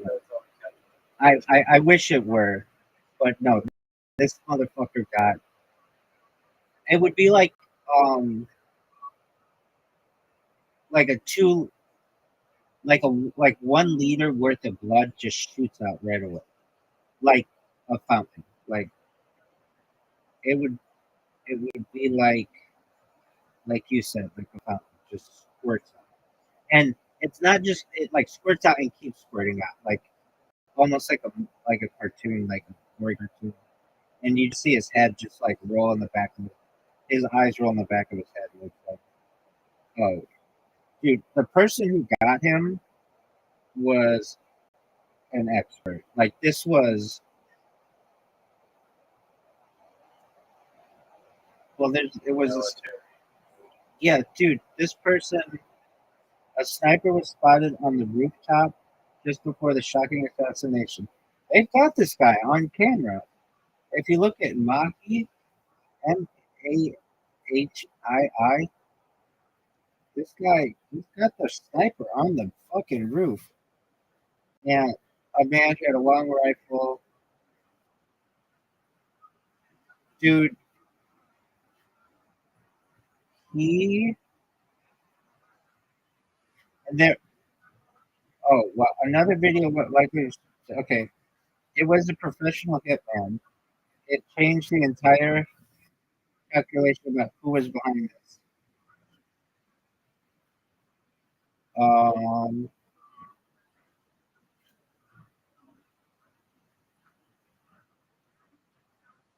one shot, one kill, carotid artery. 1 inch was hit from a distance of 200 yards. The level of accuracy requires military sniper level marksmanship. Photos show a shooter with sniper rifle with a high powered scope. The assassin was a pro. Yeah, it wasn't like one of these that I mean, like the guy who killed Lennon, John Lennon. He was like in short distance and had like a gun and shot him like 6 times or something like that. Like it was not short. It was like this guy came out of nowhere. I feel really badly for this. There's like an old man who they tackled, and like they said it was this guy, but this guy didn't have anything to do with it.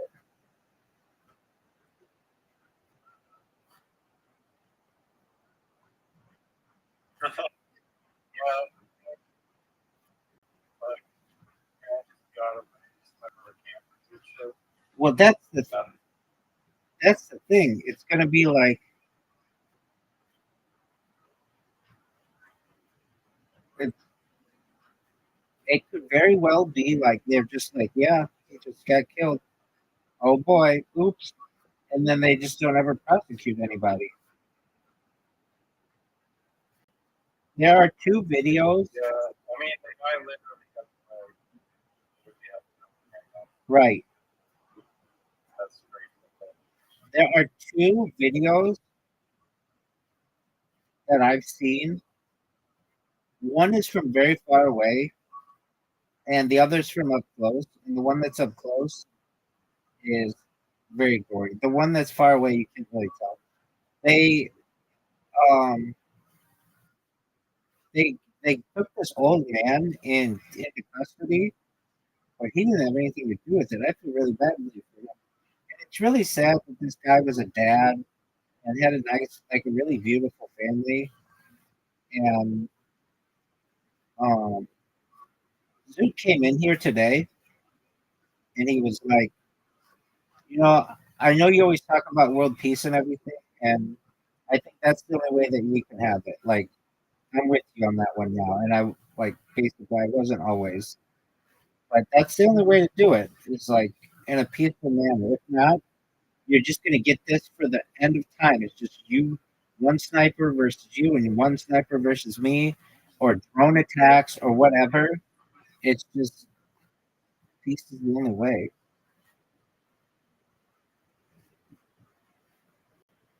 Um,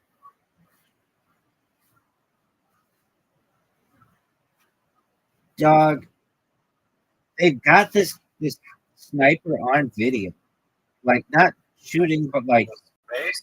What is space? he's all in black tactical shit. So nobody noticed you. Yeah, no, they did. They did. Somebody did, and they got it on video. A couple people did, but it's just like it's just like a, yeah, exactly. There are a couple. Nobody. As soon as the shot was fired, I'm sure it's just like chaos and people just freaking the fuck out, running for their lives. That's correct. And like I think that like it doesn't matter unless you're like literally like a fucking ex-military guy. If you're just a regular civilian, second you hear a loud ass shot, I mean, maybe you have to silence it. Doesn't matter. The shot happens, like you're just in panic, get the fuck out of here mode. You're not like, oh, let me see, let me go and find where all the danger is. Right. Yeah, And Zoot was like, like, no, that wasn't the right guy. And that sounds exactly like. and I'm like, no, then let that guy go. And she's like, no. Wait, that's exactly how he was. He goes, no, you watch. They got the guy detained, and they're just waiting to announce it on television tomorrow. I was like, okay, like if you say so, dog. But like when this person shot, Do you think the question, do you think the shooter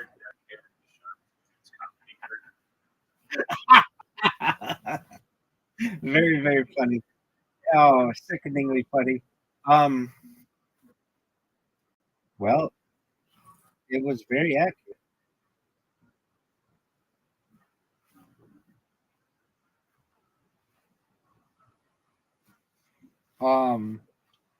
I know that they said you were like people said or like Zionism.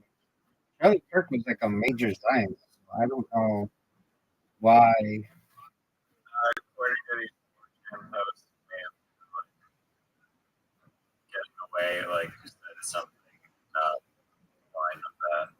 Yeah, I mean, but people say that. Recently. People say that all the time. And they snipe.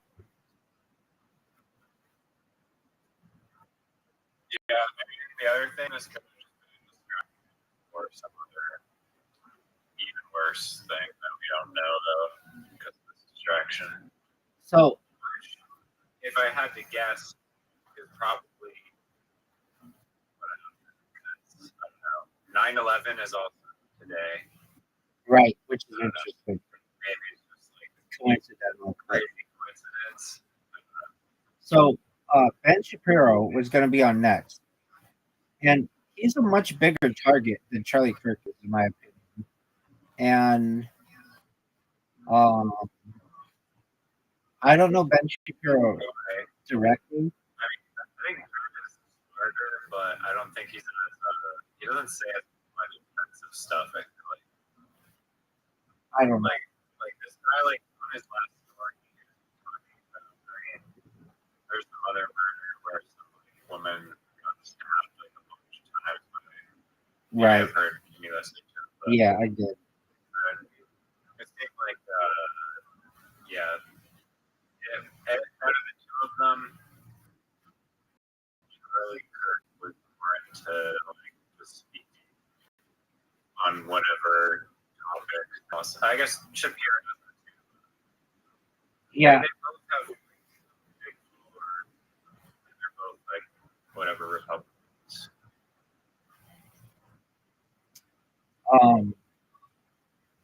Yeah, I don't know Ben Shapiro directly, but people in my community, I have like close connections with his family, and with him basically like we're one person apart. And You should ask him for. yeah, I did that at the beginning of this, and I don't even know if I got to him. I could ask someone to see if he would do it, but that's the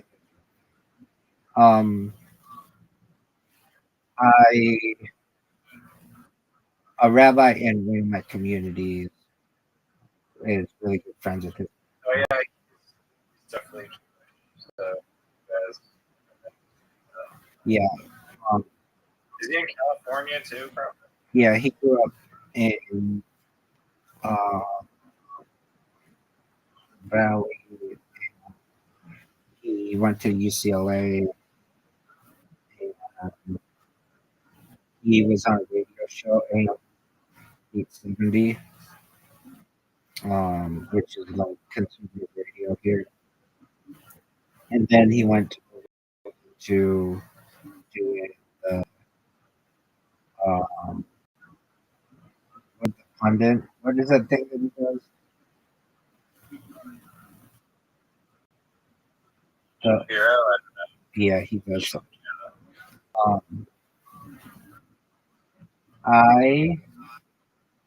So what I'm saying though is that to me, he's a much bigger target than Charlie Kirk was. So if you wanted to like make waves for uh, the Republican Party, Ben Shapiro is a bigger target. But I I don't know. There's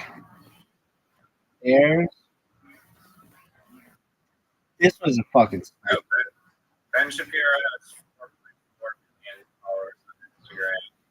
Charlie Kirk has 8 million. yeah. I don't judge it by that. I judge it by like who's on television. I mean, we don't really have those. But, I mean, maybe Charlie Kirk was bigger. I don't know. I'm like much closer in vicinity and just like in the same circles as Ben Shapiro. So to me, he's bigger, but maybe Charlie Kirk is bigger. I don't know. Has Joe Rogan ever interviewed Charlie Kirk? I don't mean that to be funny. Is that he's interviewed Ben Shapiro? Watch. If he has, I'm gonna watch it right now. But I've seen like I don't know. I mean, possibly. no.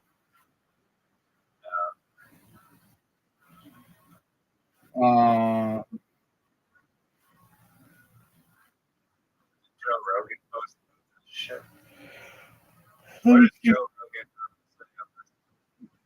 actually? Doug, do you know the thing about Ja Rule? Do you know who Ja Rule is?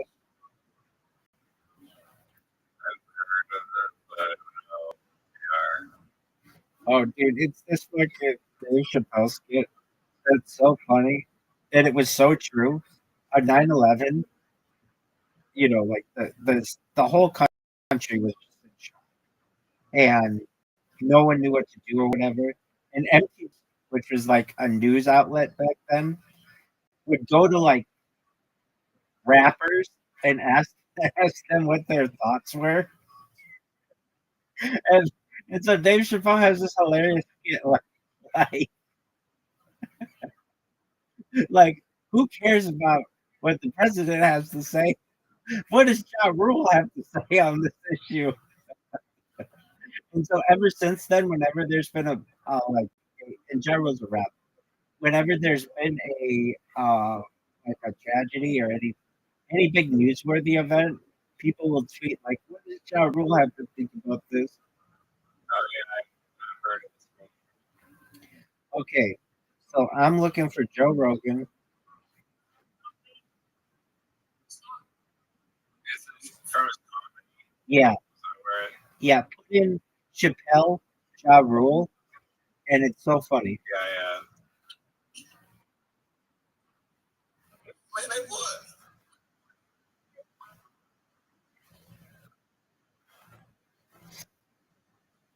Real, why do you care so much with the Dixie Chicks? Like, not like they can do it on the science, and they just good. You know what I mean? Stop watching the celebrities. Don't listen to the attention. Right around September 11th, John Rule on MTV. That's what it is. Got John Rule on the phone.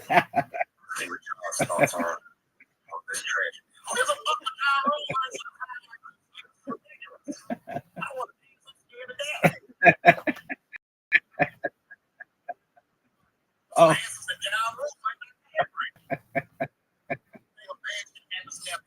Oh my God.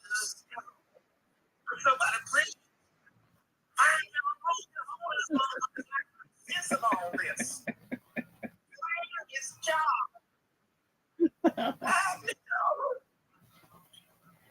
That's it.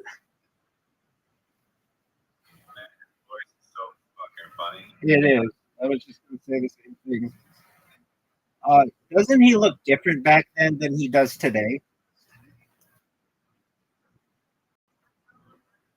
He looks like a fucking turtle, dude.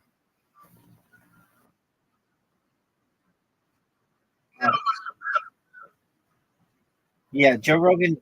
It does not seem like he tweeted about it. I mean, there's enough tweets about it today. Yeah, I mean it's all over his subreddit, but his subreddit is so fucked up. It's like they hate him. Like, they don't really like him, but it's his subreddit.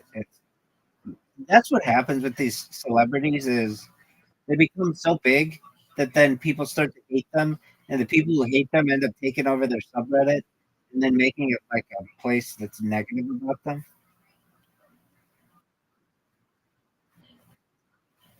Another thing that happens is like like the people who Not for you, Reddit. yeah, but he's not that big.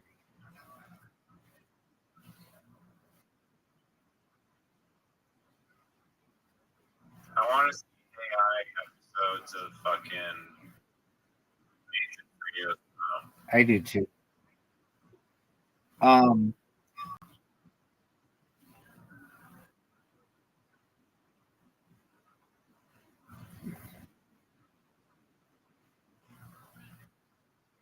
I don't know. Those people in the front row must be fucking traumatized. Shit. Just running out and you're just covered in fucking Charlie Kirk's blood. I mean, you can probably. I don't know. There's a fight at the Idaho Capitol after a man drove through a vigil on a scooter yelling "Fuck Charlie Kirk." So much for the top. Oh, they beat the shit out of this guy. Oh, he is getting it. He is getting it. They are beating the piss out of this guy. Um, this isn't something that anybody really talks about, like Reddit. But so if you ever go to a subreddit, you can see how many people are online in that subreddit right now. And I love reading those. Like in the Joe Rogan one, it's 901 people are looking into it. And in the Tony Hinchcliffe one, it's like, or no, in the Brendan Schaub one, it's like 5 people are Tony Hinchcliffe fans. And I just think that they're very funny. Like how whatever they call. People are looking into it. Yeah. Did Trey Parker and Matt Stone make fun of Charlie Kirk?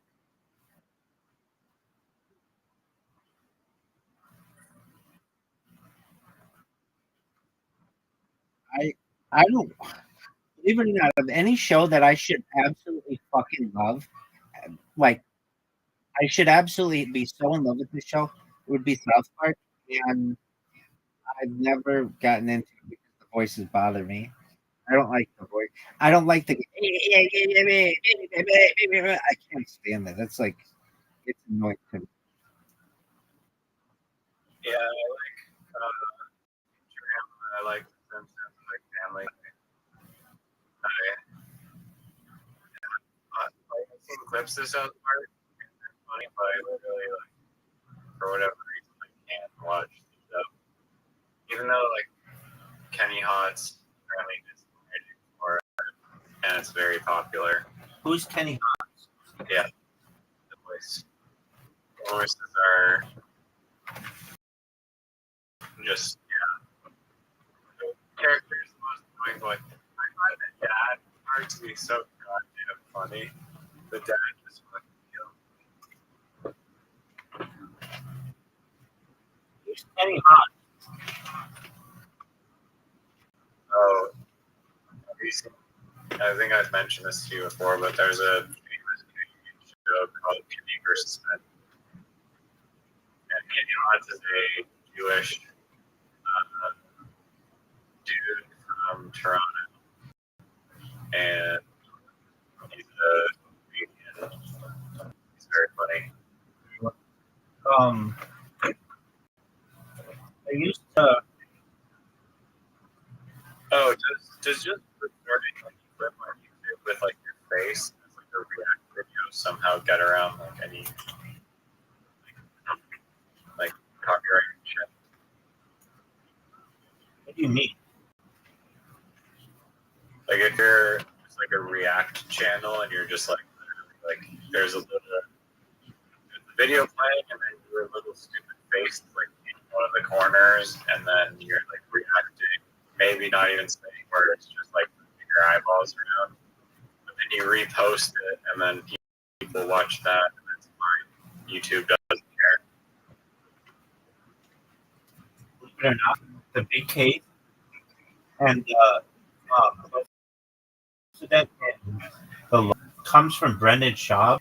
Brendan Schaub spent between $500,000 and $1 million against this really little YouTuber, and the little YouTuber didn't have the money to fight the case, and so he was just gonna lose.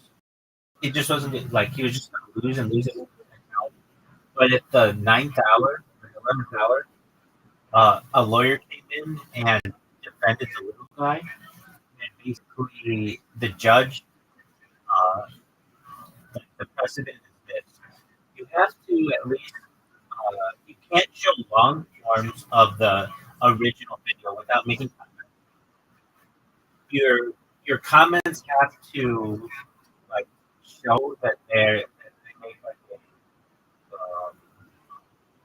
they have to change the video in some way. So you just can't show the whole thing, and it's like important that you pause it to give your opinion. So in answer to your question, can you just show yourself in the corner blinking? It would be up to it would be up to a judge, and that's why I don't like these really subjective opinions. In my opinion, you should be able to go out there and show it. Like again, you know how I said that like all your music should be free because you should be paid in your you should like merchandise and um, ticket sales and things. I do the same with the YouTube videos because if not, it just becomes a judge who just is making a decision or a jury, and it's like it's just a subjective opinion. It's the same with music, like songs. When someone's like, so and so sampled my song in their song, and then it goes to a judge and jury, and it's like, whoa, it was just like their opinion, but you get another judge and jury, and they may have a completely different opinion. In my opinion, it should be your paid and uh, your paid and what did I call it earlier? Your paid and exposure. Thank you. And go do with that what you want. But because these channels are monetized, they're not able to do that as much. But I personally think that. So. What's the answer to your question? It's there's like certain words that you have to, or certain words, there's certain phrases, and it's like you have to materially change the original version. And one of the ways that you can do that, you can do it by putting yourself in the corner. Dude, you want to know the best way I've seen people do this stuff? This is fucking brilliant. So, it's a lot of work doing all the editing of someone's video to get the best part, right? Yeah. So here's what you do. Let's say you are a fan of the Joe Rogan experience, but you don't want to cut up all this shit. You go to someone who already done a reaction video to it.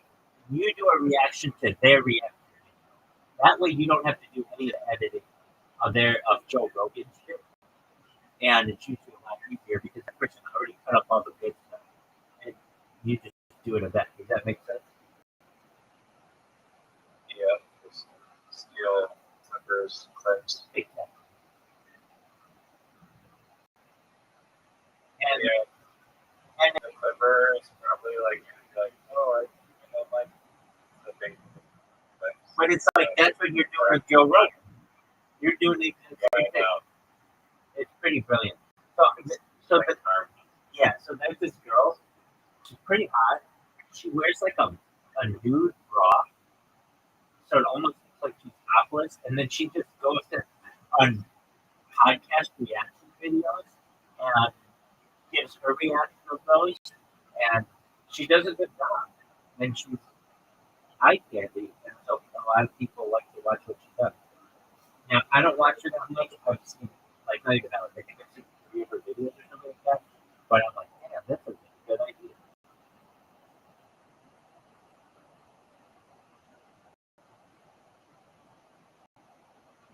Yeah, I don't know how I feel with Clippers. I mean, I guess there's nothing wrong with making a reaction. And oftentimes, actually, I'm very pro Clippers, I guess. Clippers just means reaction. So I guess Clippers is just like literally stealing content, which is kind of lame. But if you're doing a reaction channel and clipping it, it's somewhat original. But if you're just clipping the actual thing, it's like you're basically hiring. Well, doesn't it help the original person by giving them exposure? Yeah, no, that's good. It's a good counter argument, but I can also, I don't know, get knowledge views, but like the angry, I guess. So I thought about this topic a lot. And I'm an exposure. exactly. I thought about this topic a lot. And like, okay, let's say I'm viral today, which is great. Hey, congratulations, everybody. Thank you. So, are you going to make it so that you do copyright claims against anyone who watches your videos? I will do no copyright claims ever. Use my content in any way that you want. You can study it at an academic level, go laugh about it with your friends, do whatever you want with it. The more that you use it, the more impressive that it's going to get, the more powerful that I'm going to get. Does that make sense? Yeah, And that's how I agree. and that's how people should treat it. Yeah. Oh, on the surface, it's kind of like an illusion where it says, hey, you're literally stealing my work. I worked hard on that. Can you not monetize all of my work? Thanks. Well, that's when it becomes an issue when people monetize it. But if people are just sharing it, go ahead and share it.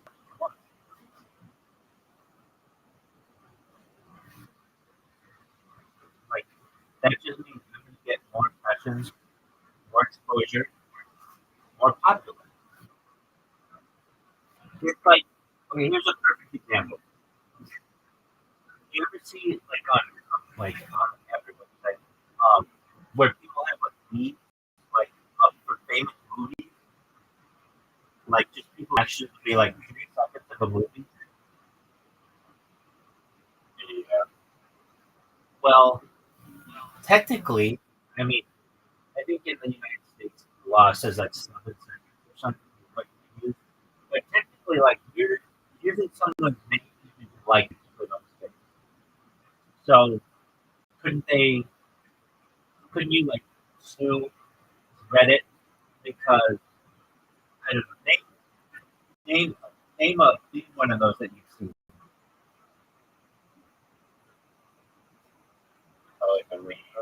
Yeah. Like, oh, what's the one that we Brian Gosling? Cyberpunk Twitter. Okay, so Brian Gosling and Cyberpunk. He could sue you for that, or Cyberpunk could sue you for that. But guess what? It's never best interest to let you do it. It's just going to make him a big actor, and it will be more popular. Does that make sense?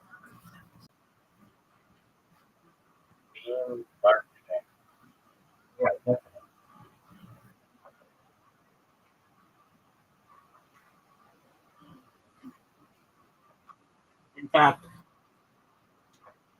believe it or not, in the future, people will not really care about being in a big movie. They will care whether people use their clip in a meme. Because people will remember memes in the future, rather than they'll remember the entire.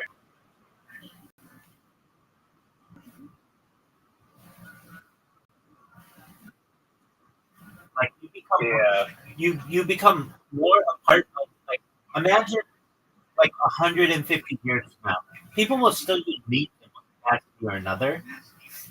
Yeah, that's how actors will be remembered. Sure, you were in a movie 150 years ago, but nobody's paying attention to that. They'll remember that their grandfather and their father and they themselves used a meme because it just got really popular. Like, let me think of a. What do you think was the most memorable meme or scene from The Shining? Here's like Johnny. The Jack Nicholson where he's like, "Here's Johnny." Stanley Cooper. Oh yeah, I guess something. Yeah, and he's like, Yeah. You know, like this like the hotel. yeah, the older hotel or whatever, Oregon. Whatever, yeah. But isn't that the one where he like chops down the door and he's like, "Here's." Yeah. Okay, yeah. So even if you haven't seen that movie, people know that scene. And Jack Nicholson, I always do it. Actor, not the golfer. Jack Nicholson will want to be remembered in the future, and so he'll find it more beneficial to his career that meme of him in the movie. Why? Because like in 50 years, no one's going to know who Jack Nicholson was, but they'll know that meme. That meme is in the common psyche of the Western world, and so people want to remember. And yeah, he'll be remembered from that movie, but like cinephiles are really going to care about that. But the overall general people will understand, like, oh yeah, here's Johnny. I know that. That's from the meme.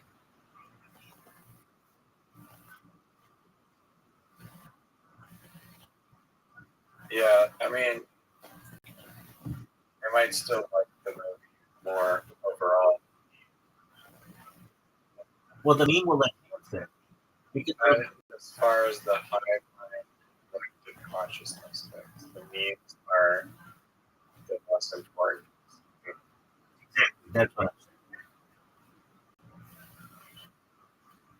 Don't underestimate the power of the Meme magic. Do you know what meme stands for? A meme. It's memory. I think It's a memory. It was. It was.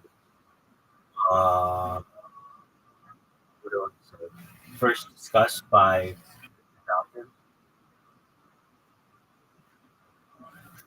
a memory is called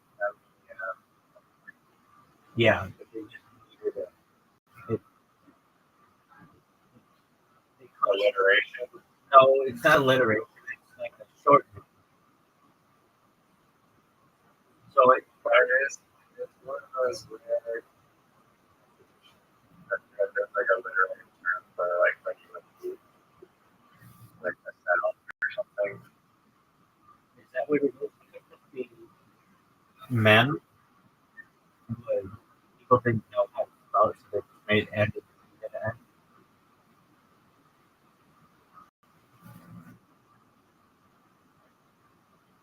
Look, I'll look it up.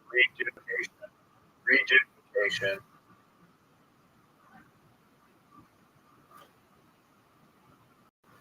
All right, mean word. Rejuvenation is a linguistic process where a word or part of a word is needed to create a new word.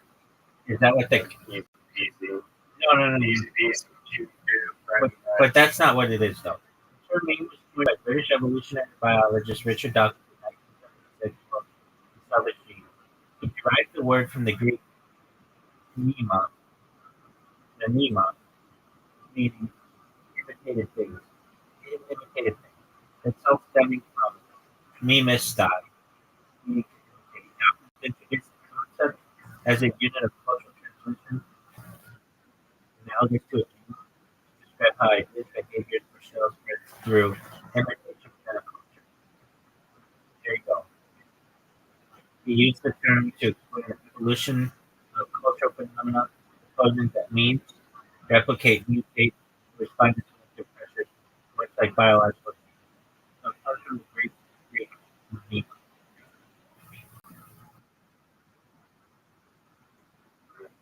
but it's spelled Mima is like Greek, but it's spelled Mima. But if you made it, it's the first four letters in two lines. That's different. So I think it's probably Mima. So they made it meme. I like that, maybe.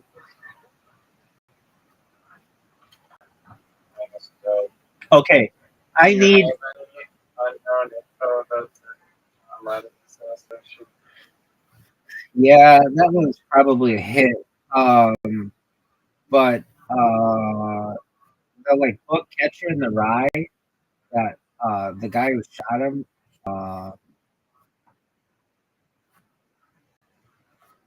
he was reading it. And that's like a book like the CIA. Um, so it was outside the Dakota by um, Mark David Chapman, and they broke into like they cut into Monday Night Football to announce it. It was like a big deal to do that, and like everybody was watching Monday Night Football at the time, and um, there's like a famous last picture of John Lennon. Like Mark David Chapman was a fan allegedly of John Lennon and had like gone there a bunch of days in a row and got autographs and John Lennon signed something for him. But I mean, like we were talking about MK Ultra and the ability to program people.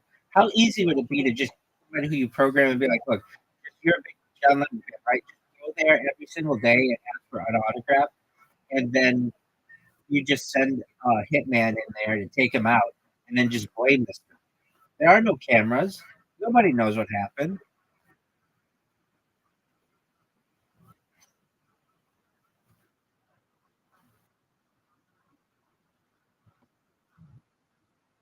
Or Poor dog. So what? What's shot in like the street or he was shot outside the Dakota in New York City. It was like on the. oh. Let me check that though. I've never seen anybody like build a 3D model of it, and I don't think they want you to. Was it on the sidewalk? It was like near the steps of the building. I thought. Yes, John Lennon was shot on a sidewalk outside the Dakota. His apartment building in New York City. The attack occurred in the archway entrance of West 72nd Street, where Lennon and John Yoko. I said stairwell, but I meant like the entrance. Where Lennon and Yoko Ono were walking from a car to enter the building. Mark David Shepard fired the shots at close range as Lennon passed by on a sidewalk. He collapsed. He collapsed just steps from the entrance. Well, I mean, Yoko was there, so she saw it. But I mean, they also can program these guys to do shit. That's what that whole thing was at Harvard and fucking McGill, and we read about it. I literally like last time you were here, we read about it, and they'd like keep these guys awake and force them to listen to shit and reprogram their brains.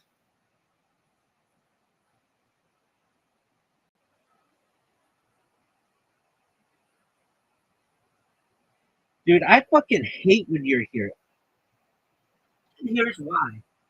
Because I like talking to you so much that I'm up all night, and it fucks up the rest of my day. Yeah, no, I'm. Why don't you? This is a serious question. Why don't you come earlier?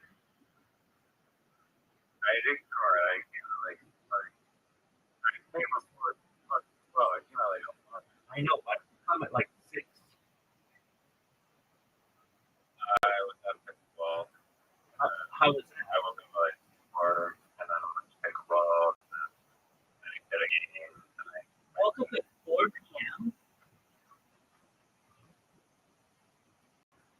yeah. What kind of animal are you? I was 20, like 16 stuff. Yeah, I know. I fell asleep at 7, and it's like it's already 7 a.m. I get that. Yeah. So you should just start coming in earlier. I like talking with you a lot, but like it just drains me the whole fucking next day. Like today, I'm thinking about just staying up all fucking day and working on bots on Twitch, just to try to figure out the notification system. But I don't know. There's gotta be some. Hey, there's junk mail that I receive in my mailbox that I don't consent to receiving, but it still enters my mailbox. Do you mean your spam mail or your like? You know, like my physical actual mailbox. Yeah. At least in the United States, most of how the post office makes any money is they just contract with advertisers to deliver shit in your mailbox. So if the post office is spamming me and I can't opt out of it, That's that correct. should be a It should be. Yeah, that's correct. So they do this thing where, well, you can always say, at least in the United States, but like, in the United States, we'll get like, they don't do it so much anymore, but they still do it with stuff. Like, I don't know, let's say Best Buy is having a sale. Well, Best Buy will go to the USPS, the United States Postal Service, and say, hey, we're going to be having this sale. And we want you guys to deliver these flyers. And we'll pay you, I don't know, $100,000 to do it in this city. And then the Postal Service says, cool. And then when you get your mail, you get this random junk mail with it. I didn't fucking ask for this. Who's sending me these? And it's just like, why partner with if offer the post office a percentage of sales and get the post office to spam a bunch of product with Rabbi Rothschild Discord and everyone's mail. yeah, I mean, it's just about money. You know, like, How many followers do you have on oh man, like let's say we send out 1,000,000 pieces of mail. I bet I would get 10 from it. Like not a lot. Like you're asking people to take a physical, like they're not at their computer by default because they're at the mailbox. So then they have to like look me up on a phone and then follow me on something. Like that's a lot of work. The thing that I've learned and like it should make sense. One of the difficulties that I encounter is that I ask people to social media hop. Basically, hey, follow me. You're on one thing. You're on Twitch. All right. Well, I want you to beat me in Discord. Like that means you have to have a Discord. You have to trust the link. You have to have enough like uh enough interest in what I'm doing to go check me out. There are a lot of things. One thing that I can't stand, and I think this should be in legal practice, and it was supposed to be in the state of Florida, but their fucking stupid ass governor vetoed it, was it was supposed to be a law that made shadow banning people illegal. So like the bullshit that Twitch does where they're like Sometimes they'll send you that notification, but sometimes they'll just mute the notifications for people depending on the age of your account and all that other shit. They weren't going to be able to do that. If you sent a notification or if you sent a follow, it was going to have to be a notification, even if you did it 100 times, because if you weren't going to be able to shadow ban people. But they basically bribed that fucking governor and it didn't go through. Even though the state passed it, the legislature passed it. And that just pisses me off. I have a free promotion. What's that big? Beyond Reddit, essentially. Hold on. Places. Stop right there. Stop right there. I'm fingerprinted on you. Best wishes. But let's hear it. Well, I just heard this guy who was, he had some online business. I forget what it was. But there are some Google products that he was also using as kind of part of the business. And so he would go into all the different or subreddits that were related to it.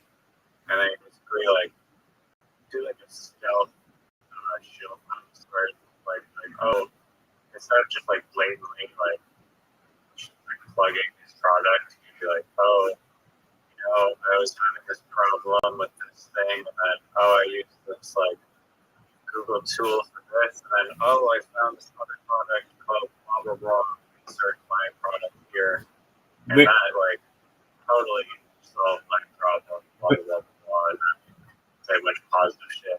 Basically, kind of try and trap people with cheats and their rats. I get it. Just engagement. I get it. Mods are really big against kind of self promotion. Even if you do get it, those work. I know, but it's more difficult. Like you're selling a product that's different than, hey, come to my YouTube. I see this done by girls. Some bullshit reason that is allowing you just the entry way to post on Reddit. That isn't technically self promotion. It's like a loophole. It still funnels people here, but through this other fucking channel. Right. No, I did that before my account got banned. I would post to gay subreddits, and not that I'm gay, but I guess they weren't gay. They were male feet lovers, and because I got a huge following of dudes who like my feet, and that would get them to come to my Discord, and I got the idea from, well, I got it because I was on Discord, and I was in a really big Discord, and I wasn't paying attention. If you see where my cameras are, my feet are right in front of the camera. Not that I give a shit. It's just how I'm sitting, and I would get these thirsty gay dudes who would be who would ask, want me to do shit with my feet, and I was like I'm not gay. But what do you basically, I'm not gonna change what I'm doing. I'm just gonna sit here like this. This is how I'm gonna sit. So then I went on Reddit and was like, well, I see that girls do this all the time. What they'll do, and I'm in all these subreddits, so I see them. They use repeat accounts, but they do it to promote their OnlyFans. So what they do is they'll have outfit of the day, and they'll go and they'll take a picture of their outfit of the day. But it's really to get people to click on the profile so that they go to their OnlyFans. And the moderators, exactly. So I did exactly. So I wanted to do that in a way that I didn't have to be naked, and I knew these guys liked the feet. And so I was like, okay, I'll try that. And it got like, it was like super popular for something that I did. But then my account got banned. Not for that, for like spam for something. I don't even know what I spammed, but then it was like, okay, whatever. Then I had these guys on Discord who I got a bunch of them into this server because they just like looking at dudes. And it's not like I was giving foot jobs or anything like that. I was literally just sitting there, just like I am right now. But they are just dudes who really like feet. And I wanted something that, like, I could just exactly what you're saying, like, basically get them to click on my profile, and then they would go to my links. And it did work to some extent. But then I got fingerprinted uh, by Reddit, and now, like, Reddit does not. If I create a Reddit account, it already comes up as spam, and it says that like I've been, yeah, dude.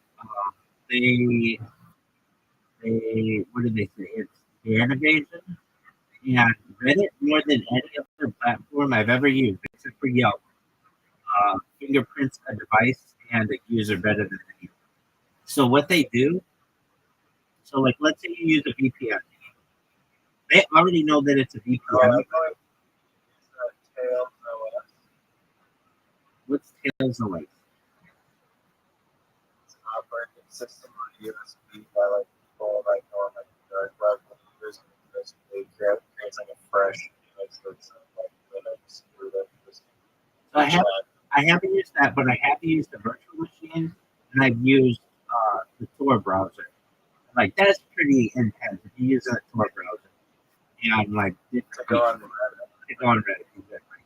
And So what? Go on Reddit for Tor? yeah, I mean Tor works really well.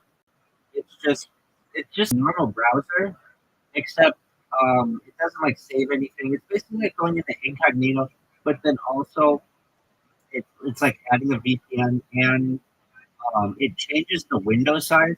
Like the things that a website memorizes about you, it memorizes the font packs that you have installed and your time zone and like all your cookies and shit if you're like you're not in incognito. And so I looked this up on Yelp. I did a bunch of research at a company on Yelp. And Yelp had like 165 different ways to identify like users behavior, like a user based on their device and all that other shit. And I remember when Condé Nast, the company that bought Reddit, when they did that, people were like, "You're like Reddit is over." Like the way that you used to be able to do it is just screen it. It would be no big deal, but they really put out the kibosh on that. And then I started buying Reddit accounts.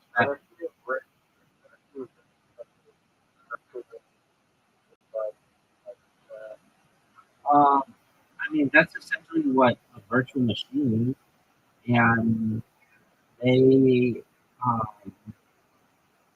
so like I basically have to use There it. has to be a way. Freedom has to be Yeah, so a way. so the best way that I found is I just go to somebody at Harry Potter Wellness Sonic 10 and ask them to post something for me, and they'll do it.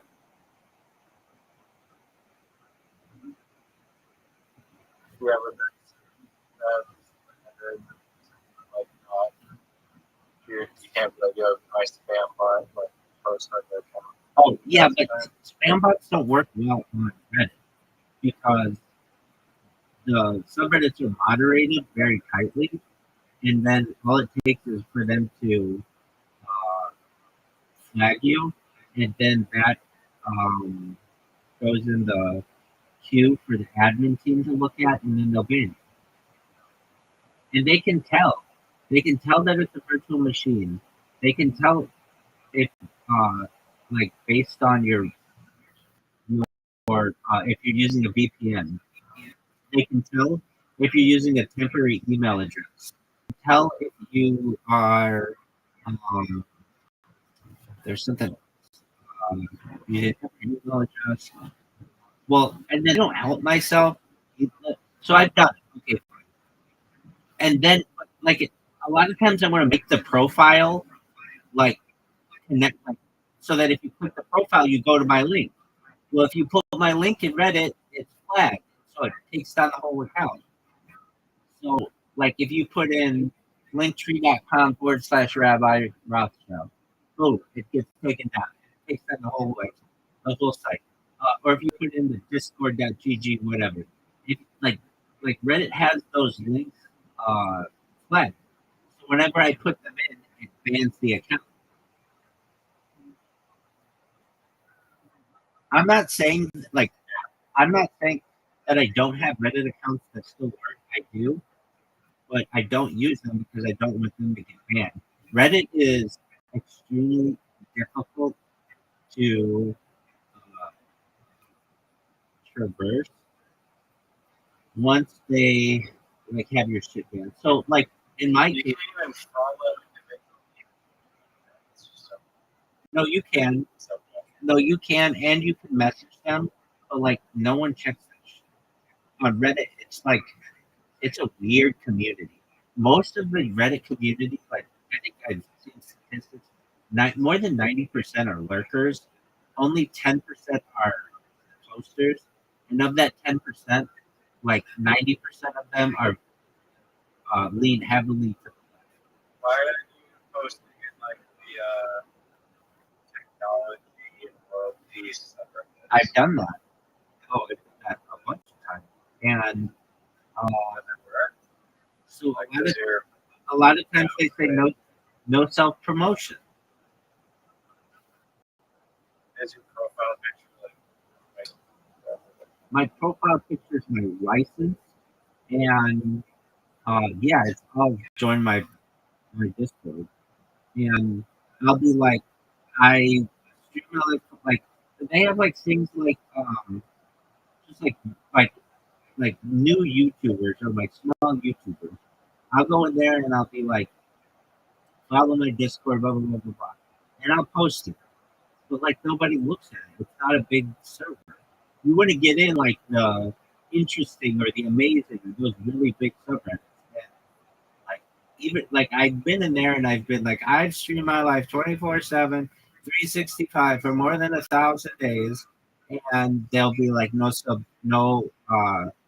promotion, or they'll say your account doesn't have enough karma points, or they'll say it's not relevant. I think it's amazing that I've streamed my life more than 1,000 days, and other people may, but they consider self promotion, so they don't allow you to post it. That's why what if I was going to say, hey, I think this is amazing. This guy's seeing his life non-stop, even study experiment. Absolutely, you can do it. And I've had people in Harry Potter Obama Science Community do it for me. And I've had people do it in Yoshi Bets and Kick and YouTube. And if I ask any of them, they always do it for me. If I ask nicely, and because they know I help them, and I go viral, they go viral, so they get that. But then you'll post something in there, and I have a bunch of posts in there. Here's how they do it. They haven't banned all my accounts, but the one but just regular just whatever talking about AI and one time I did that. Experience emotion, just no promotion. Yes, one time I did that with one time I did that with anti-gravity off the top of my head. I remember I did with anti-gravity. And the anti-gravity subreddit is really small. And they're this is just ChatGPT. It's nobody else has information on anti-gravity. It's not something that's really well known. Okay, so here's one that I got from a year ago. Yeah, exactly. Kick from a year ago. Rabbi Rothschild has done shout outs to the Kick community on social media for world peace. So that's there. It's 6 comments. And people like write LOL. LOL, you self promo on every person's channel on Kick. So you're the one who's been spamming that massive crap on most of the channels on Kick. Like, people know me. So then, like, another one, I have a bunch. Just a moment.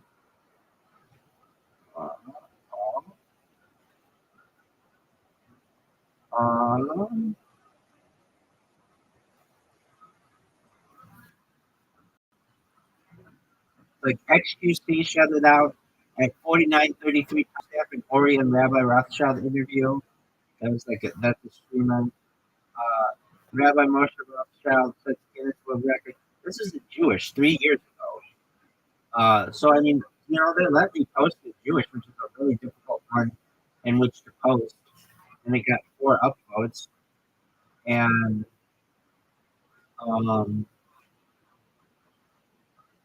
like sets a record for streaming for what? Hey guys, welcome to my YouTube channel. Today we'll be reviewing all the Shrek movies in order for most push release, which is somewhat accurate. Another thing, so this one was a year ago. Does anyone know what the deal is with the rabbi who spams Shrek? I didn't write this one, but I asked someone to write it for me so that I could get a little emotion going there. I have another one in religion. Rabbi Rothschild sets Guinness World Record for streaming on YouTube. Congratulations, Rabbi Rothschild. That is 2 comments. I have,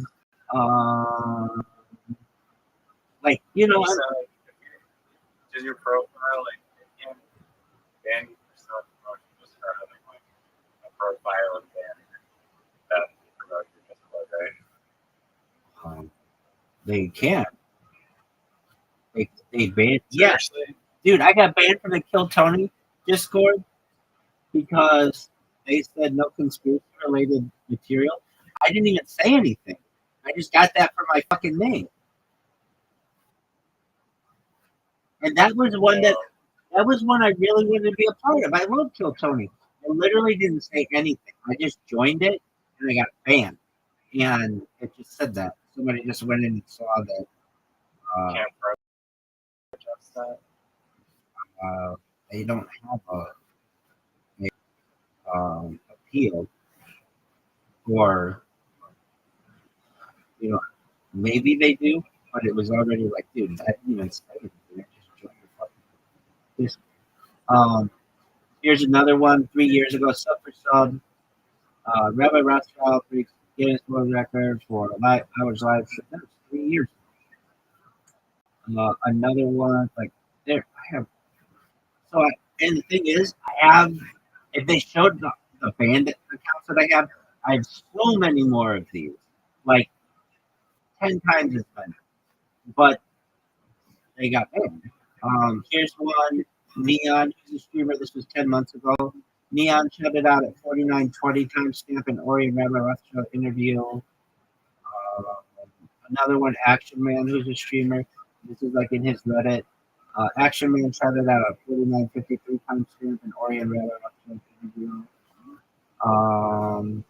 Here's one for Feet Boys. Rabbi Rothschild is accused of some repetition of eating through rabbi socks. So even though this is in like a gay feet Discord subreddit, I accuse the wives of rabbis for doing it because I'm still straight as fuck. And like that's how desperate I got. I mean, I just was trying to see what worked. I tried a lot of shit. I did Fusi, who's a streamer, shouted out at 49:33 timestamp during another Rothschild interview. Breaking news. This was from YouTube drama. State owner at State Eddie, owner of Kick, called out at 14:04 timestamp when Kick streaming fails. Another one for Fusi. I did send that when I kicked Reddit. The mods took it down. Did you make a post in the kid thread about how the Yeah, I did, and they took it. was like, I don't know how they're mad that they thought you said stuff like the fuck you. Oh, that was on Twitter. No, I didn't do that one. I would have if some of this but they take that stuff down. Block shot it out at 4940 timestamp. And when I say this, that's in the Block Discord. This isn't just me putting it in Discord, Reddit. This isn't me just putting it anywhere randomly. This is in that users or that influencers subreddit. Let's see here. Maybe. Oh yeah. Burger Planet shot it out at 5032. Timestamp in Orient Rabbi interview.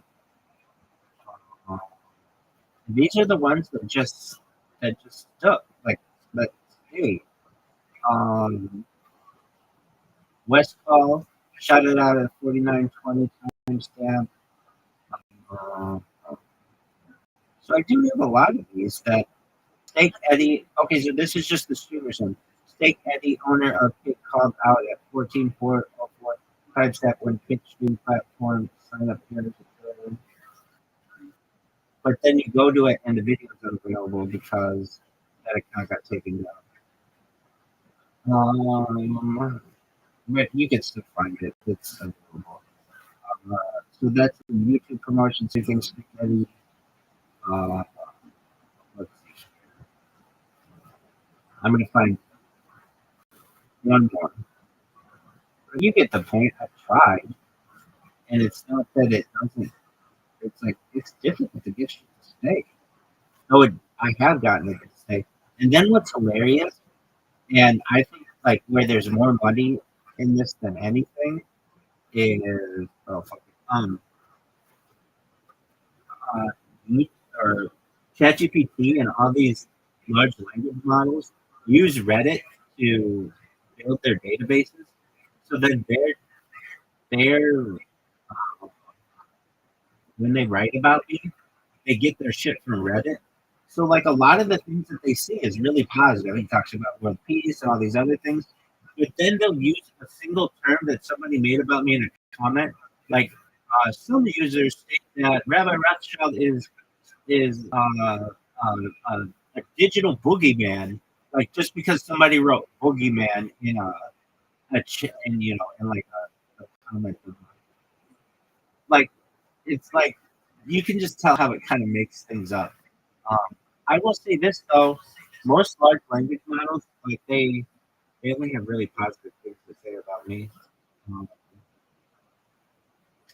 I'm sure that they could do anything about me, but they're generally very positive about what I and accurate as fuck too. So this is it. So now you want to make a good business. You're always looking to make businesses. This is a business. This is a fucking brilliant business. You ready for this?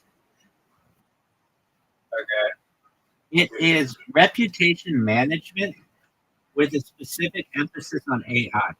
So what am I saying? If you get reputation management companies now, what they'll do is, let's say you did something bad, they'll make a bunch of fluff articles about you so that when you go to the Google results, you get on page 2, and nobody checks the Google results on page 2, and that's the goal. So what you do is, let's say you wanted to write good stuff about yourself, you would just have articles published about you, and then AI takes those articles, and then when it builds your profile, it only has really positive things to say about you.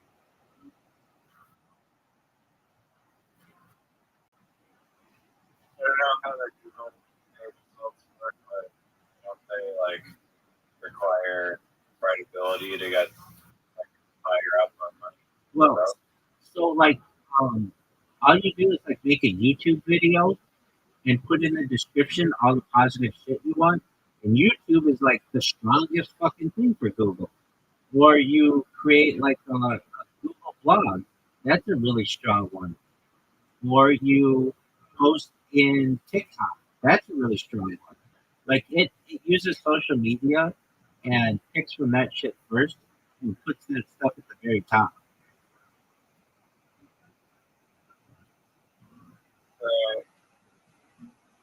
Oh, yeah. Never really considered that before, but it seems like you're helping actually criminals cover up their real No, potential. like Or Pat Oswalt, you just said how much you advise Pat Oswalt earlier. Pat Oswalt comes to you, hey, use a bunch of garbage to make sure you don't solve a despicable tweet I did. wait, and he did that. And he did that, or had somebody do it, or somebody did it, because there's a bunch of fluff articles in there about unimportant tweets that he wrote about. But the ones that are really disgusting, you have to really dig to find. Okay, well, here's an example. Let's There say, you go. So isn't that like make the business kind of unethical? oh, it's completely unethical, but the media is completely unethical. I mean, it is. Like, reputation management is somewhat unethical. Public affairs are unethical. Um, What do you uh, mean by public affairs? like someone who is like you pay them to do um, to like get you on like an agent to get you on television shows and to get you on the radio and things like that. You're basically You think that's unethical? in I many mean, ways, if you're forcing it. in many ways you are. Basically, why is your opinion better than anybody else's? Why should you be heard and not anybody else? Like the only reason why you're doing it, Instead of everyone. you have more money and more influence. So like a big one is PR. Like people have PR managers and public relations. Public relations were invented by Sigmund Freud's nephew. His name is, if I don't fucking remember too well, I'm gonna be really sad. I'm tired. That's why I can't remember. But it started with cigarette companies wanting to sell more cigarettes, but at the time, women didn't sell cigarettes. So his name is Edward Bernays. So what he did was have like a big parade, and in the parade he had a bunch of women smoking, and the banner that they had was "Torches of Freedom." So he equated smoking with female independence, and overnight the amount of people who smoked in the United States doubled because essentially because before it was only like a male dominated thing, but then it became male and female. Does that make sense? Arches of freedom. Yep. Look it up. I say normally I don't do this much, but I say to you, does that make sense? Because a lot of times we cover topics, and I need to make sure you understand it before I move on to the next one. All right. No, it makes sense. No, it doesn't make sense. It does make sense. Yeah. And I don't always do that with people. It is subconscious, like in sociology. A lot of times people say, "Don't you know? Don't you know? Don't you know what I mean? You know what I mean?" They say that subconsciously, and it actually shows a lack of confidence in what they're saying. Like maybe I'm not explaining it well enough, and I don't do it like that. It's because I go from one sometimes complicated topic to another complicated topic, and they build on each other. And if you don't understand it, it tells me that I have to uh, you what we went through so that you understand it. Like I did it. That's a good check. Yeah, no, it's it is. Like check. And I don't normally do that with everyone, but because we cover so many topics, I do put myself. A lot of times because they're financial related or whatever. Like there was one we were talking about tonight, and it was like I was talking about influencers or you were like, how does one thing work? Or like, how does that work? And then okay, whatever. Much and only takes people. Okay, so public relations. So if you're like, isn't that immoral or whatever, or unethical? Look, the person who coined the phrase public relations is Sigmund Freud's nephew. And he developed an entire industry on public relations. There was another one, I learned this recently. With whom was it?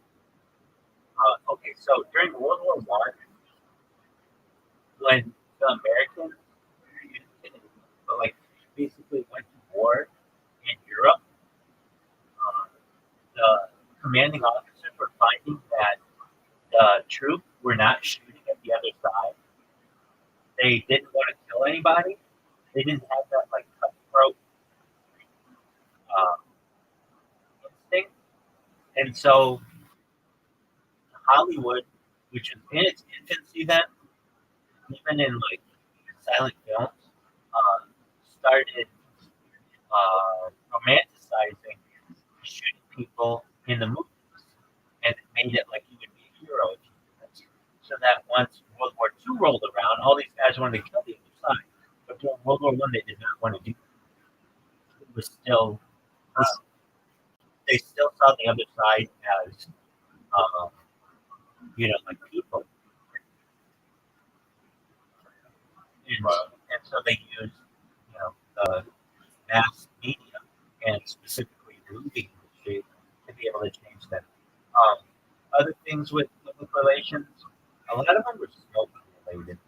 But like, and I think that's just because that's been studied. It's pretty easy. Like, literally, like, there's this idea that like has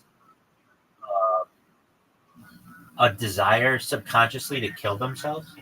Um, not like suicide, but like just being like daring and like taking a risk. And, like cigarettes had to do with that. Or well, here's one toothpaste. At least in the United States, it says on our toothpaste, if you swallow more than a pea-sized amount, they call poison control. Yet when you look at any toothpaste commercial, it shows like an inch of toothpaste on the brush, and it has like a little swirl on it, like an ice cream cone. Yet, if you were to swallow that, even one fifth of that, they would say that you need poison control. Like, but they just like program people. And so to get back to your earlier point, isn't like public relations immoral or unethical? Yeah, to some extent. Um, Yeah, that's the podcast. okay, before you go, and I will let you go. What's going to happen with the Charlie Kirk sniper? Well, what are they going to say?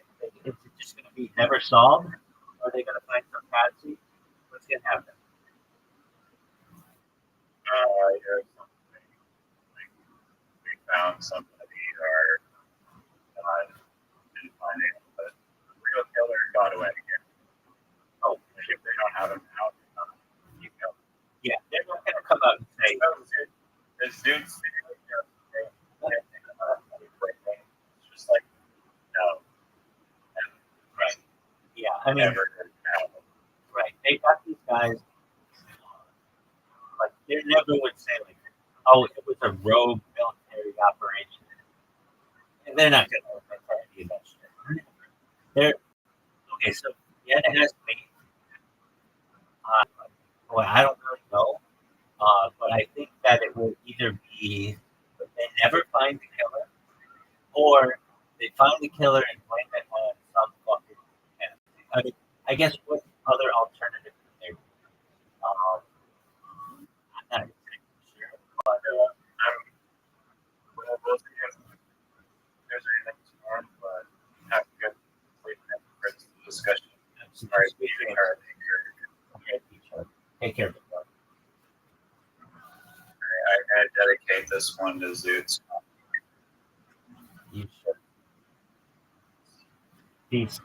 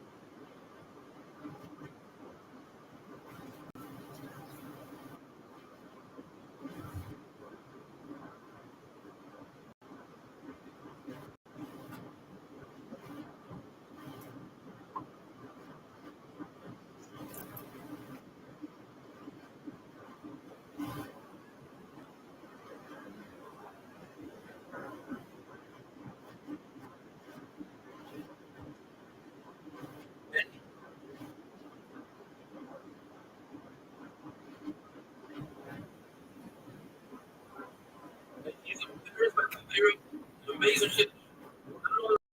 Islam and that America to Muslim on all the Americans. This from Shaw. Shaw brought that one. She wants to bring me down. She says, I tried this, I tried that. But never mentions I tried the room to it.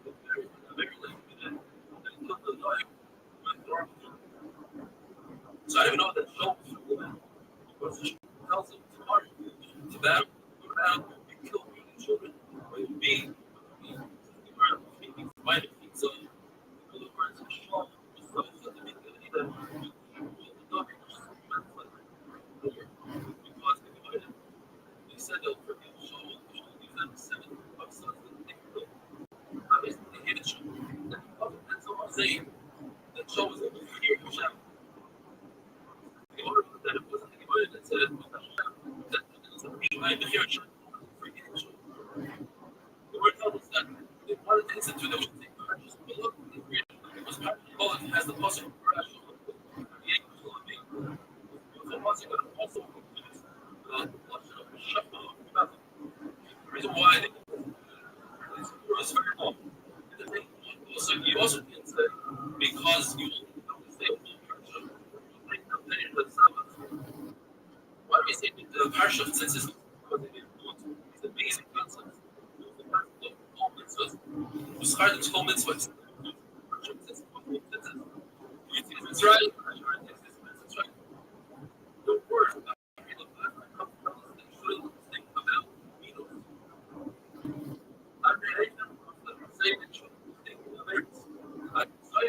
comes to says the Mishnah. Even though their time is not time, nevertheless, those were desirable. They say the census. Why? Because it says the Apostle that it's good for the census. All the days of your life. Even the days, many.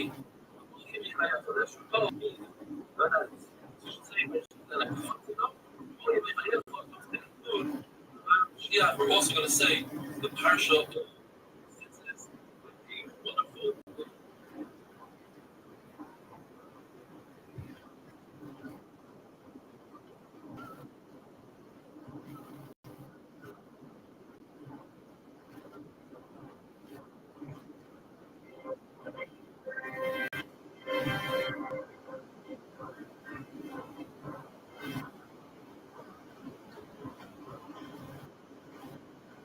does that feel people? The Gemara tells us that once Mashiach comes, and then he well, he mentioned it's right, though it's slightly unique compared to how we mentioned it today.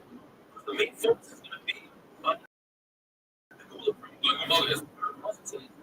Anyways, the Chadash, the beginning of the Gula, was going to be so large that you're going to forget about the Gulas. That Rothschild first it bumped into a wolf, and it's a great story. Later on, he bumps into a lion, so he gets his first story, his second story, another one. And then he bumps into a snake. It's about the other two stories. All he tells people is how he lives from the snake. He has the Israel is going to be so busy with the Gula, with the Umaga, they're going to forget about all the other Gulas that they have. You know, if you go to the Yaakov, you can say, please, Yaakov, we still do that every day. Yeah, because it's more for himself. Yaakov actively. However, when it comes to the Torah tells us, do not call him Avram.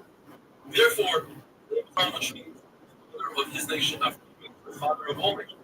So it's different. Some they change the name, call him Avram. But it's Sarag, princes of our nations, Sarag, princes of all nations.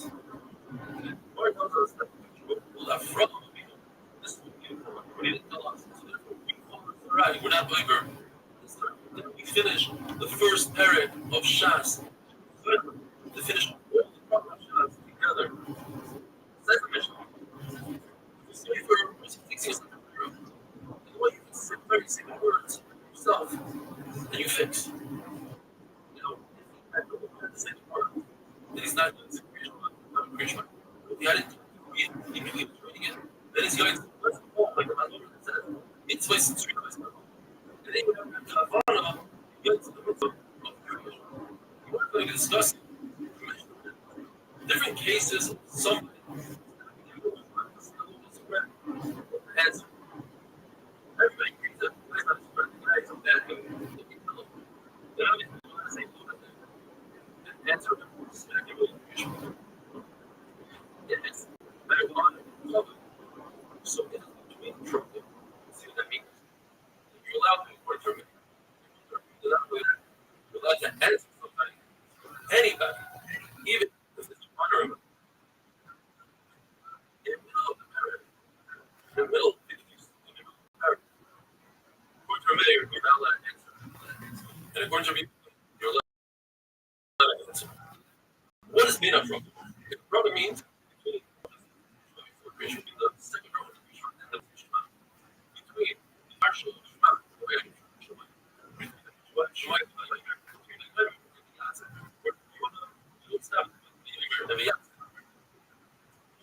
partial Shema. It's not the right word. The first partial is by the way. Answer it because the first we do that's the partial Shema. I is what the Shema is saying. There is we said. It's the Shema. It's talking about Torah and Torah. They and where the partial consists is only during the day.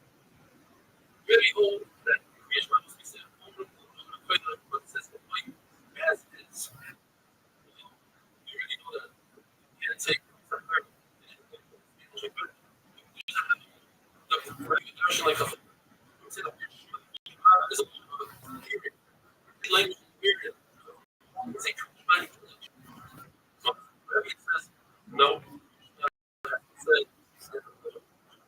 So what does Rabbi do with the word? He says the Allah is you must the words to be out of your mouth. You don't hear the words to be out of your mouth. Everyone at the door before you learn that if you miss the word, show that it you're getting young to actually be in Europe. Really learn that with the king and the where the three of us where do you have part of the that in order to do that you don't have to like 3 minutes to just respond. Therefore, that's not all. That's what we ask. So a person just has and he has some he's going to allow really is you must say the first 3 so you're sure as it says and therefore you hope that you understand. In other words, if you're walking like still you like to preach you must stand still in order to have Rebecca holds that in the higher first version you must have to because it says and therefore the whole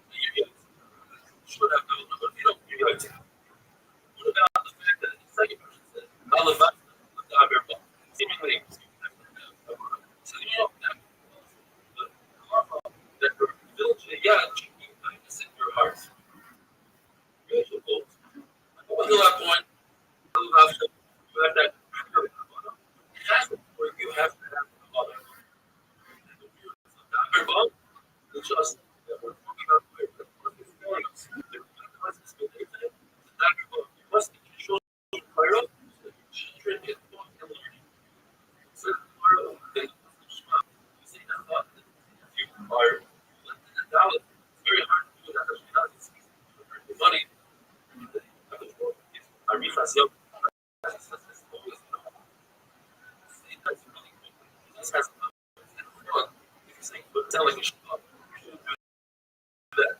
We're here around the table, saying we're the funds, very, very low. Listen, the only thing that you one, Shamaras and the four Rothschilds, the big like Rabbi was 40 people. And I don't kind of say creation, he was actually tons of creation. So what you do is you compare out his face, possible Israel.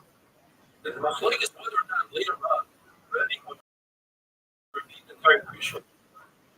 You know that Rabbi would save it from being a very Sunday and come back to see either because he wanted to be Yotze in Tzisik, or he wanted to be master in Tzisik tribe in the proper time.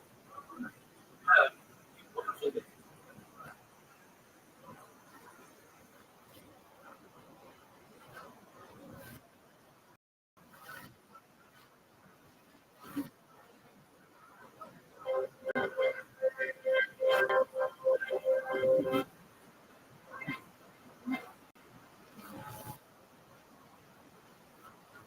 Probably not valid.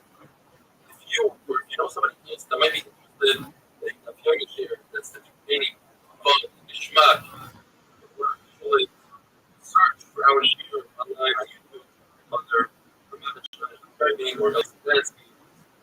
Yourself what video process over 1,000 views per year. You learn in the Mishnah that there are certain situations where that has somebody trying to show this somebody get in.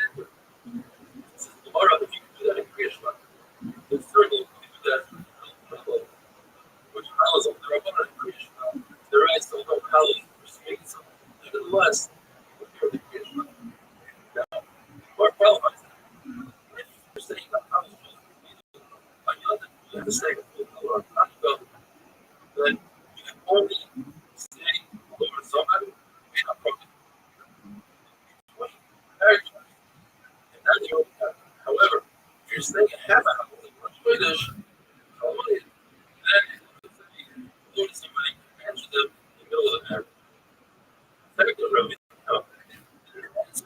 Rabbi Shabbat, because he was a question of wasn't an issue with food. In fact, in passing that nowadays, people understand that you have to enter the people of Mil Krishna, so we don't have this concept of Shalomation they have other us in regard to receiving food. Tasting of food is what it is.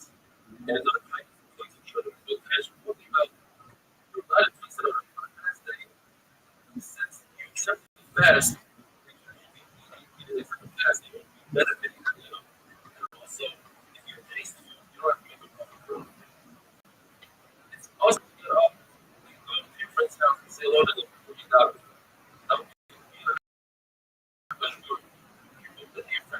That's okay to say hello to him. It's also as well. It's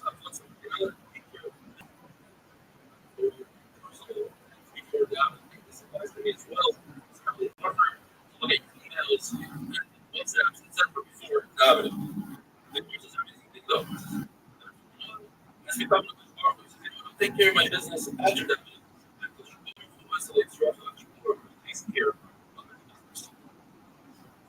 The Lord says that if somebody sleeps, 7 days without having to read, he's considered wicked. From the same lesson we learned that there are so many satiates so full of Torah, that they will then destroys Roy's during that day. Rabbi looks at the Mishnah. What's considered in our program? Because my point is between the Shema, MS, and the Figatza. Is that considered between the Torah? It says that's not, you're not going to stop there. Why? Because he brings the pasuk Hashem gave MS. It's one continuation. But my point is, what the verse says that the Shema Hashem gave MS. Does he operate in the word? MS again, you must repeat it again. When it's Rabbi, you don't repeat it. Or it's a very interesting lesson. Rabbi heard someone saying, something like MS. MS, he answered it. He said, MS, MS, it's got to be Rabbi on the very end. You the wrong thing. There's a lot of it. Once you start, that is by my root. You start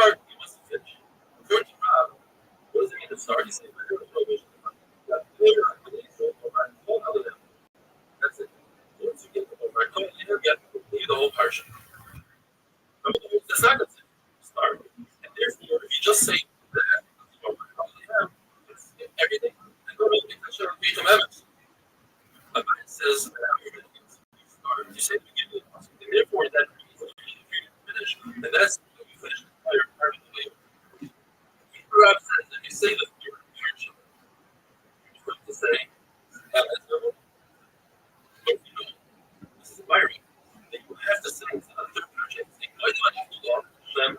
Just say where it's trying to set up a tribe of something that ridiculous slavery. But these are the things before it's like, oh, these praise like the water, and shout a lot, and say, what you say, you mean something, where you Hashem, and then you can that all the way the God is wrong. That only is the partial of Shema. All powerful Shema, that's why we say it. But the partial Shema has, because Lamed, it says the possibility is that he should have a little bit of Lamed, and Shalom, not the one. The last is to do with the action. And that's why before going to what? From where only has not that the last is again, who's after?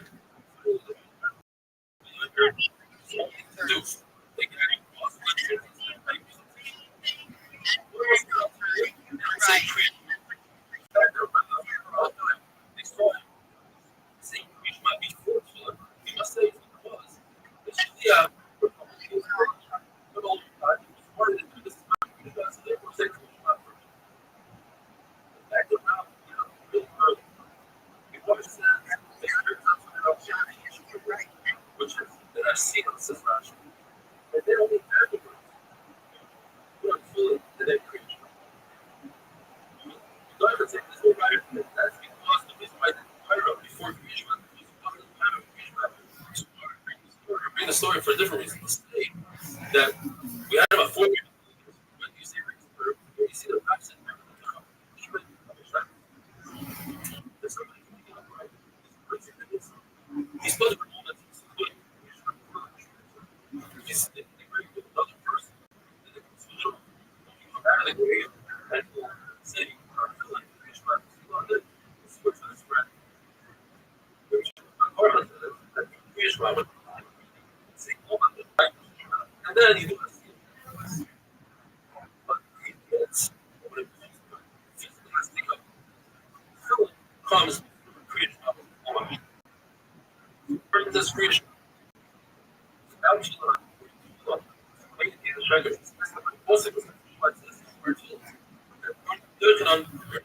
The mitzvah, that's not the mitzvah. That's what's meant to be. Also, as if somebody running on by law with bringing them associated with the word law, something wonderful today.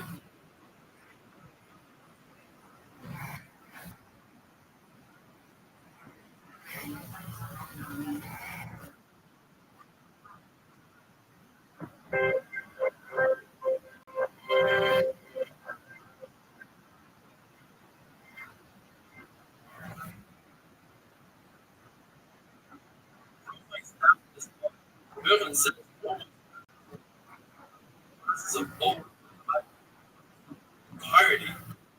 First,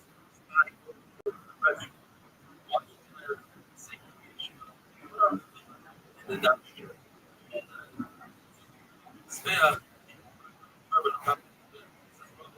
only that, we're type first for say has that's another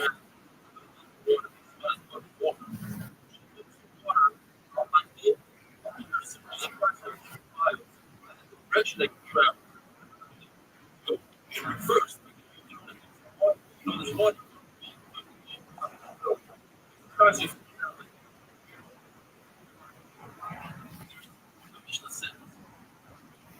That the person doesn't hear is over here. It's a question. Tanakama said,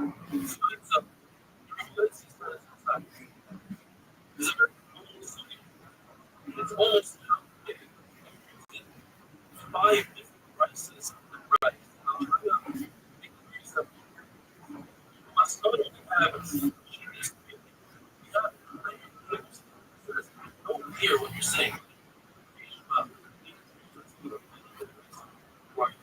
L'chatchila. In other words, you start out initially saying it, hearing it in your ear.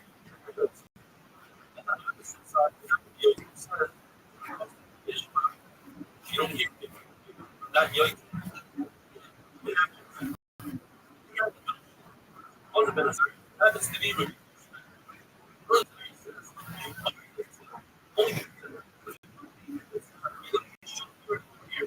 These three, you have the third right side. Says must in your ear.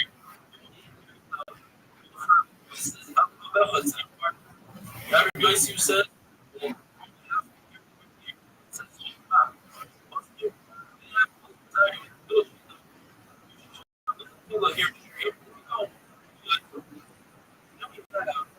Christ, the person who's deaf. One Bryce that will be going according to Elizabeth Azariah. You are trying to say that perhaps he says.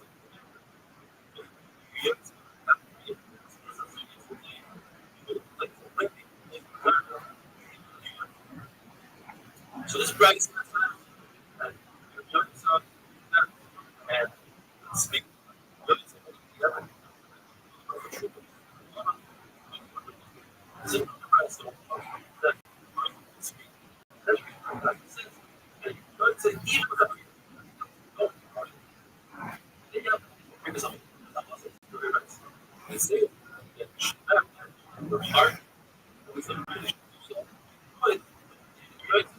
And that will be and finally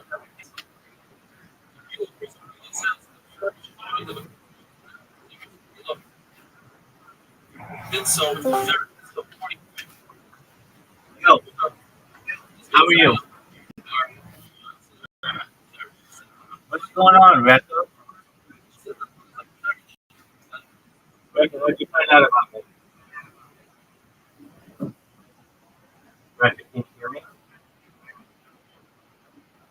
Rector, you know English? Go first. Oh.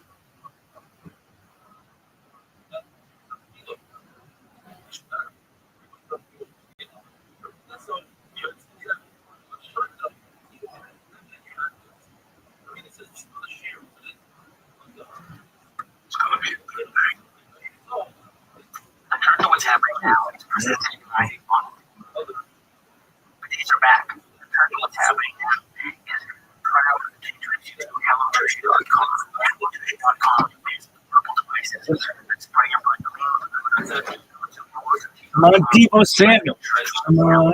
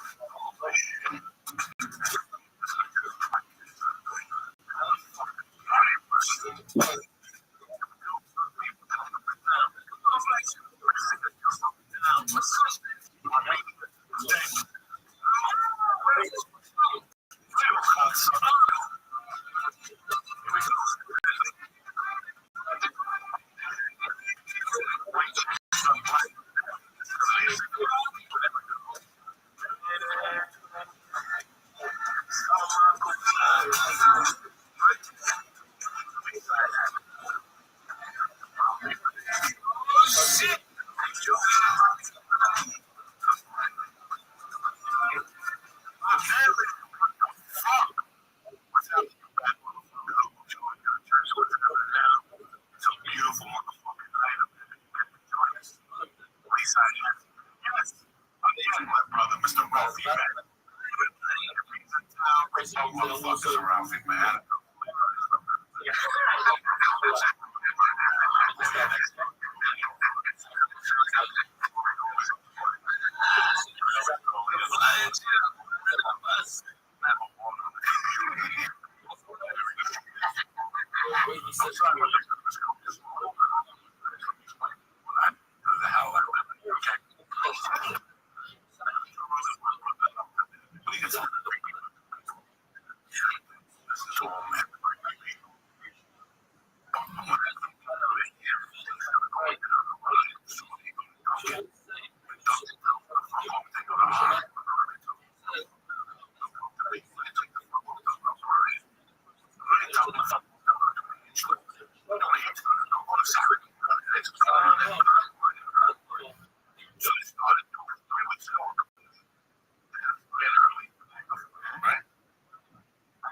My fucking sleep machine breaks. 6 o'clock. Fucking radio. I'm not deal with this.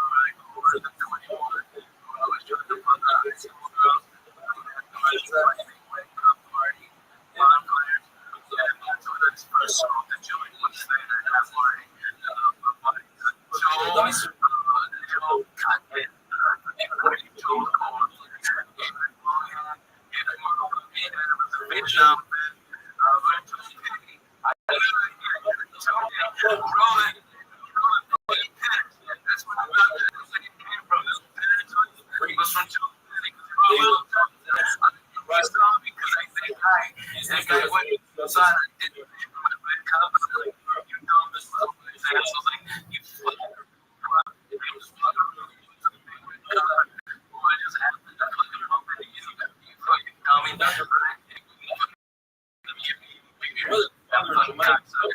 Jill saw it, and when we were leaving, well, I was from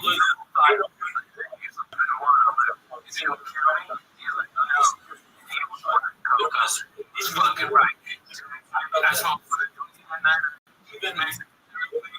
okay, we you know, with a ass thing.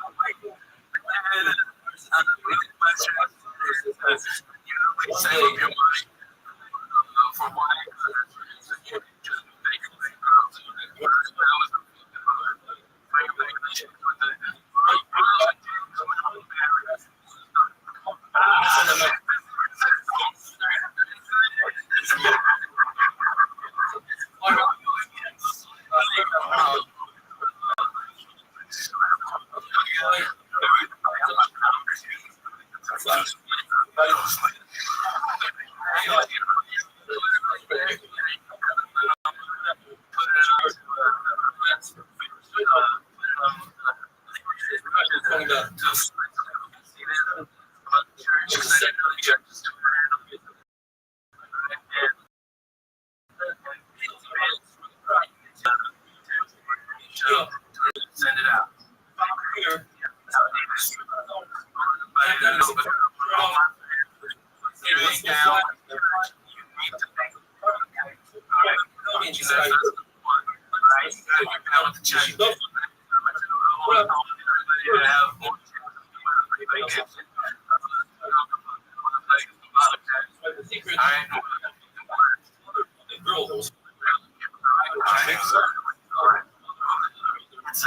I know that you're here's the real thing. So what are you sweating?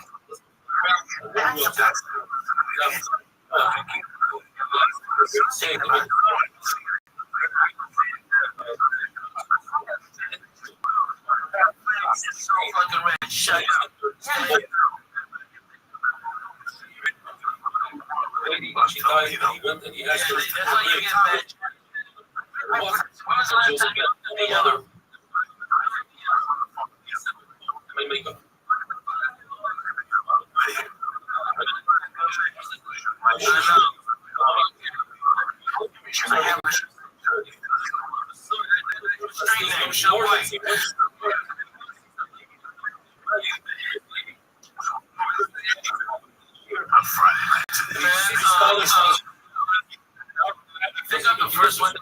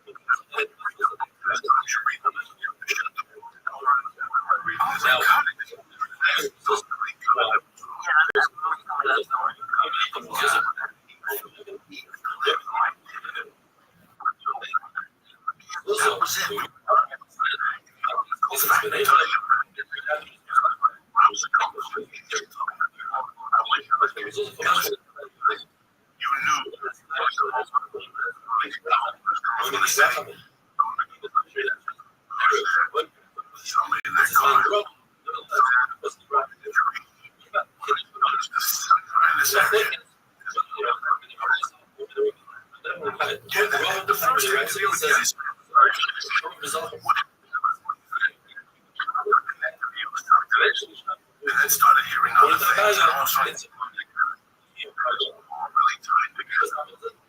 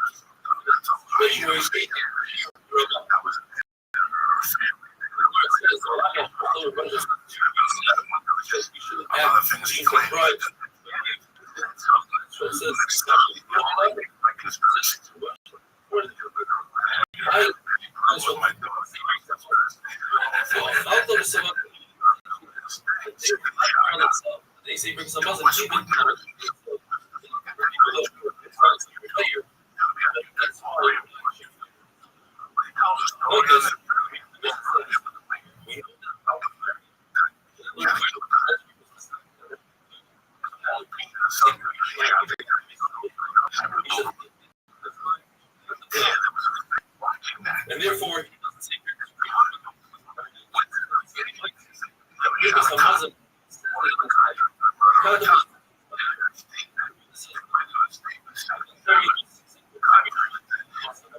he says, you're fine.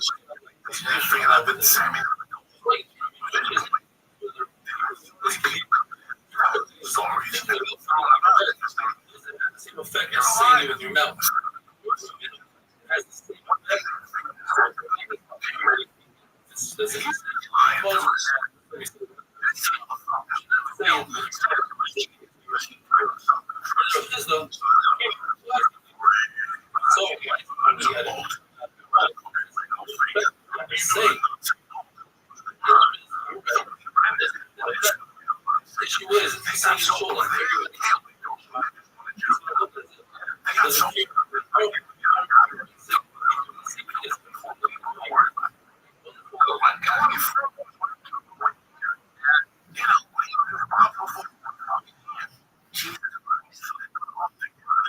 Because of that,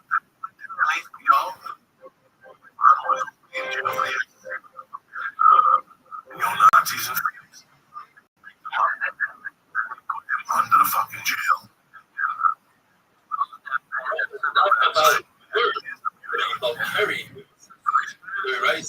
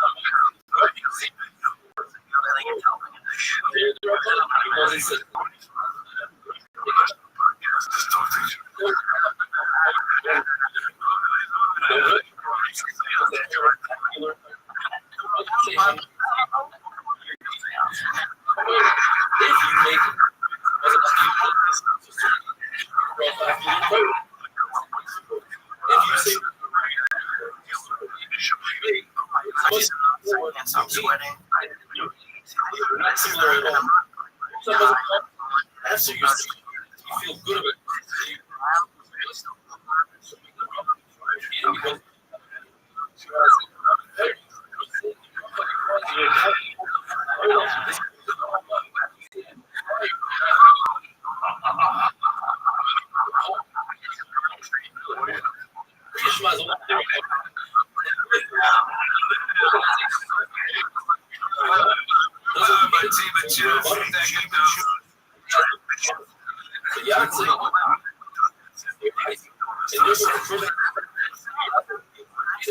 What does he do with the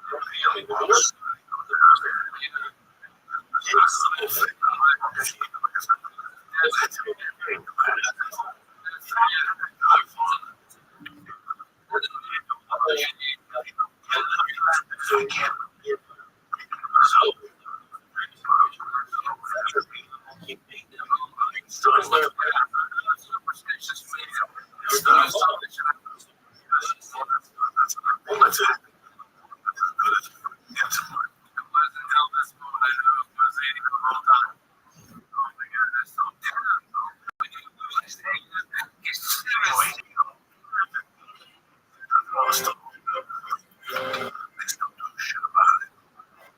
HBO, now they think about it now. Just released the other Rothschild's day. got HBO, for instance.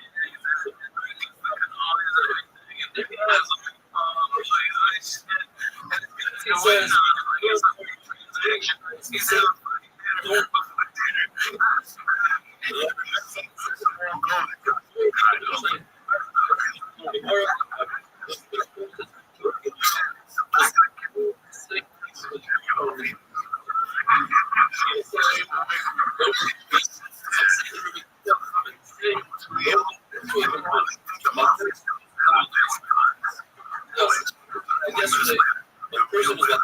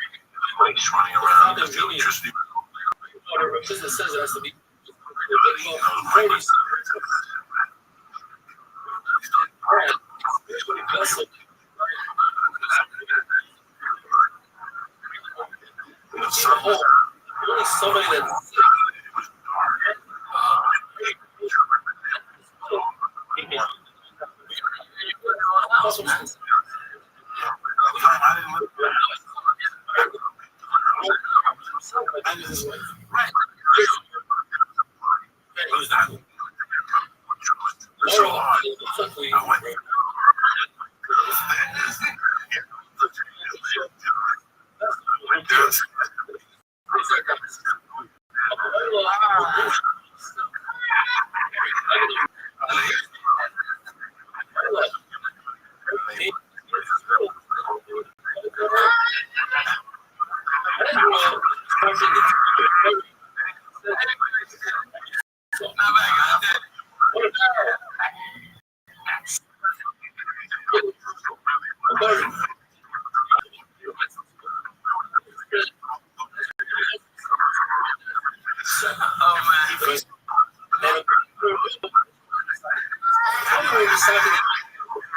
Years old. That's the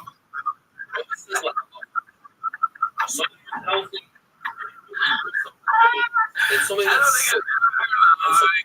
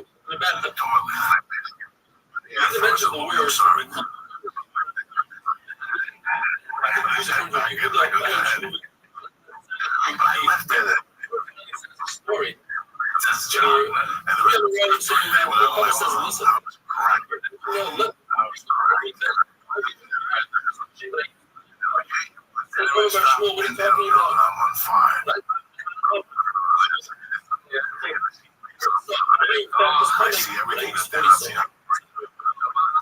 against his will.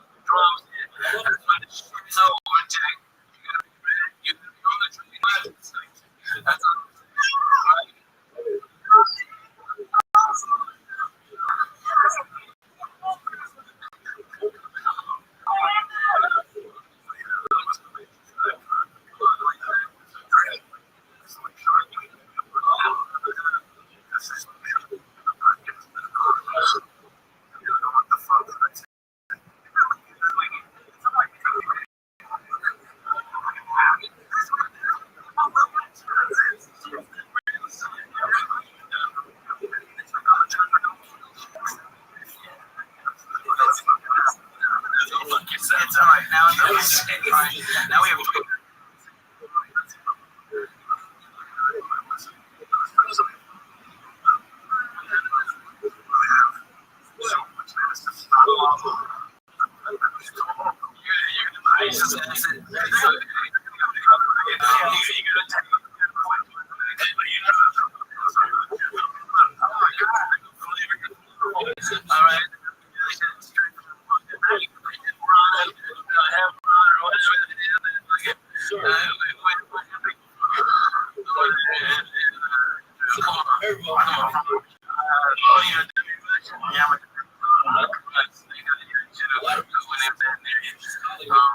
I never gambled with you. It didn't work out for fucking Denzel. It ain't gonna work out. You know what I'm saying?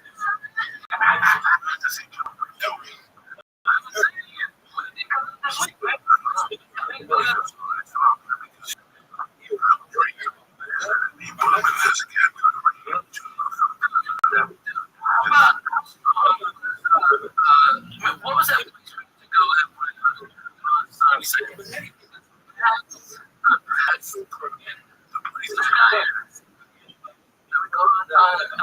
Down the strip.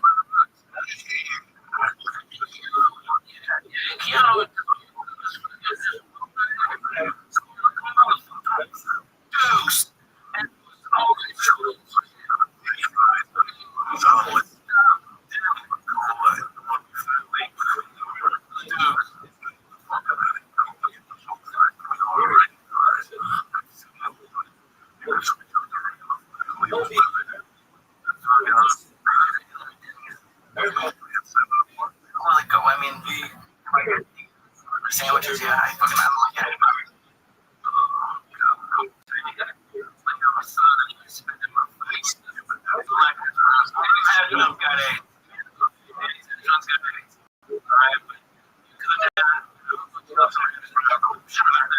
I'll bring it.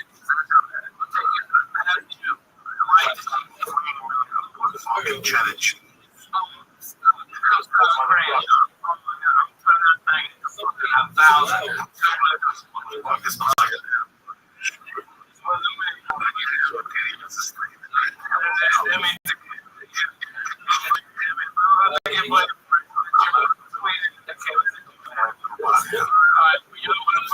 Something so like you did it faster when you payback. How was your birthday?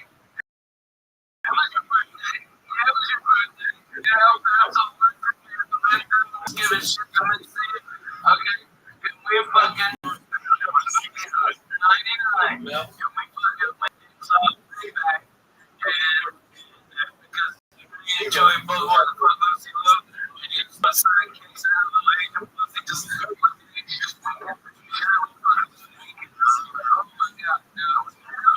Jack. Truth is, you fucking let out. That was.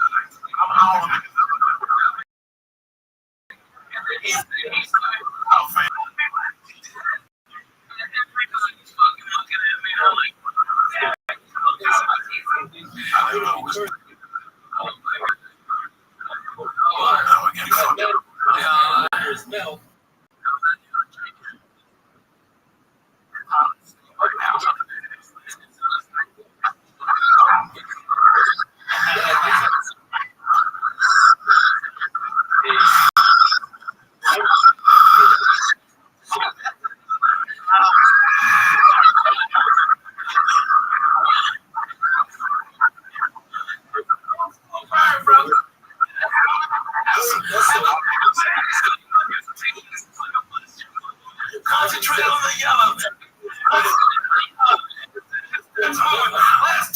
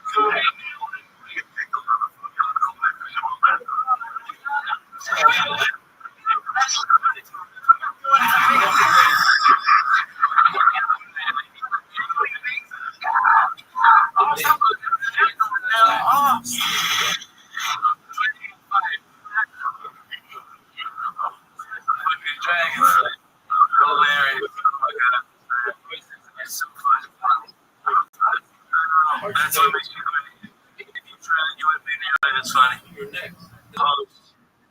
That's music.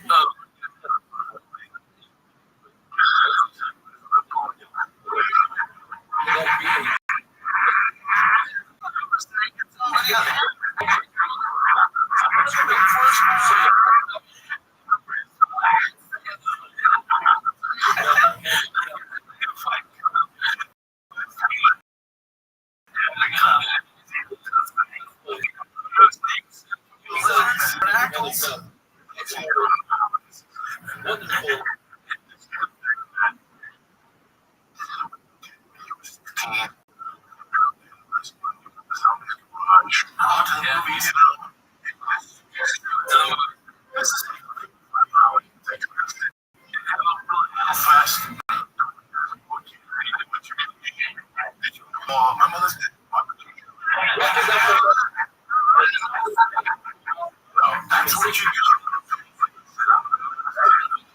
Oh my god. All right.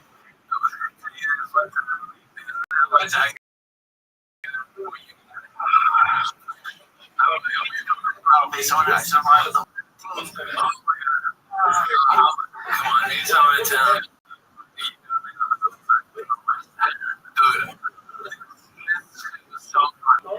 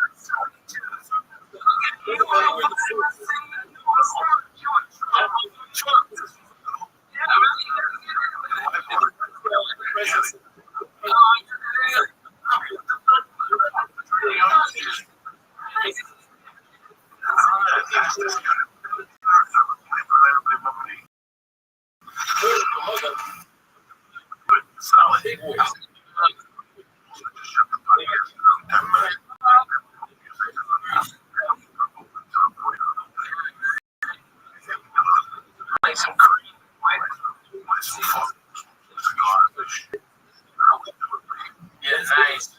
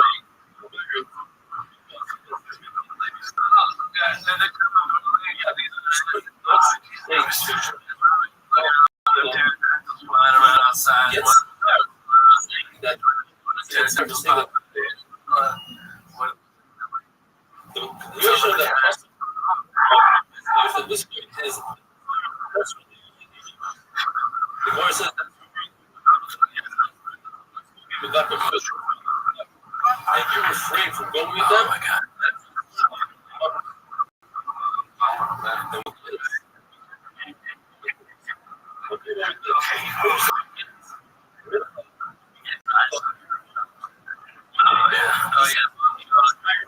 Even though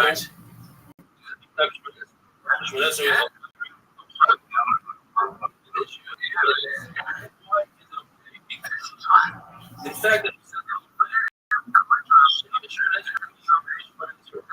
it has 18 processes. Say, well, weekday Shemanazer, you say, it works. What the fuck? Yeah, man.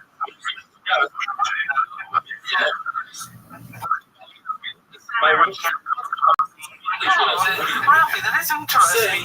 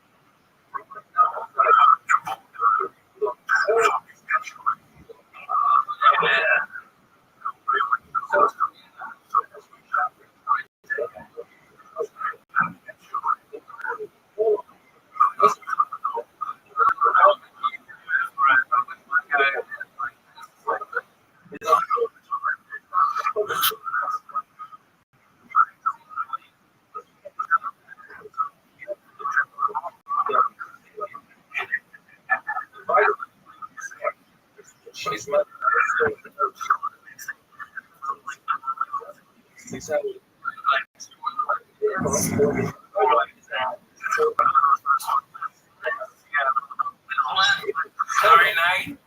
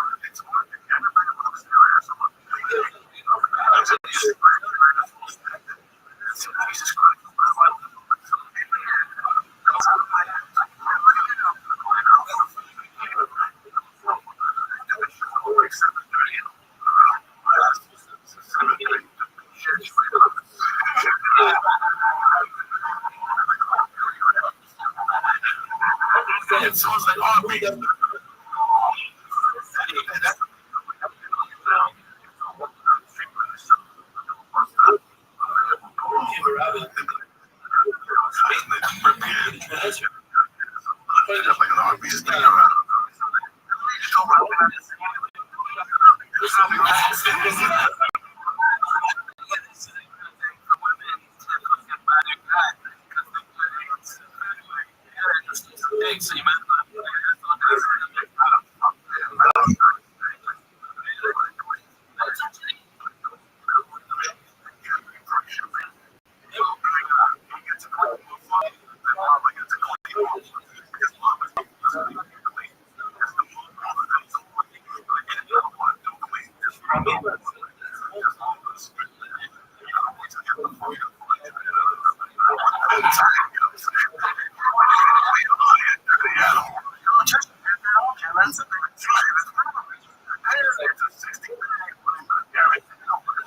What is it?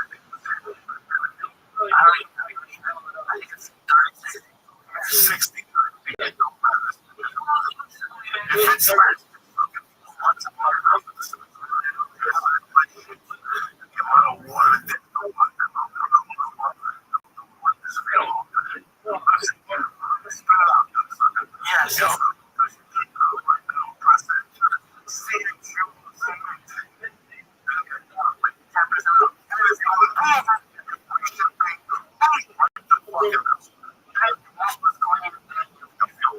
If it's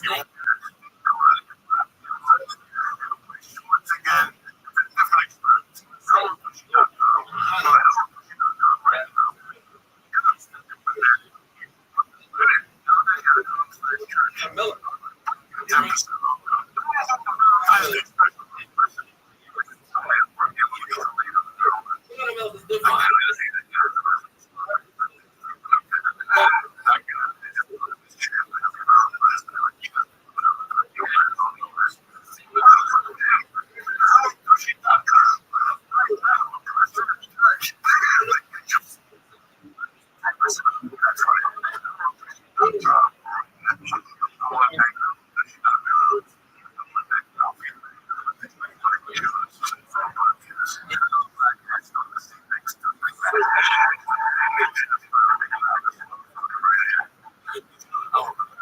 Stay black.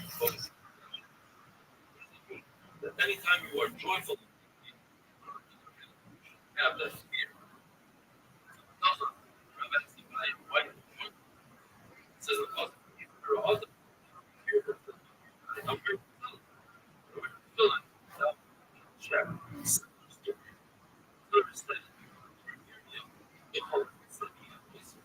I'm a listening. Allow myself to listen. Most people be sad. It's being sad. What if laughing, joyful,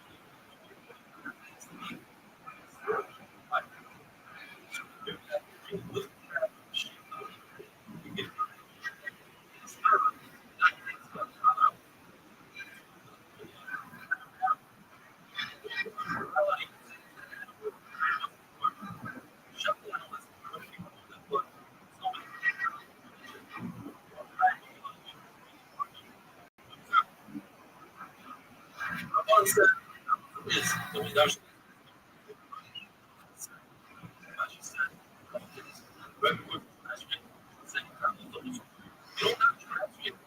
That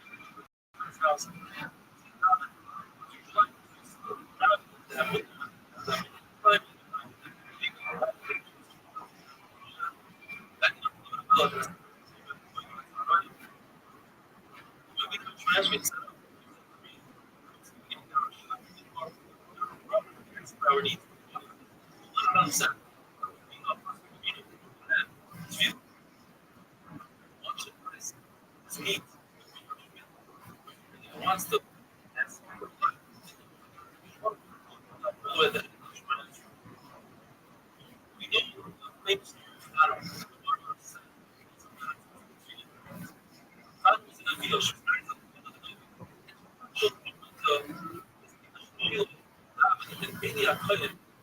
This podcast is brought to you by Church and 10% off. It's tremendous. Number 2, the slaughter choice. Great shave at a great price. Convenient, delivered right to your door. Dollar Shave Club. And right now, Dollar Shave Club is going to give you a deal of the time. And your members get the first one every second. Dollar Shave Club is only $5 with free shipping on the DollarShaveClub.com. Church. Number 2, let me explain something. These days, you can bring it with me.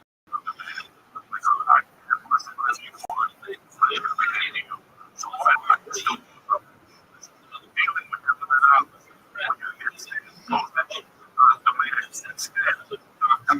right now, today, Friday,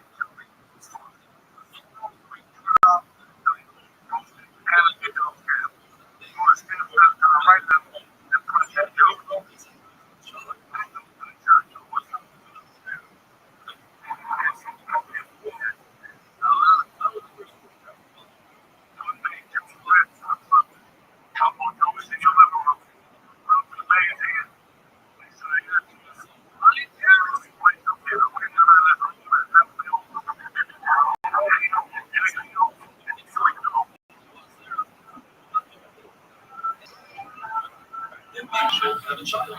First of all, you have a child.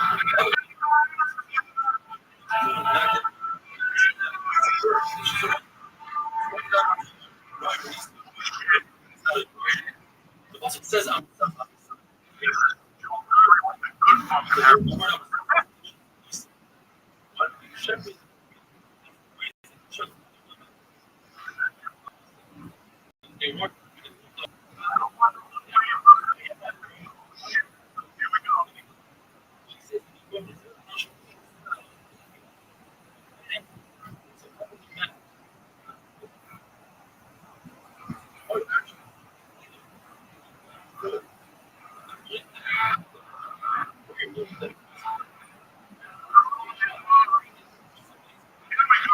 more than shot is that she passed it.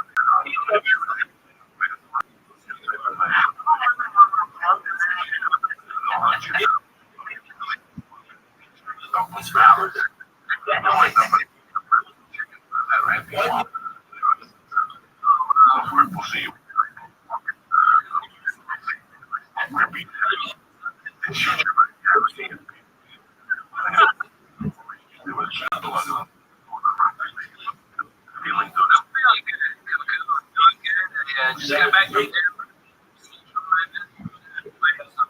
It's great. The weed was too good. The smoke was too good not to cook up. I can't lie to you. You know, he is the best. I've been trying to get him out there and get him a hotel room. That was so good. I've been trying to get him in Vegas, and I want to get Tammy. I want to get I'm not dead.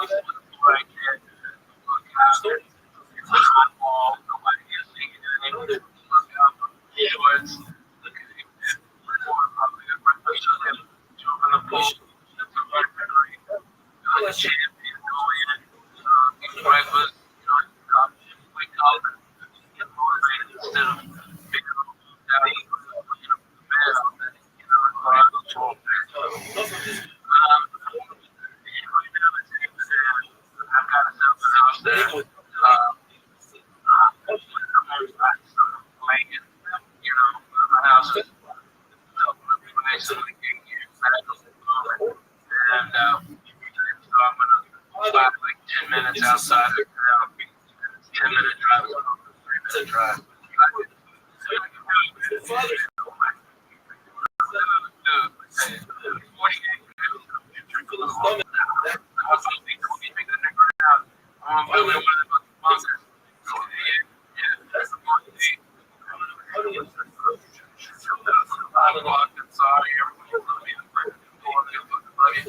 You know, it's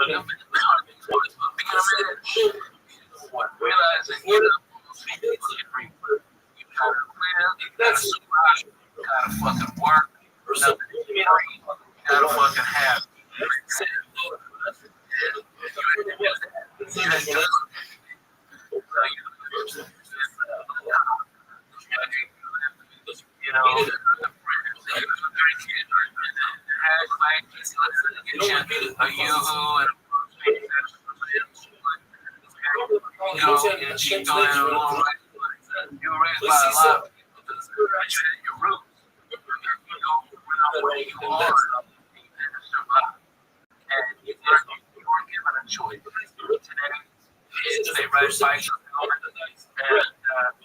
and kids go to school $100,000 and it's got a liberal.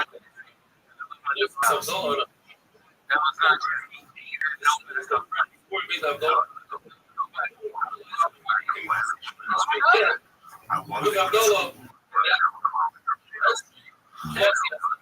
there was no backup plan.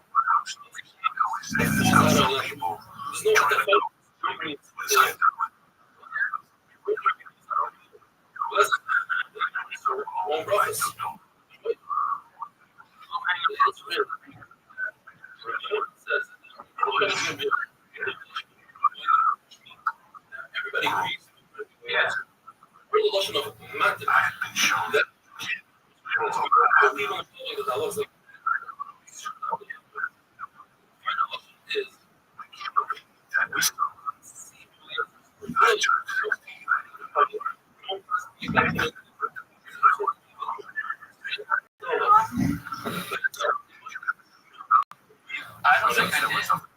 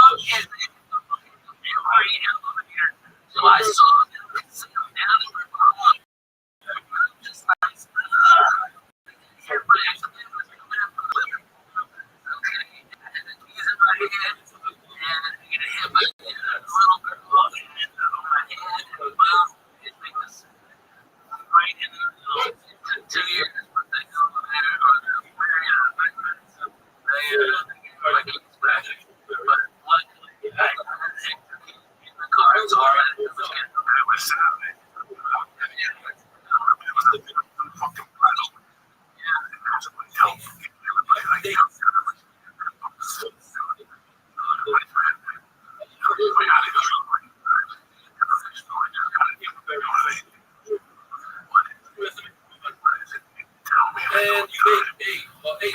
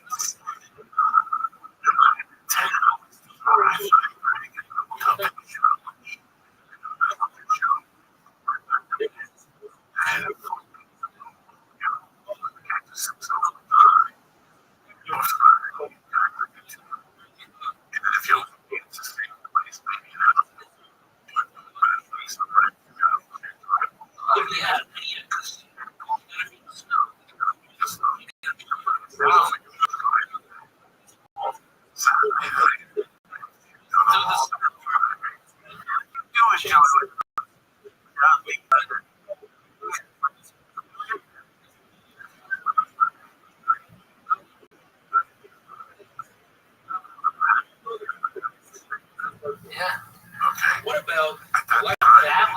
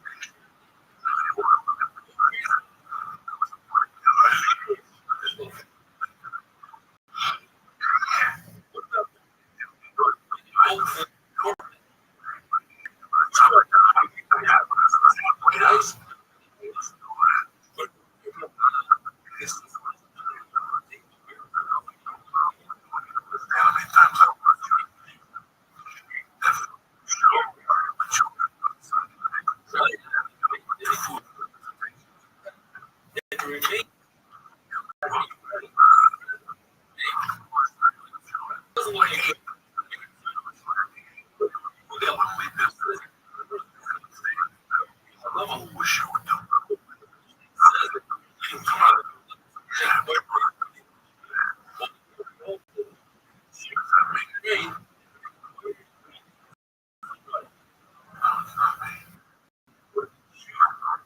Rice.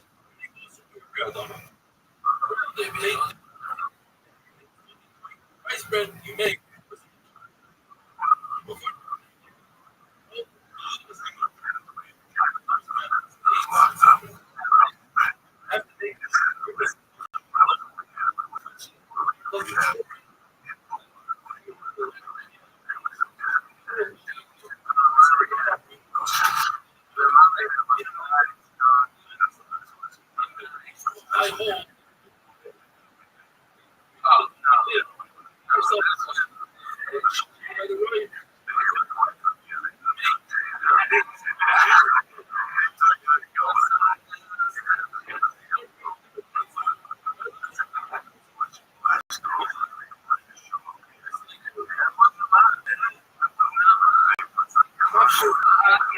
How would you stay we have 2 days?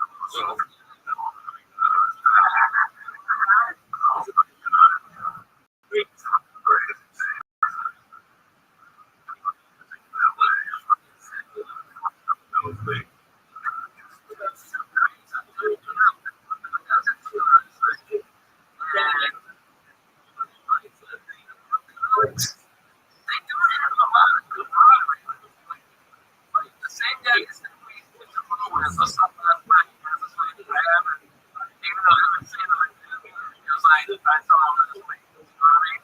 Because we went down so much, you know. Yeah, man.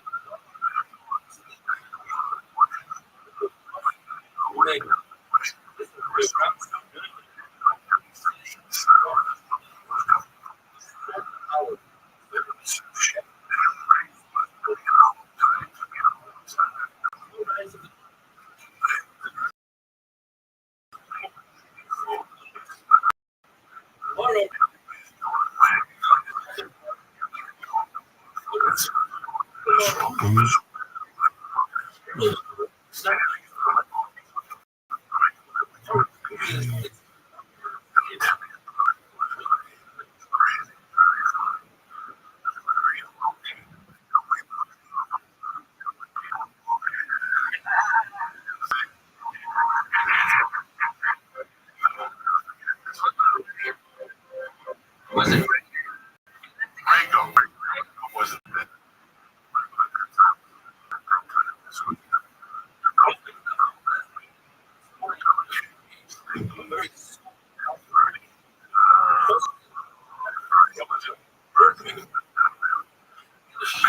Of an hour song. So that was the three and then three open.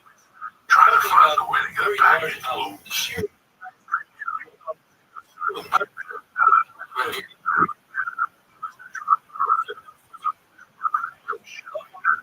What is the shot?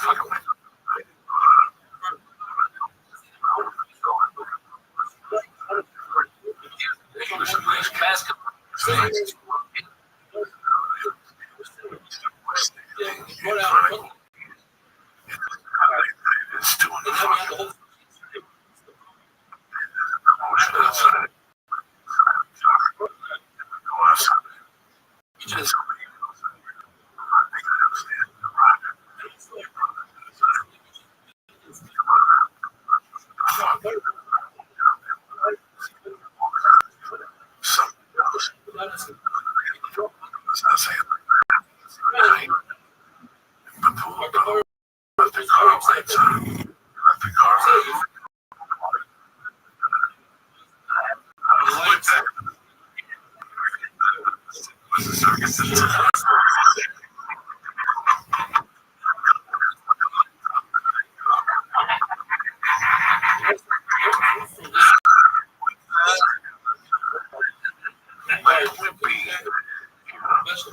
I grew up with people that say shit. That's always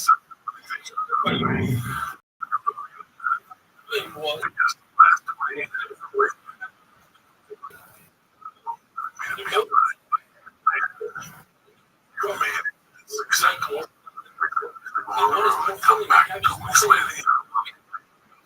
Shit like that.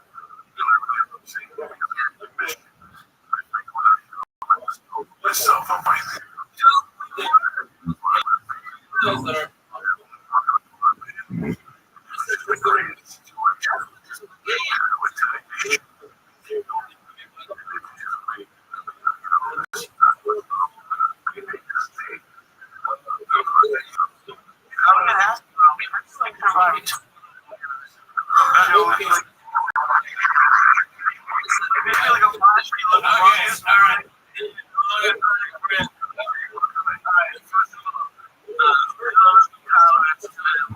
Okay, you don't make it a right, you gotta have a lot.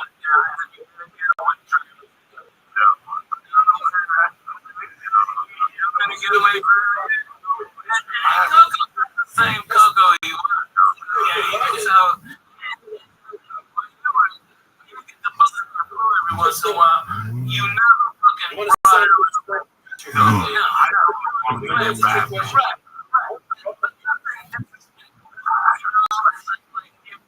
When I first got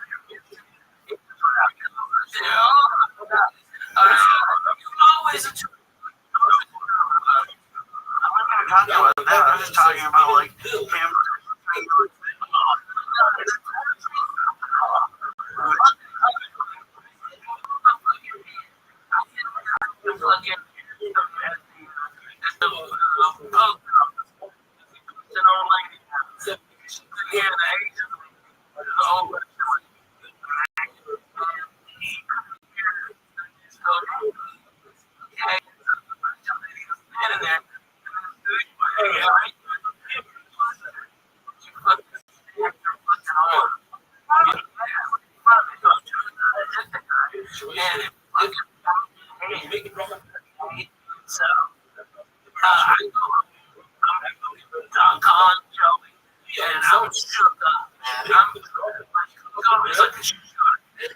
Smells blood in the water.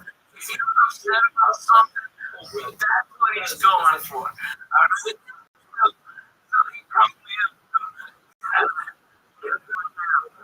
The police right now because you knocked the guy out.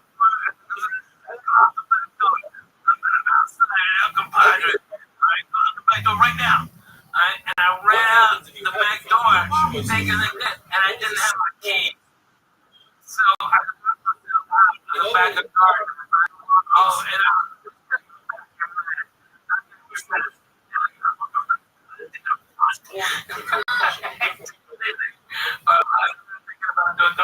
John Wall's house. You know what do I think? It's crazy.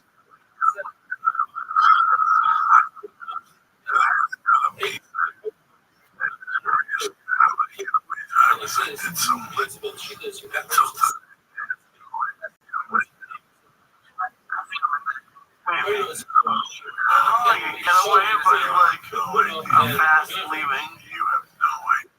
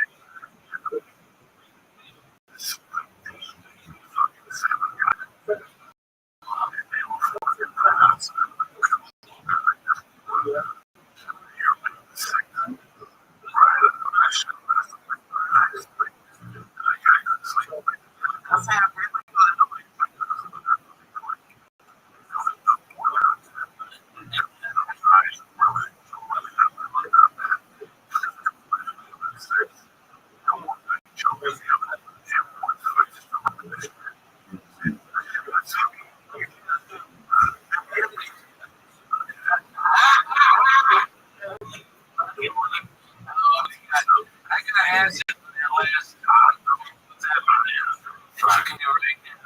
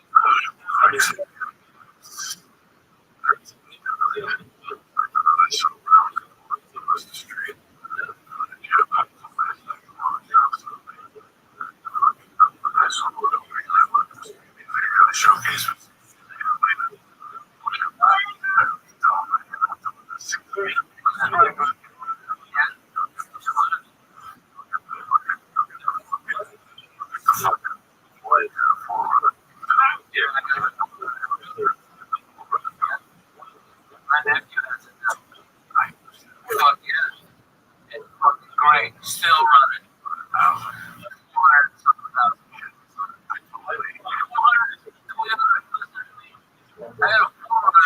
was a comedian in 1996. Okay. It's 21 years old. It's going to go half a million dollars, and it's still going. It's still going.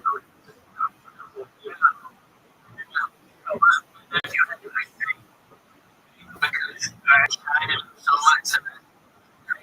The world getting shining so much. But the fucking but I had it in a story. It's like that.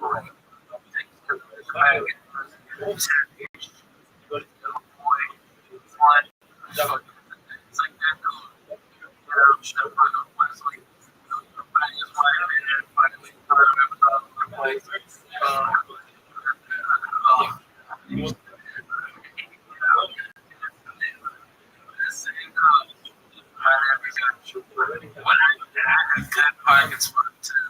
Good pockets spot. Right here, showcases. Yes, they're all fast. This is serious. And I'm so fat that I don't warm up. So I'm always trying to like everybody thought I was trying to make it fit. And when I got don't make that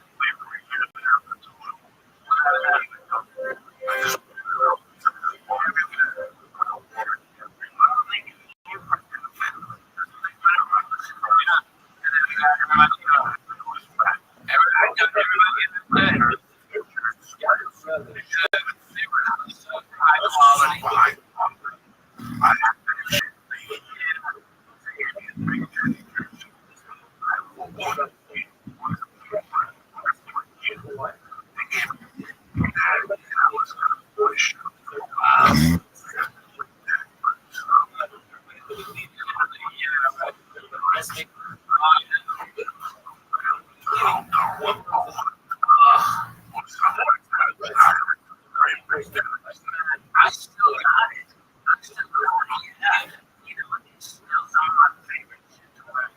I fucking love it. I don't know what happened to them. They were so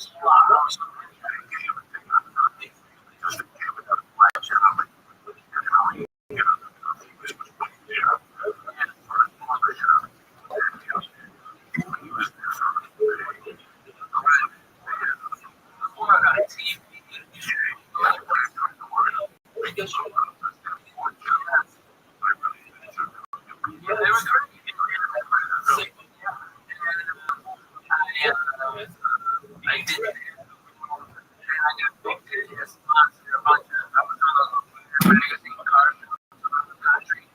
And I got the sponsor that. So I was getting my hair, Fairbank. Yeah, your Big Daddy out of places. They were selling out. I put them in the video. I went to Iraq. I wore Big Daddy. So they make shirts that bring so much.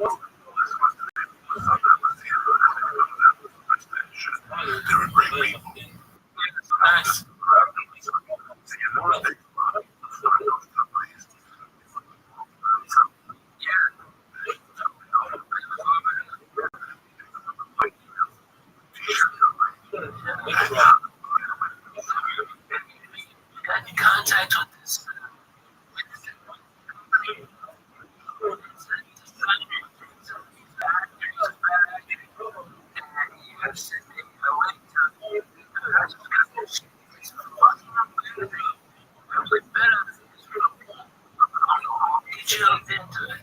It's so great. It's like I can't find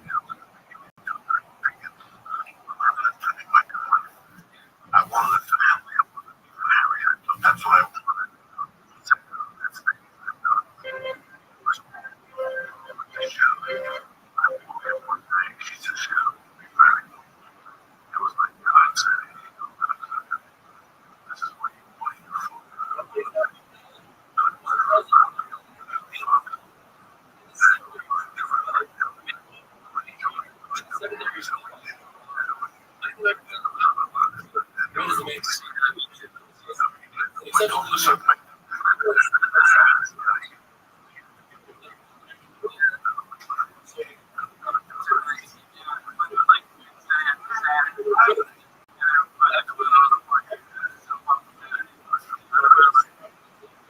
Or you know what you would do is you would stay in your car. Okay. You sleep in your car until it's 2:30, 3 o'clock. And then you take the hotel room. And you would stay there for 24 hours. Alright? Which basically maybe you got 2 days for the winter. Stay out when you sleep in your car. Free breakfast. Fuck them up for the free breakfast. Oh my God, I make BLTs left and right because I stole them.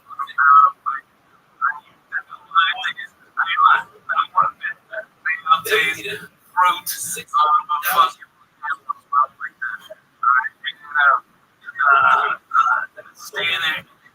They had afternoon bacon, get them in the morning, fucking eat them all night, go there, one night actually pay for it, but you don't think you're gonna do a spot in, Dallas, Oklahoma City, Denver, Austin, fuck around, find something.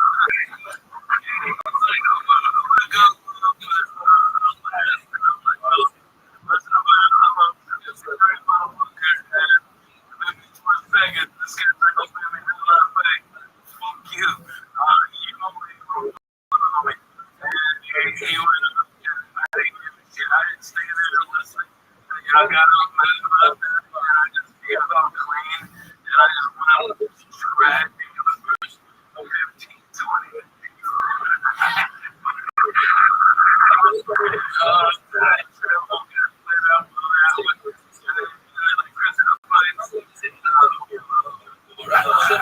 manager was another woman.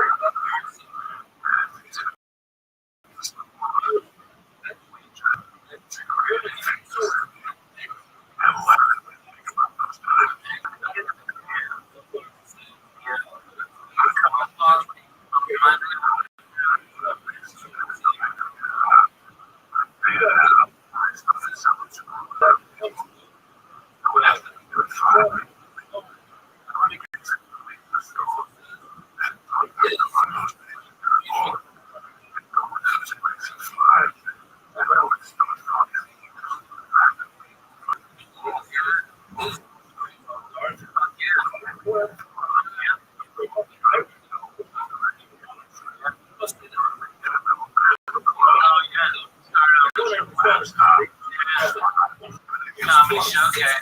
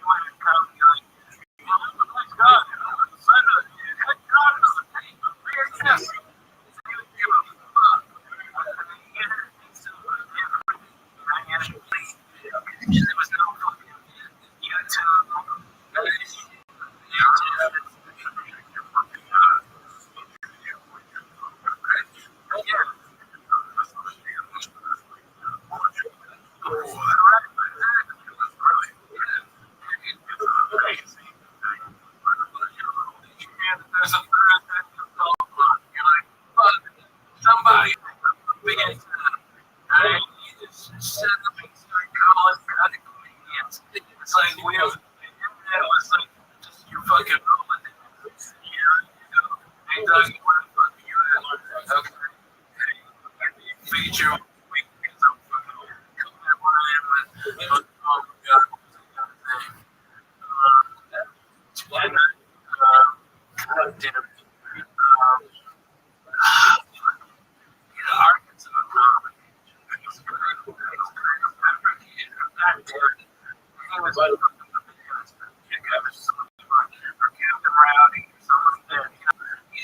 Guys, and just like things that are. But it was all like, hey, I need help. You know, so he's a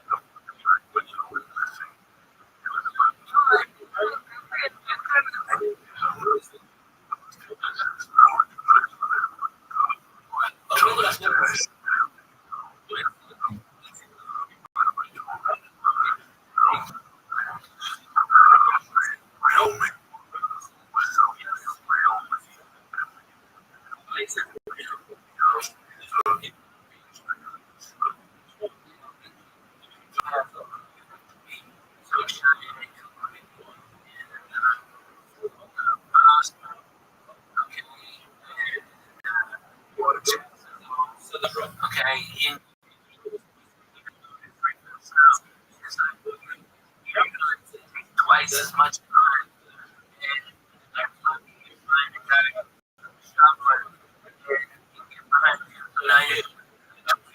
Miles an hour. So you just double the time so you don't sleep. And you get a Gatorade and send a Gatorade bottle.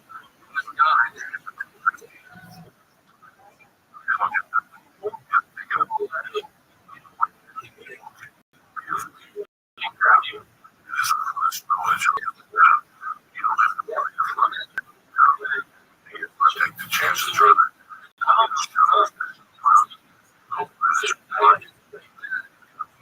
He's that making that truck.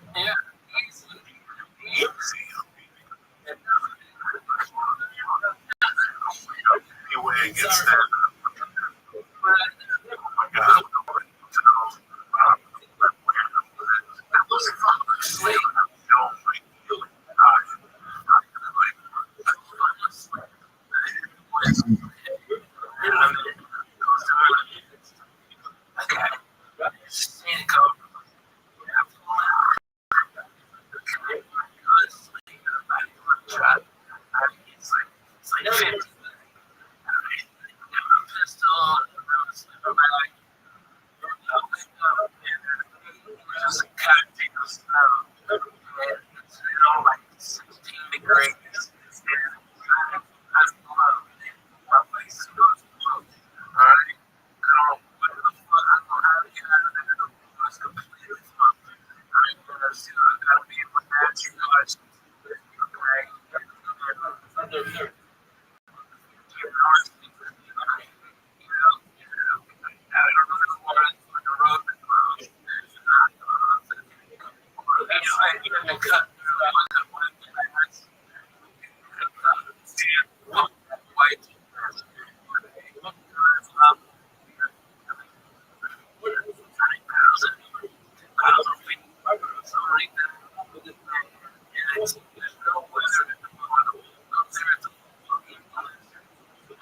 So you have to fight going to sleep. So you have to, like, I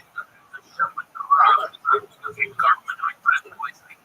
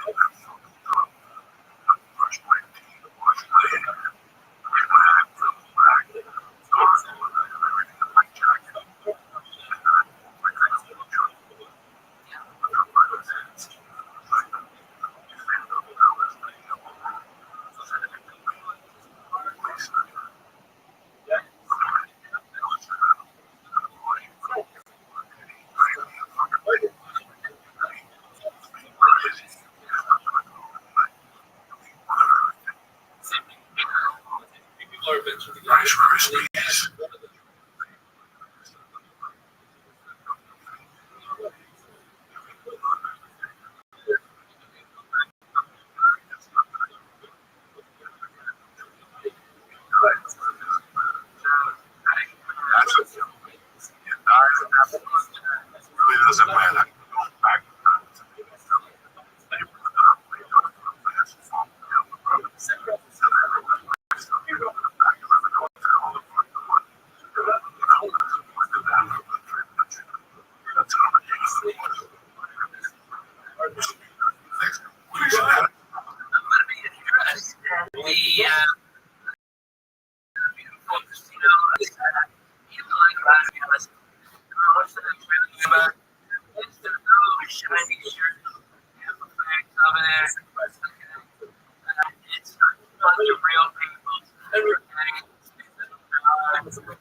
Blackjack, you can have a good time, drink pretty good booze, make a great restaurants, run Chris steak.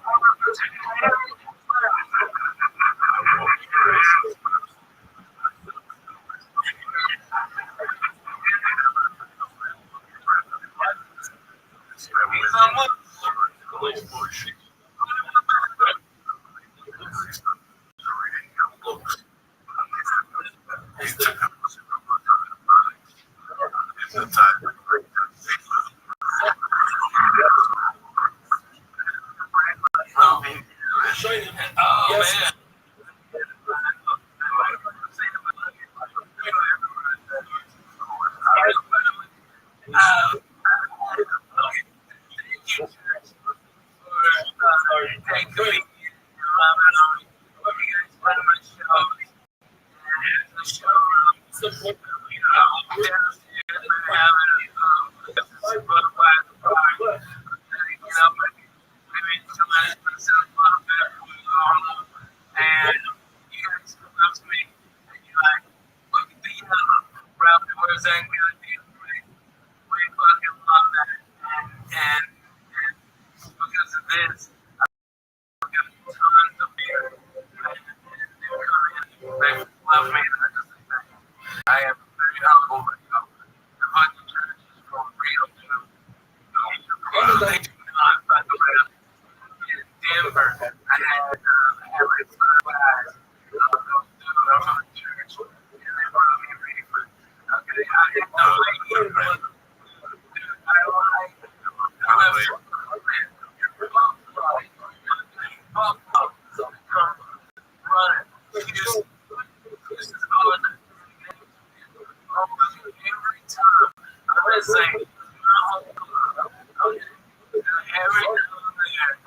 Every time, 20 or 30 guys are like, man, we love you, church. And it's just like, so cool. It's like another thing that we had to hit. It's like just going out. You know what I mean? I'm just trying to put you out there. Let's just bring those two together. I think you might be I've seen it.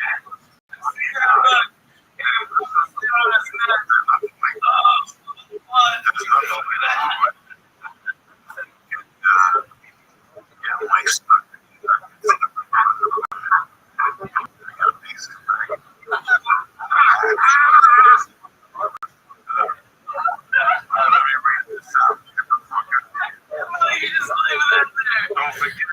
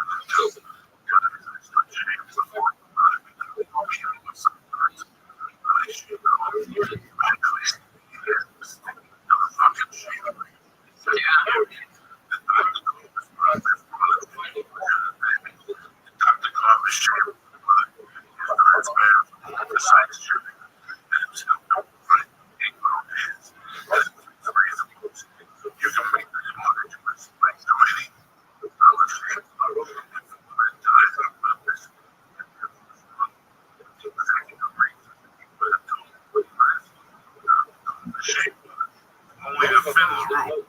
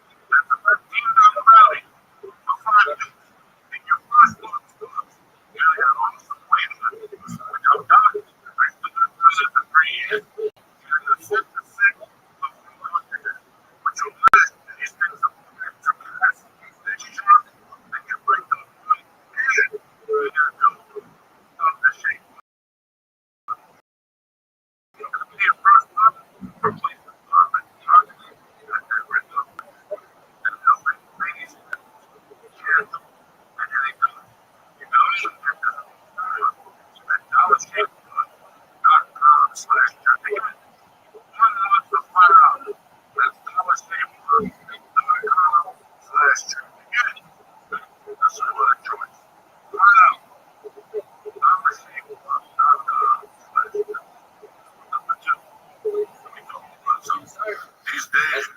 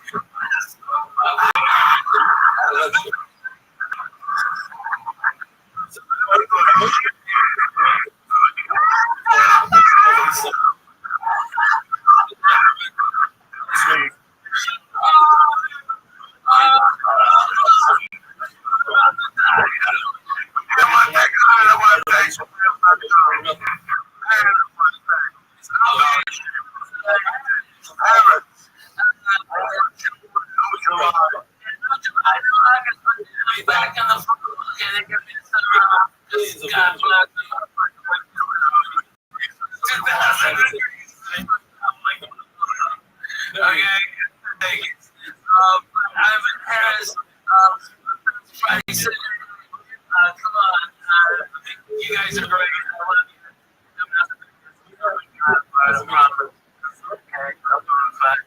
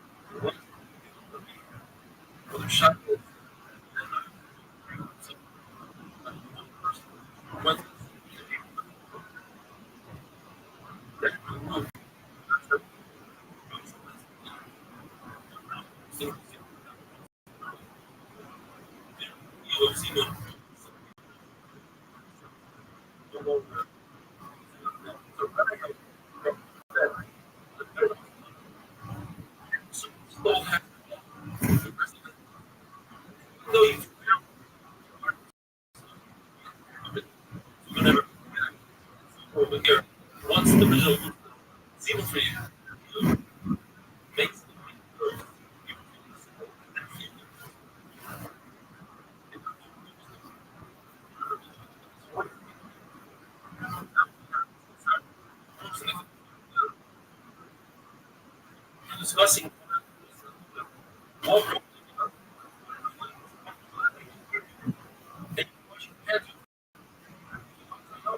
regardless of the what is respect roughly make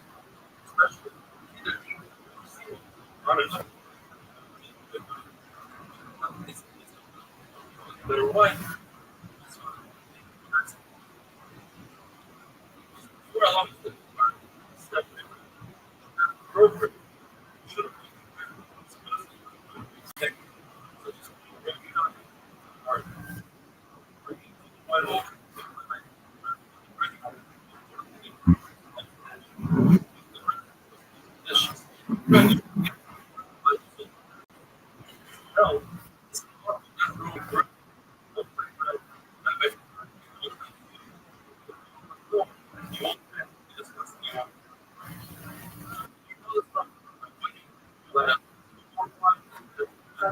As long as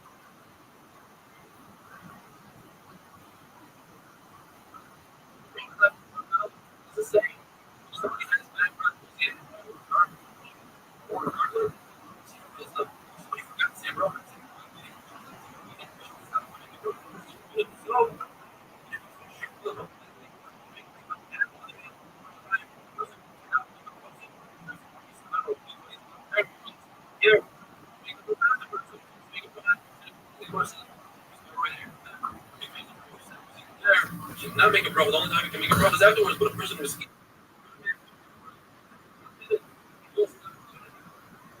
words.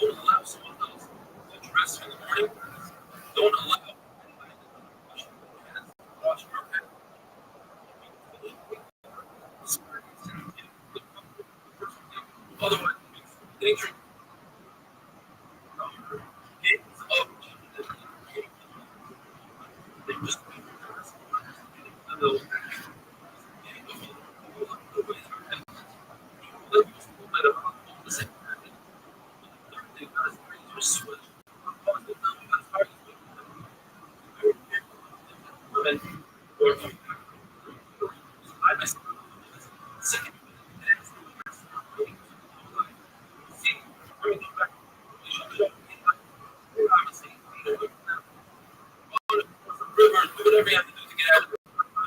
If you can, how long is it? You should wash it inside, you should wash it outside. You should use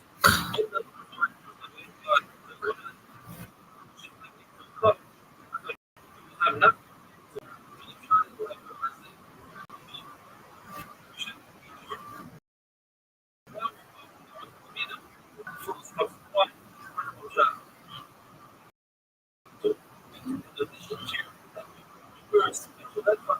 Just for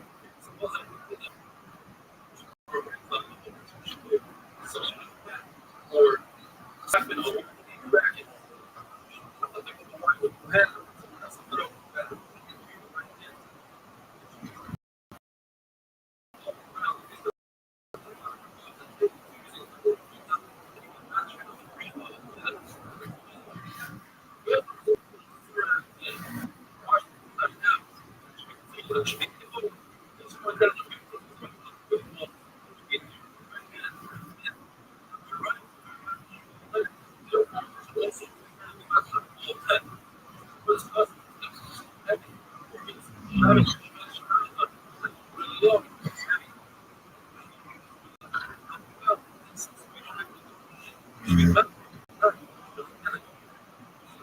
try to sleep.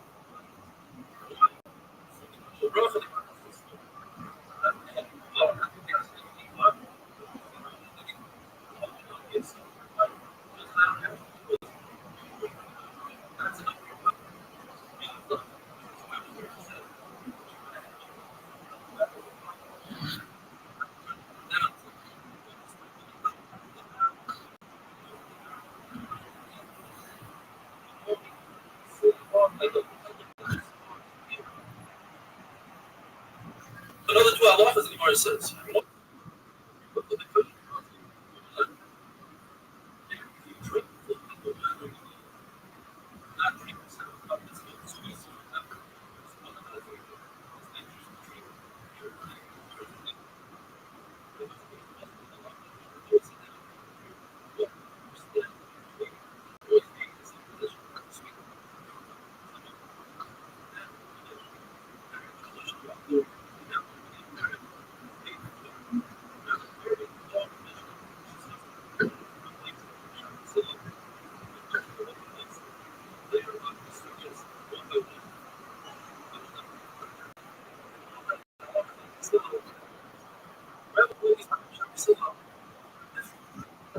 You make a point of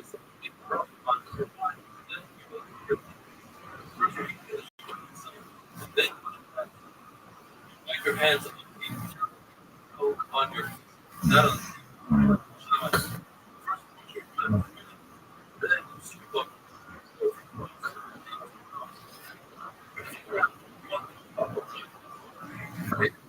that cup.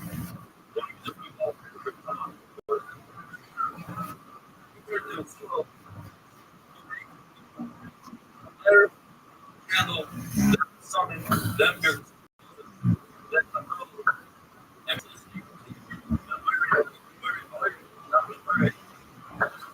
in the fact if you person forget that walk away some other they according to base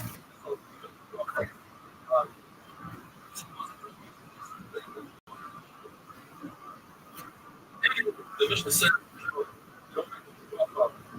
handle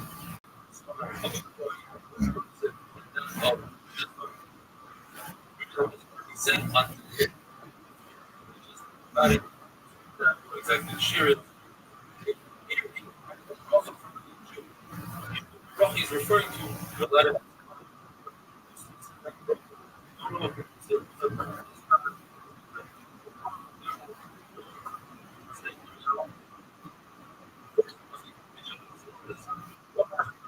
Kiddush,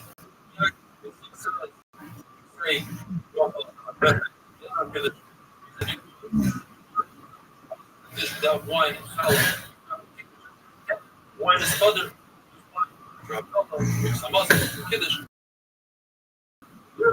Wine comes first. It's two reasons. gospel that said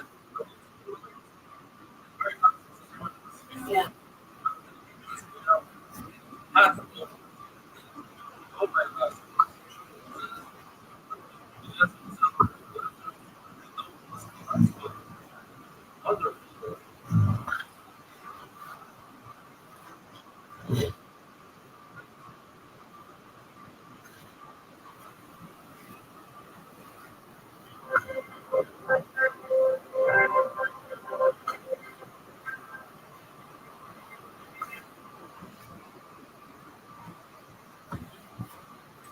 Rothschild not base.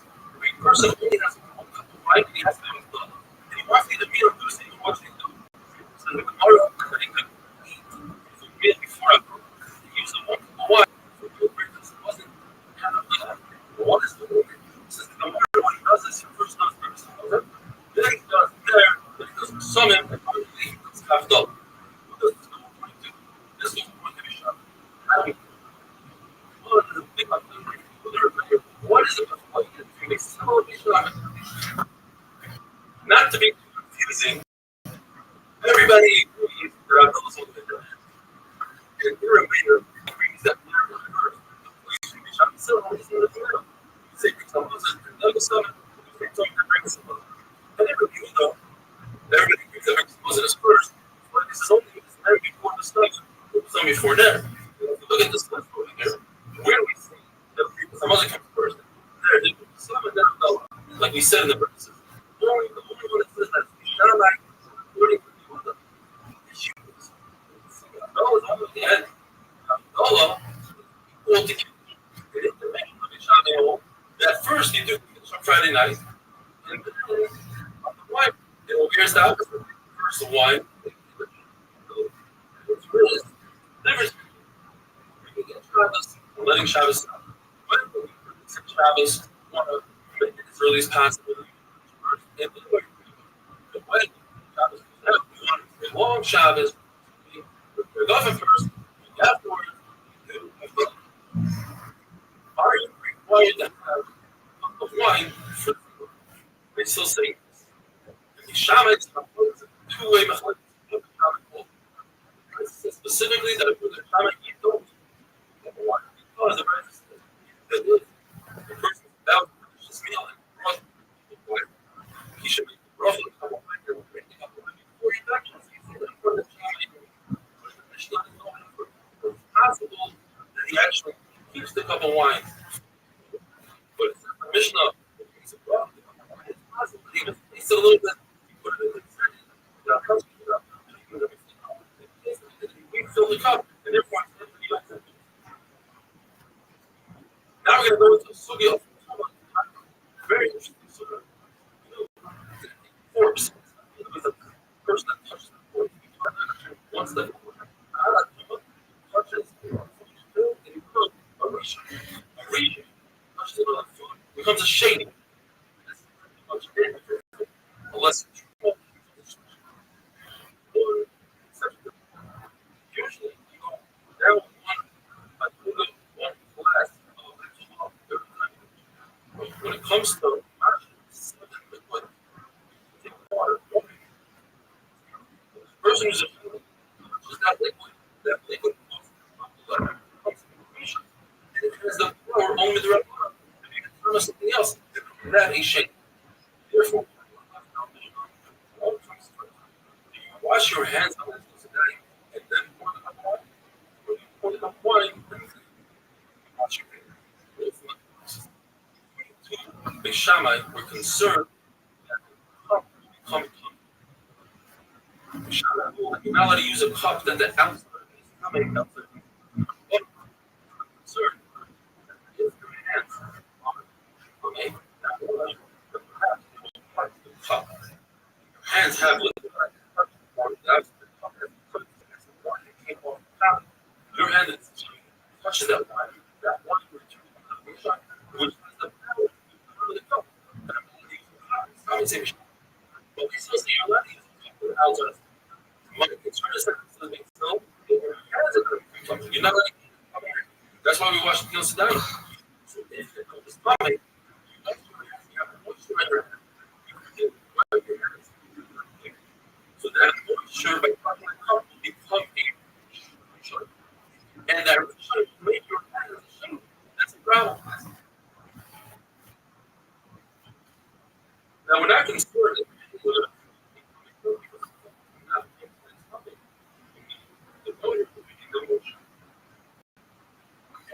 and without water, nothing.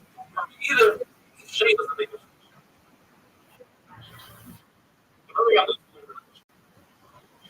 when you bring it up, put it into your house. According to this law, people is shape. There should be a difference, but there is the moisture in the tank will make it combination of the table. I'm not concerned about that. But that is not something that we find in the Torah that just that's not right. You're not saying you're concerned that your hands become tough. Now, it will not be a sheet of vibration. You know how to use it.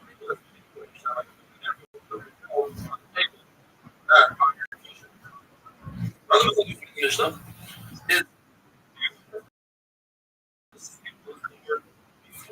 watch. You have to literally deal with the first.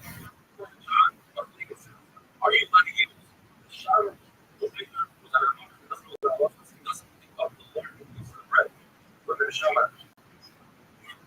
Are allowed to because he will you're allowed to use Shamish that's a different concern that you might be large pieces and the water and food goes so silly because you're only the only a lot of in this case like the Shamish let's use which is place we say the Shamish therefore Irish a lot of us would be like basically like this between the unit of the printer the text creepy and like right there or perhaps also means the text that's the language we're doing is that having say you throw it or doesn't creating means he created therefore says it's everybody will say but like this is the word later that how many different colors does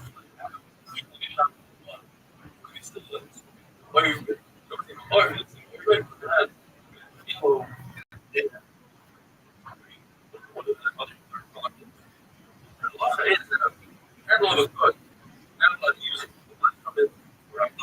because he did this with it during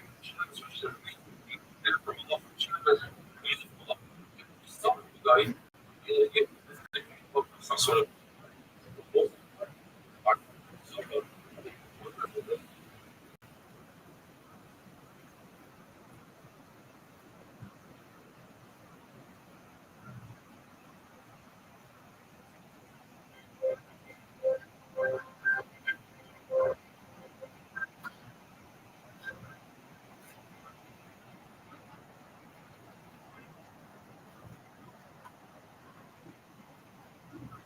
Rabbi never given but mainly on Shabbos, you're letting it around. Okay, before Shabbos and Shabbos, you're letting it around. But if you're allowed before Shabbos, by the and use on Shabbos, really good. Now that you can't go into the combination of a feeling that existed before and then and every second you better it becomes the bread therefore, if Shabbos lights a candle, or you light a candle from a guy,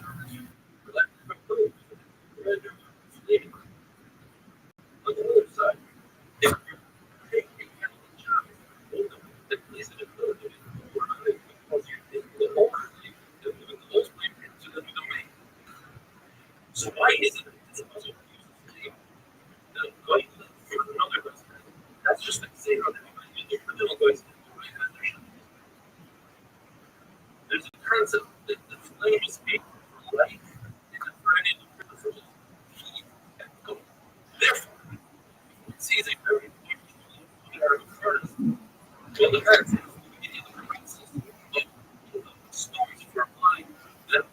rough on it. It's at the end of the process, and they're using that light, that fire for light.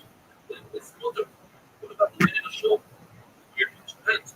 If it lit up the end, honor of a important person, then you can't use it for the there. For the caretaker, even though it's an important person, with the caretaker, it's overnight. You could make a problem. If there's a photo that the caretaker doesn't need, like, so even if the caretaker is there, you cannot use it for a bulb. And it will be careful. Especially for a bulb. Unlike one person for everybody that can cause it. Just like it's say, bless you. It was a so I'm real crazy. You can rock right behind you. That's it. You're right. That was one person. It is very bad. Amazing, very bad. Better than 1%. Depends. If it was then it's longer, then lighting it the way that you do the profile. If you have a fragrance, you want to counteract that smell, or for the pen, or for your having a profile. If you want to ask perfume in a store because he wants to attract customers to make a profile. A city that is mostly a nice fragrance comes out of that city. Having a profile is probably the same.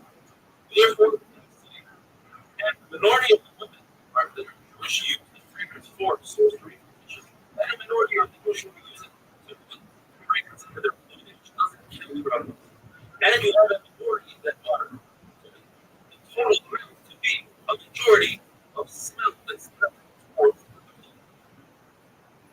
If you can smell that there's a fragrance that comes from the result, and he decided in his mind that he wants to benefit from it, that is not there. First, you want to see the flame. Then you just benefit. See the flame means you cannot be you bet by the corner. The benefit is my thing. Rabbi says you don't have to visit the benefit. You can stand at a distance as long as you look past the benefit. And it's not being held under the lights with the aleph. The Rabbi says, though, you will stand right next to it. And you should be able to differentiate from the light different points. Rabbi says that you don't have to search for an animal shop. Let me search for it. That's what you need. If it comes to you, anything, great. If not, not. But look at the mission that if a person being on the same break as someone else. And he walked away from the place that he hated. Before they be still, he doesn't have to go back. Before they be shopping, he doesn't have to go back. But when he's still in the shopping, he didn't have to work. He walked away. People go back. Before those one, it's not like the shop. You should not walk away. Why do you do that?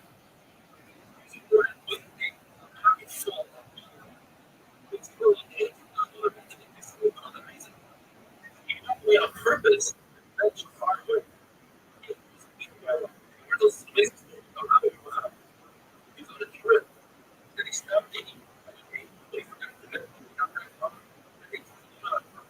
said, it's something like, go down, say, that's right here. She was everywhere. So he liked it. He said, hey, I forgot the rest of them.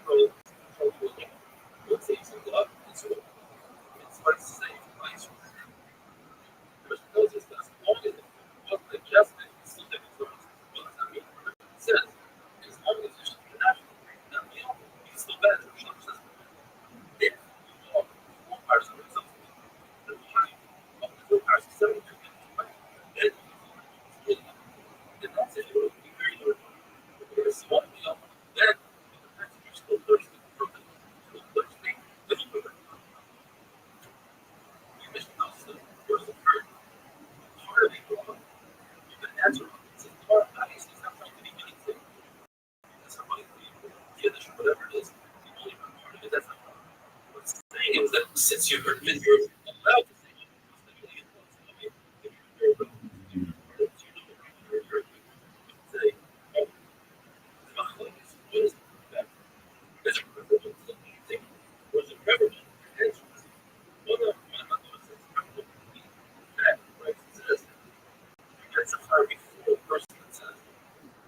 the other system is like more. Send it to lesser soldiers first, and then send it up.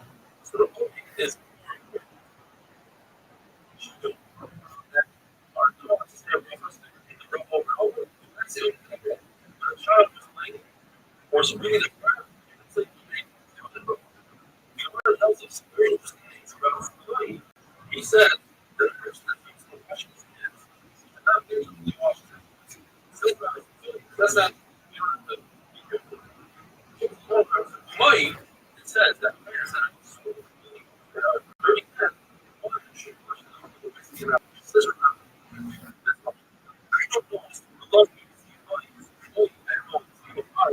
I know about is the resident says. Here I learned to do the Muslim says referring Shem teaches us that miracles.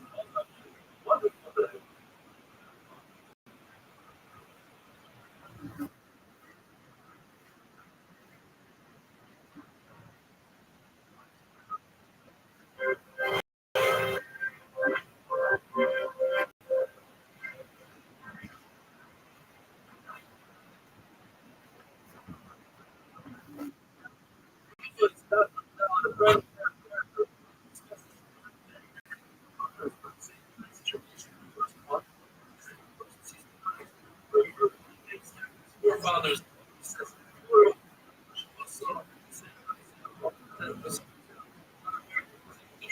it means Israel, place where they come. It's an entire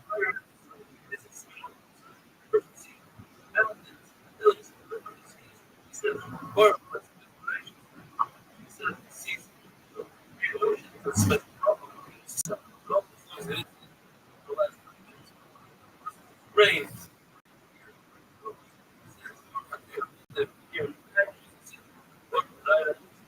Person builds a there's no use of davening.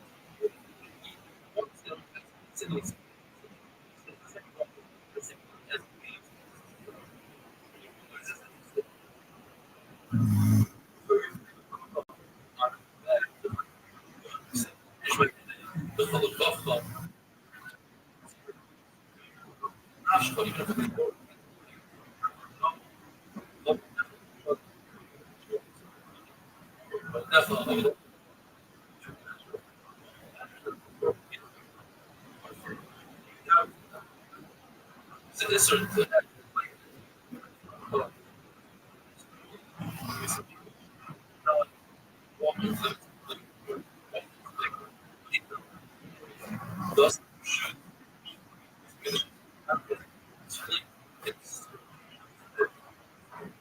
in the first place,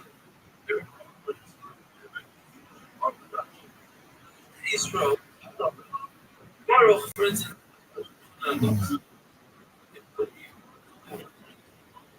more things. Very long, this world, I know I look for when you ask your friend and you say, hi, how are you?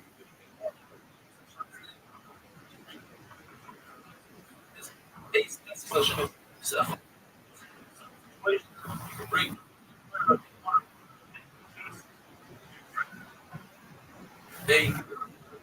a communication. Say,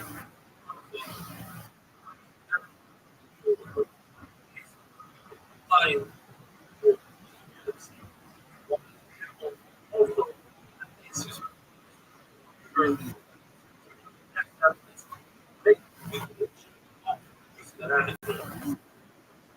The bracha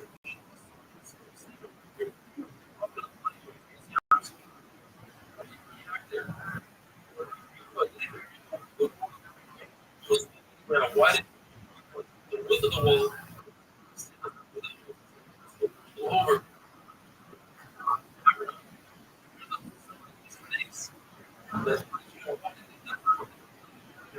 they hit it, they don't there. Now all the mountain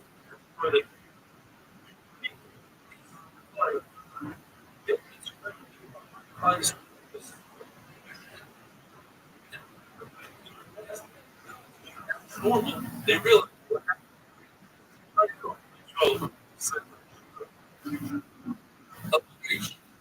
means oh the man borrowed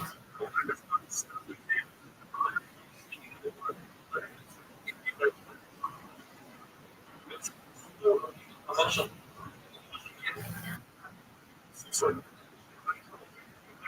Person. Put it on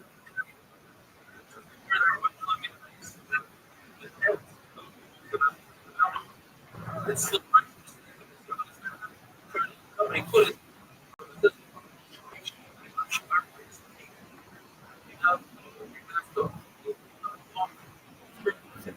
the mountain off. Was Rabbi had it. He was able to top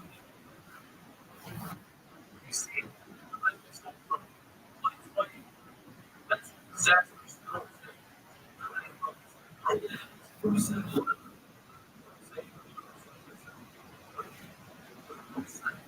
that. Say Floyd.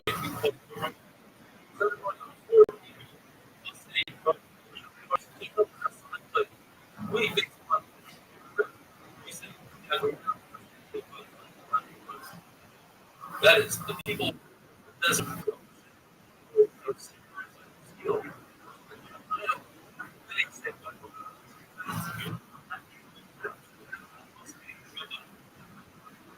Who knows? Doesn't other I love that.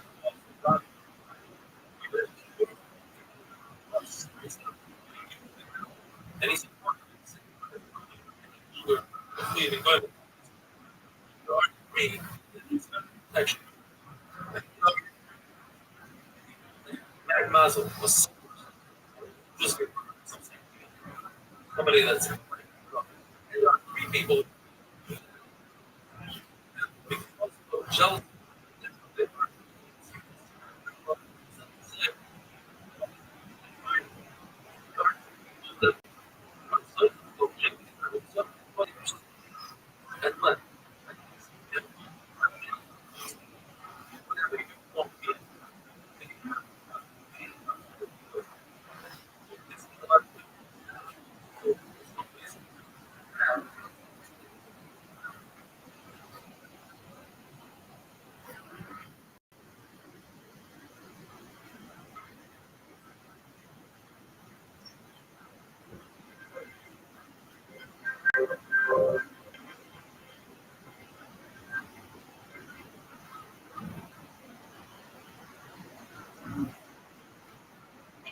Hey,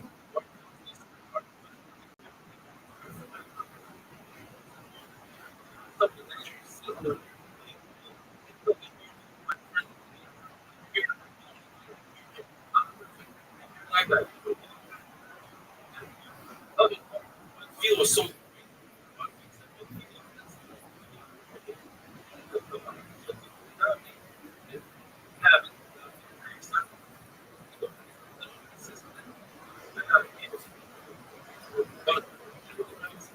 so it's our table.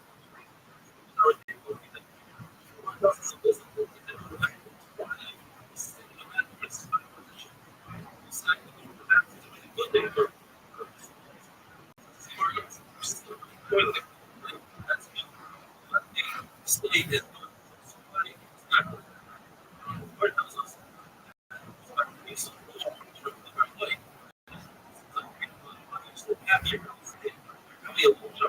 I swear that.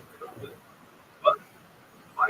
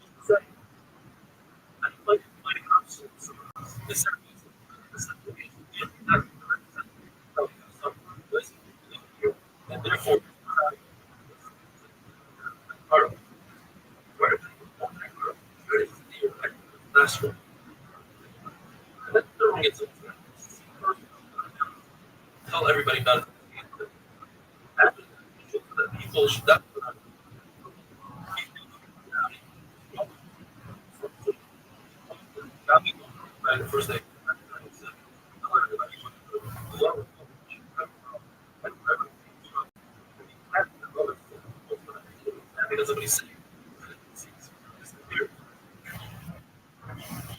It says, they're not there. On the other hand,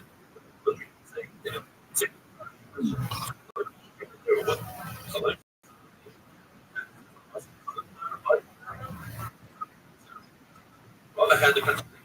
So let me show you that Beirut.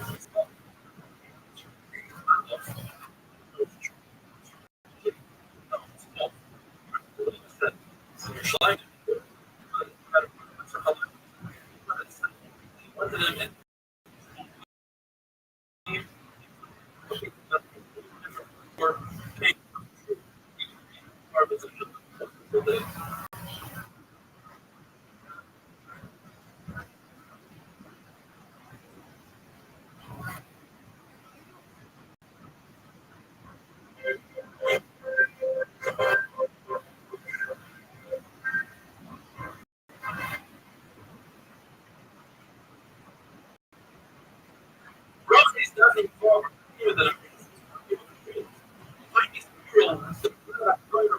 peasant groups. Tomorrow, during the day, the Jews inserted something and they dreamt about it. It says like that.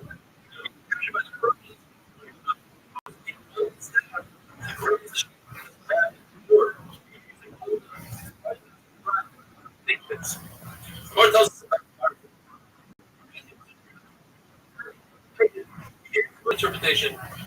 Didn't pay him bad interpretation.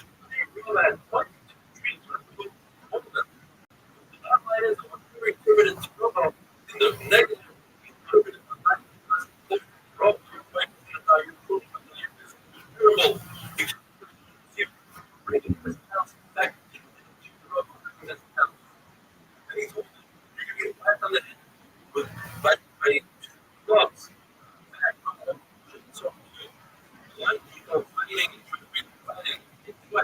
we're about to hit him again.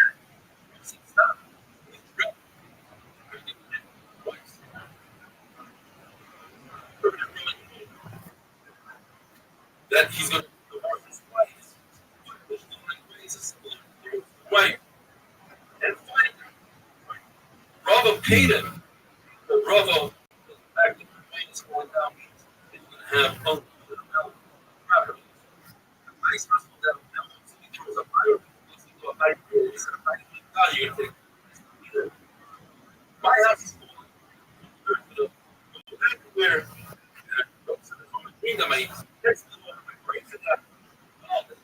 feathers are he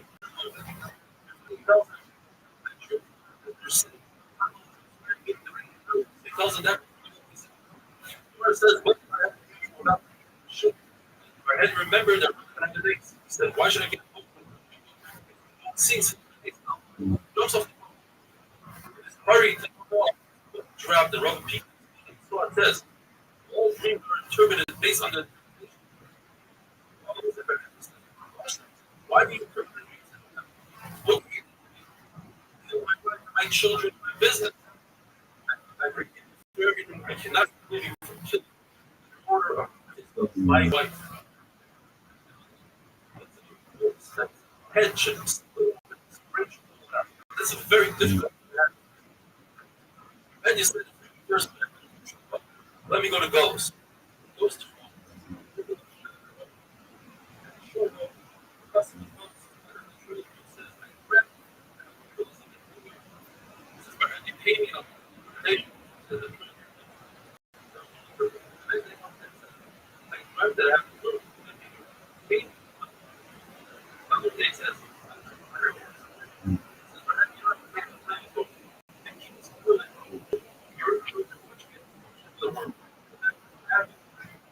Trevor says, well,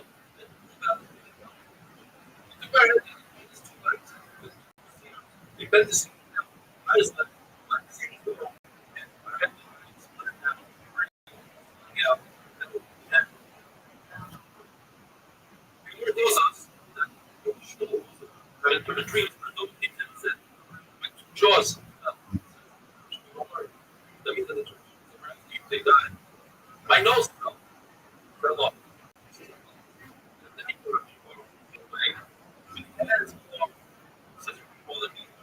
We're not saying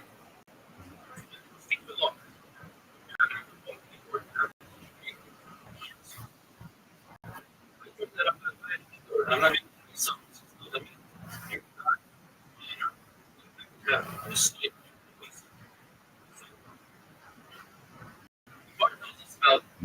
probably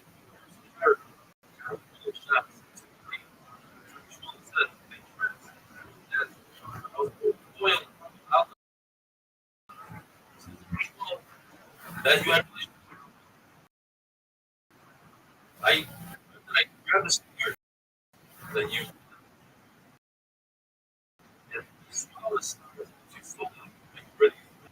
my eyes are me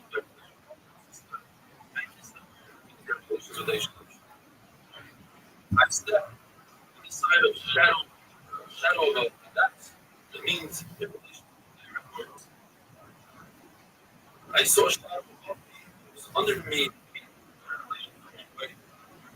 I started breathing. Anyway, I grabbed it.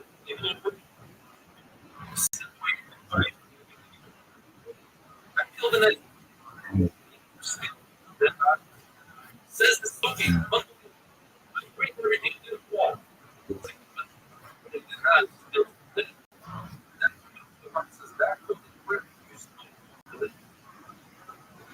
Finally, it's secret. I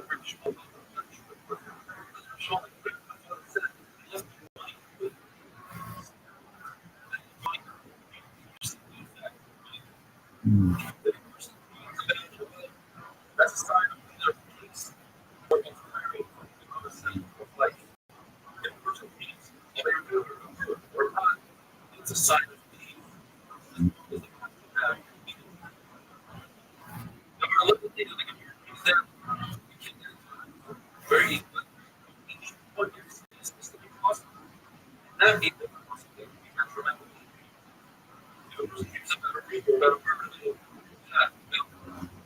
Supposed to but show your door. Why? If you shave, level 30 corners. Of course, dream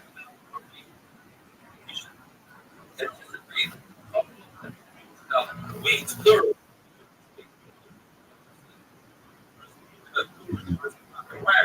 It's very good for a dream.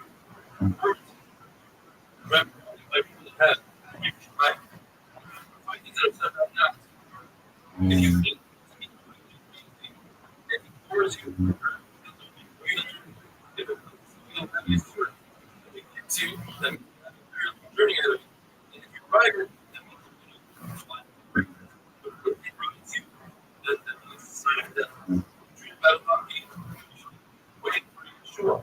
You dream about a cat, sure enough, then like something that's holding you, saying, shit, wrong with you, have something bad, shake.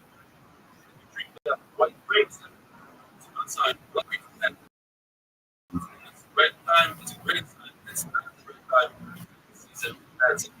Dream about white grapes, it's a great sign, red grapes, nice day, it's a great sign, it's reality, it's the best. And finally, if you see like you should make the entire, it's not a problem. Then you know that you're stop the dream. That's a really bad sign. I think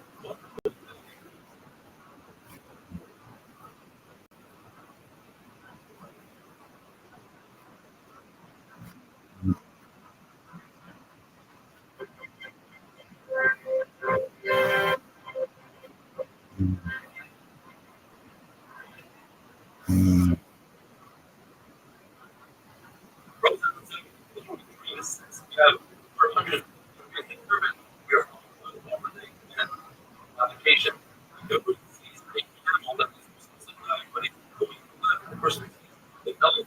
With the cell, that's the great thing. You see, this is better. They written down.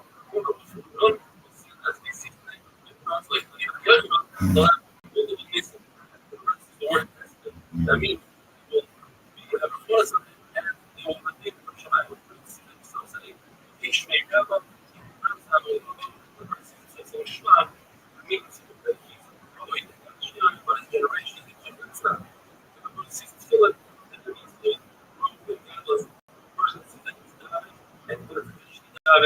It's a great sign.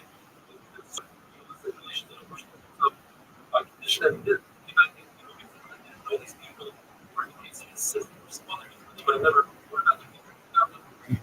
So this is the better also is person peace. The person grapes. It's his wife. It's very fresh. He's big. He's a big player. Small, big. Business will expand, upward, grow. If it's split, then it's so clear of the season. Now the business will get better. Out trees will have children. See oil that's the light of Tyra. So the season thing.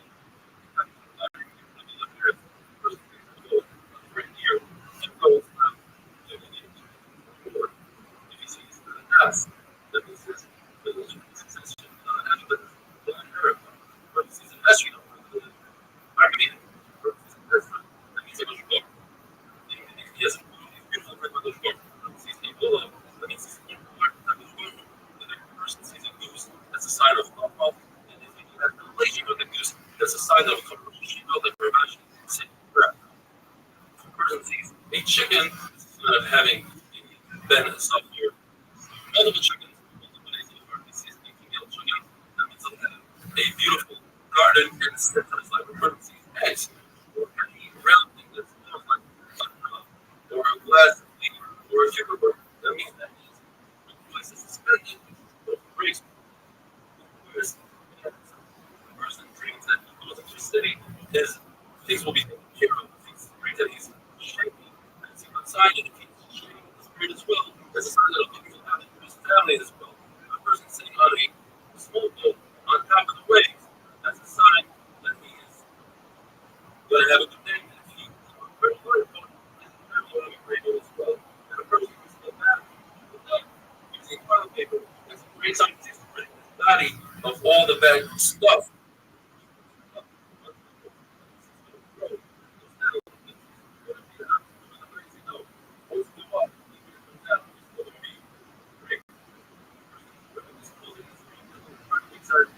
If a person is naked, slaughtered,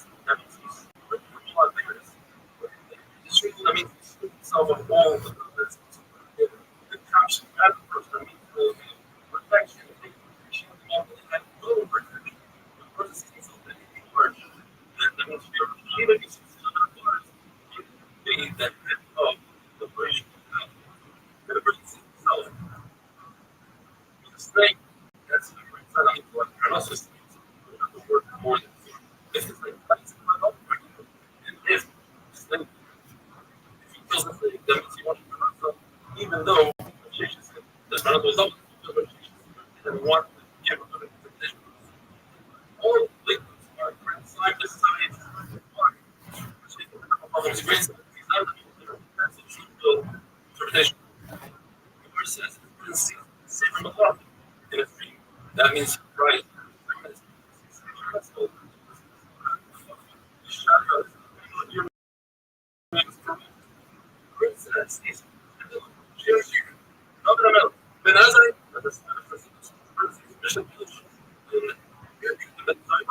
That's a sign of that's all the sign of us. That is a sign of a nix. See, that's a sign of wealth.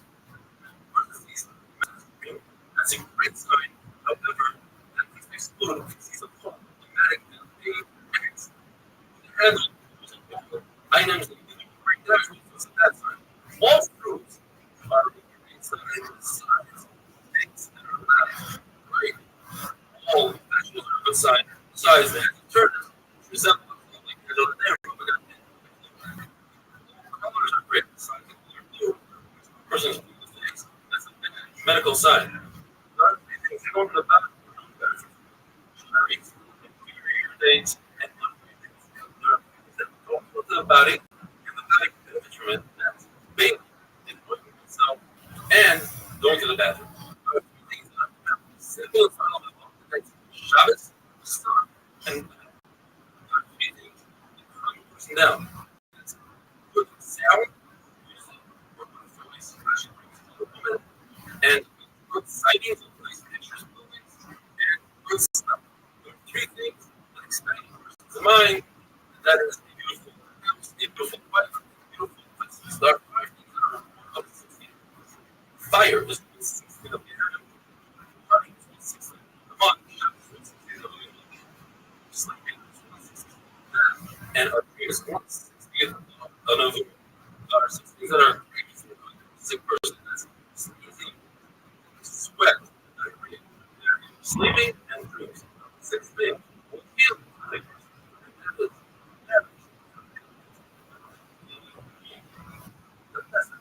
another friend. So it's a small fish. And try that things will cause permanent conversation. Even worse. That is the people that acts. A bird, if you roast it, or an egg, if you shake breast, milk, or baby, eating nuts, cucumbers are very little in the body, like swords. But that's not cucumbers. Cucumbers are always says the regular has always had cucumbers on the table, very healthy, even in some communities. Take that person from house, that means that person is eating. It's inside. That person. That's a thing. Inside. And he gives you. It's good inside. He gives you. And Mr. The person sees up in his arm. Water that just.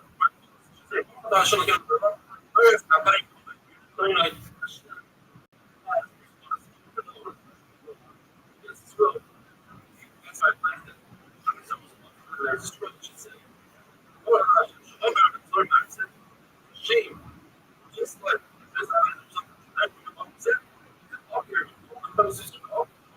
all of it. Possibly the people that love the fucking turn the heart of the people that do the Tanakh says they are mostly goyim, where Shimon says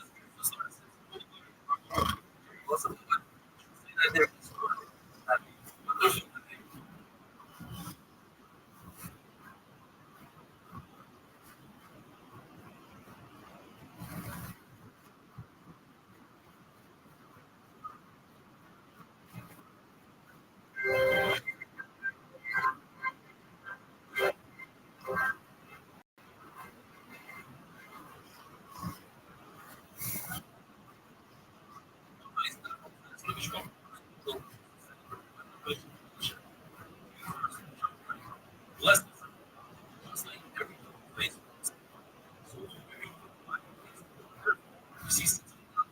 special.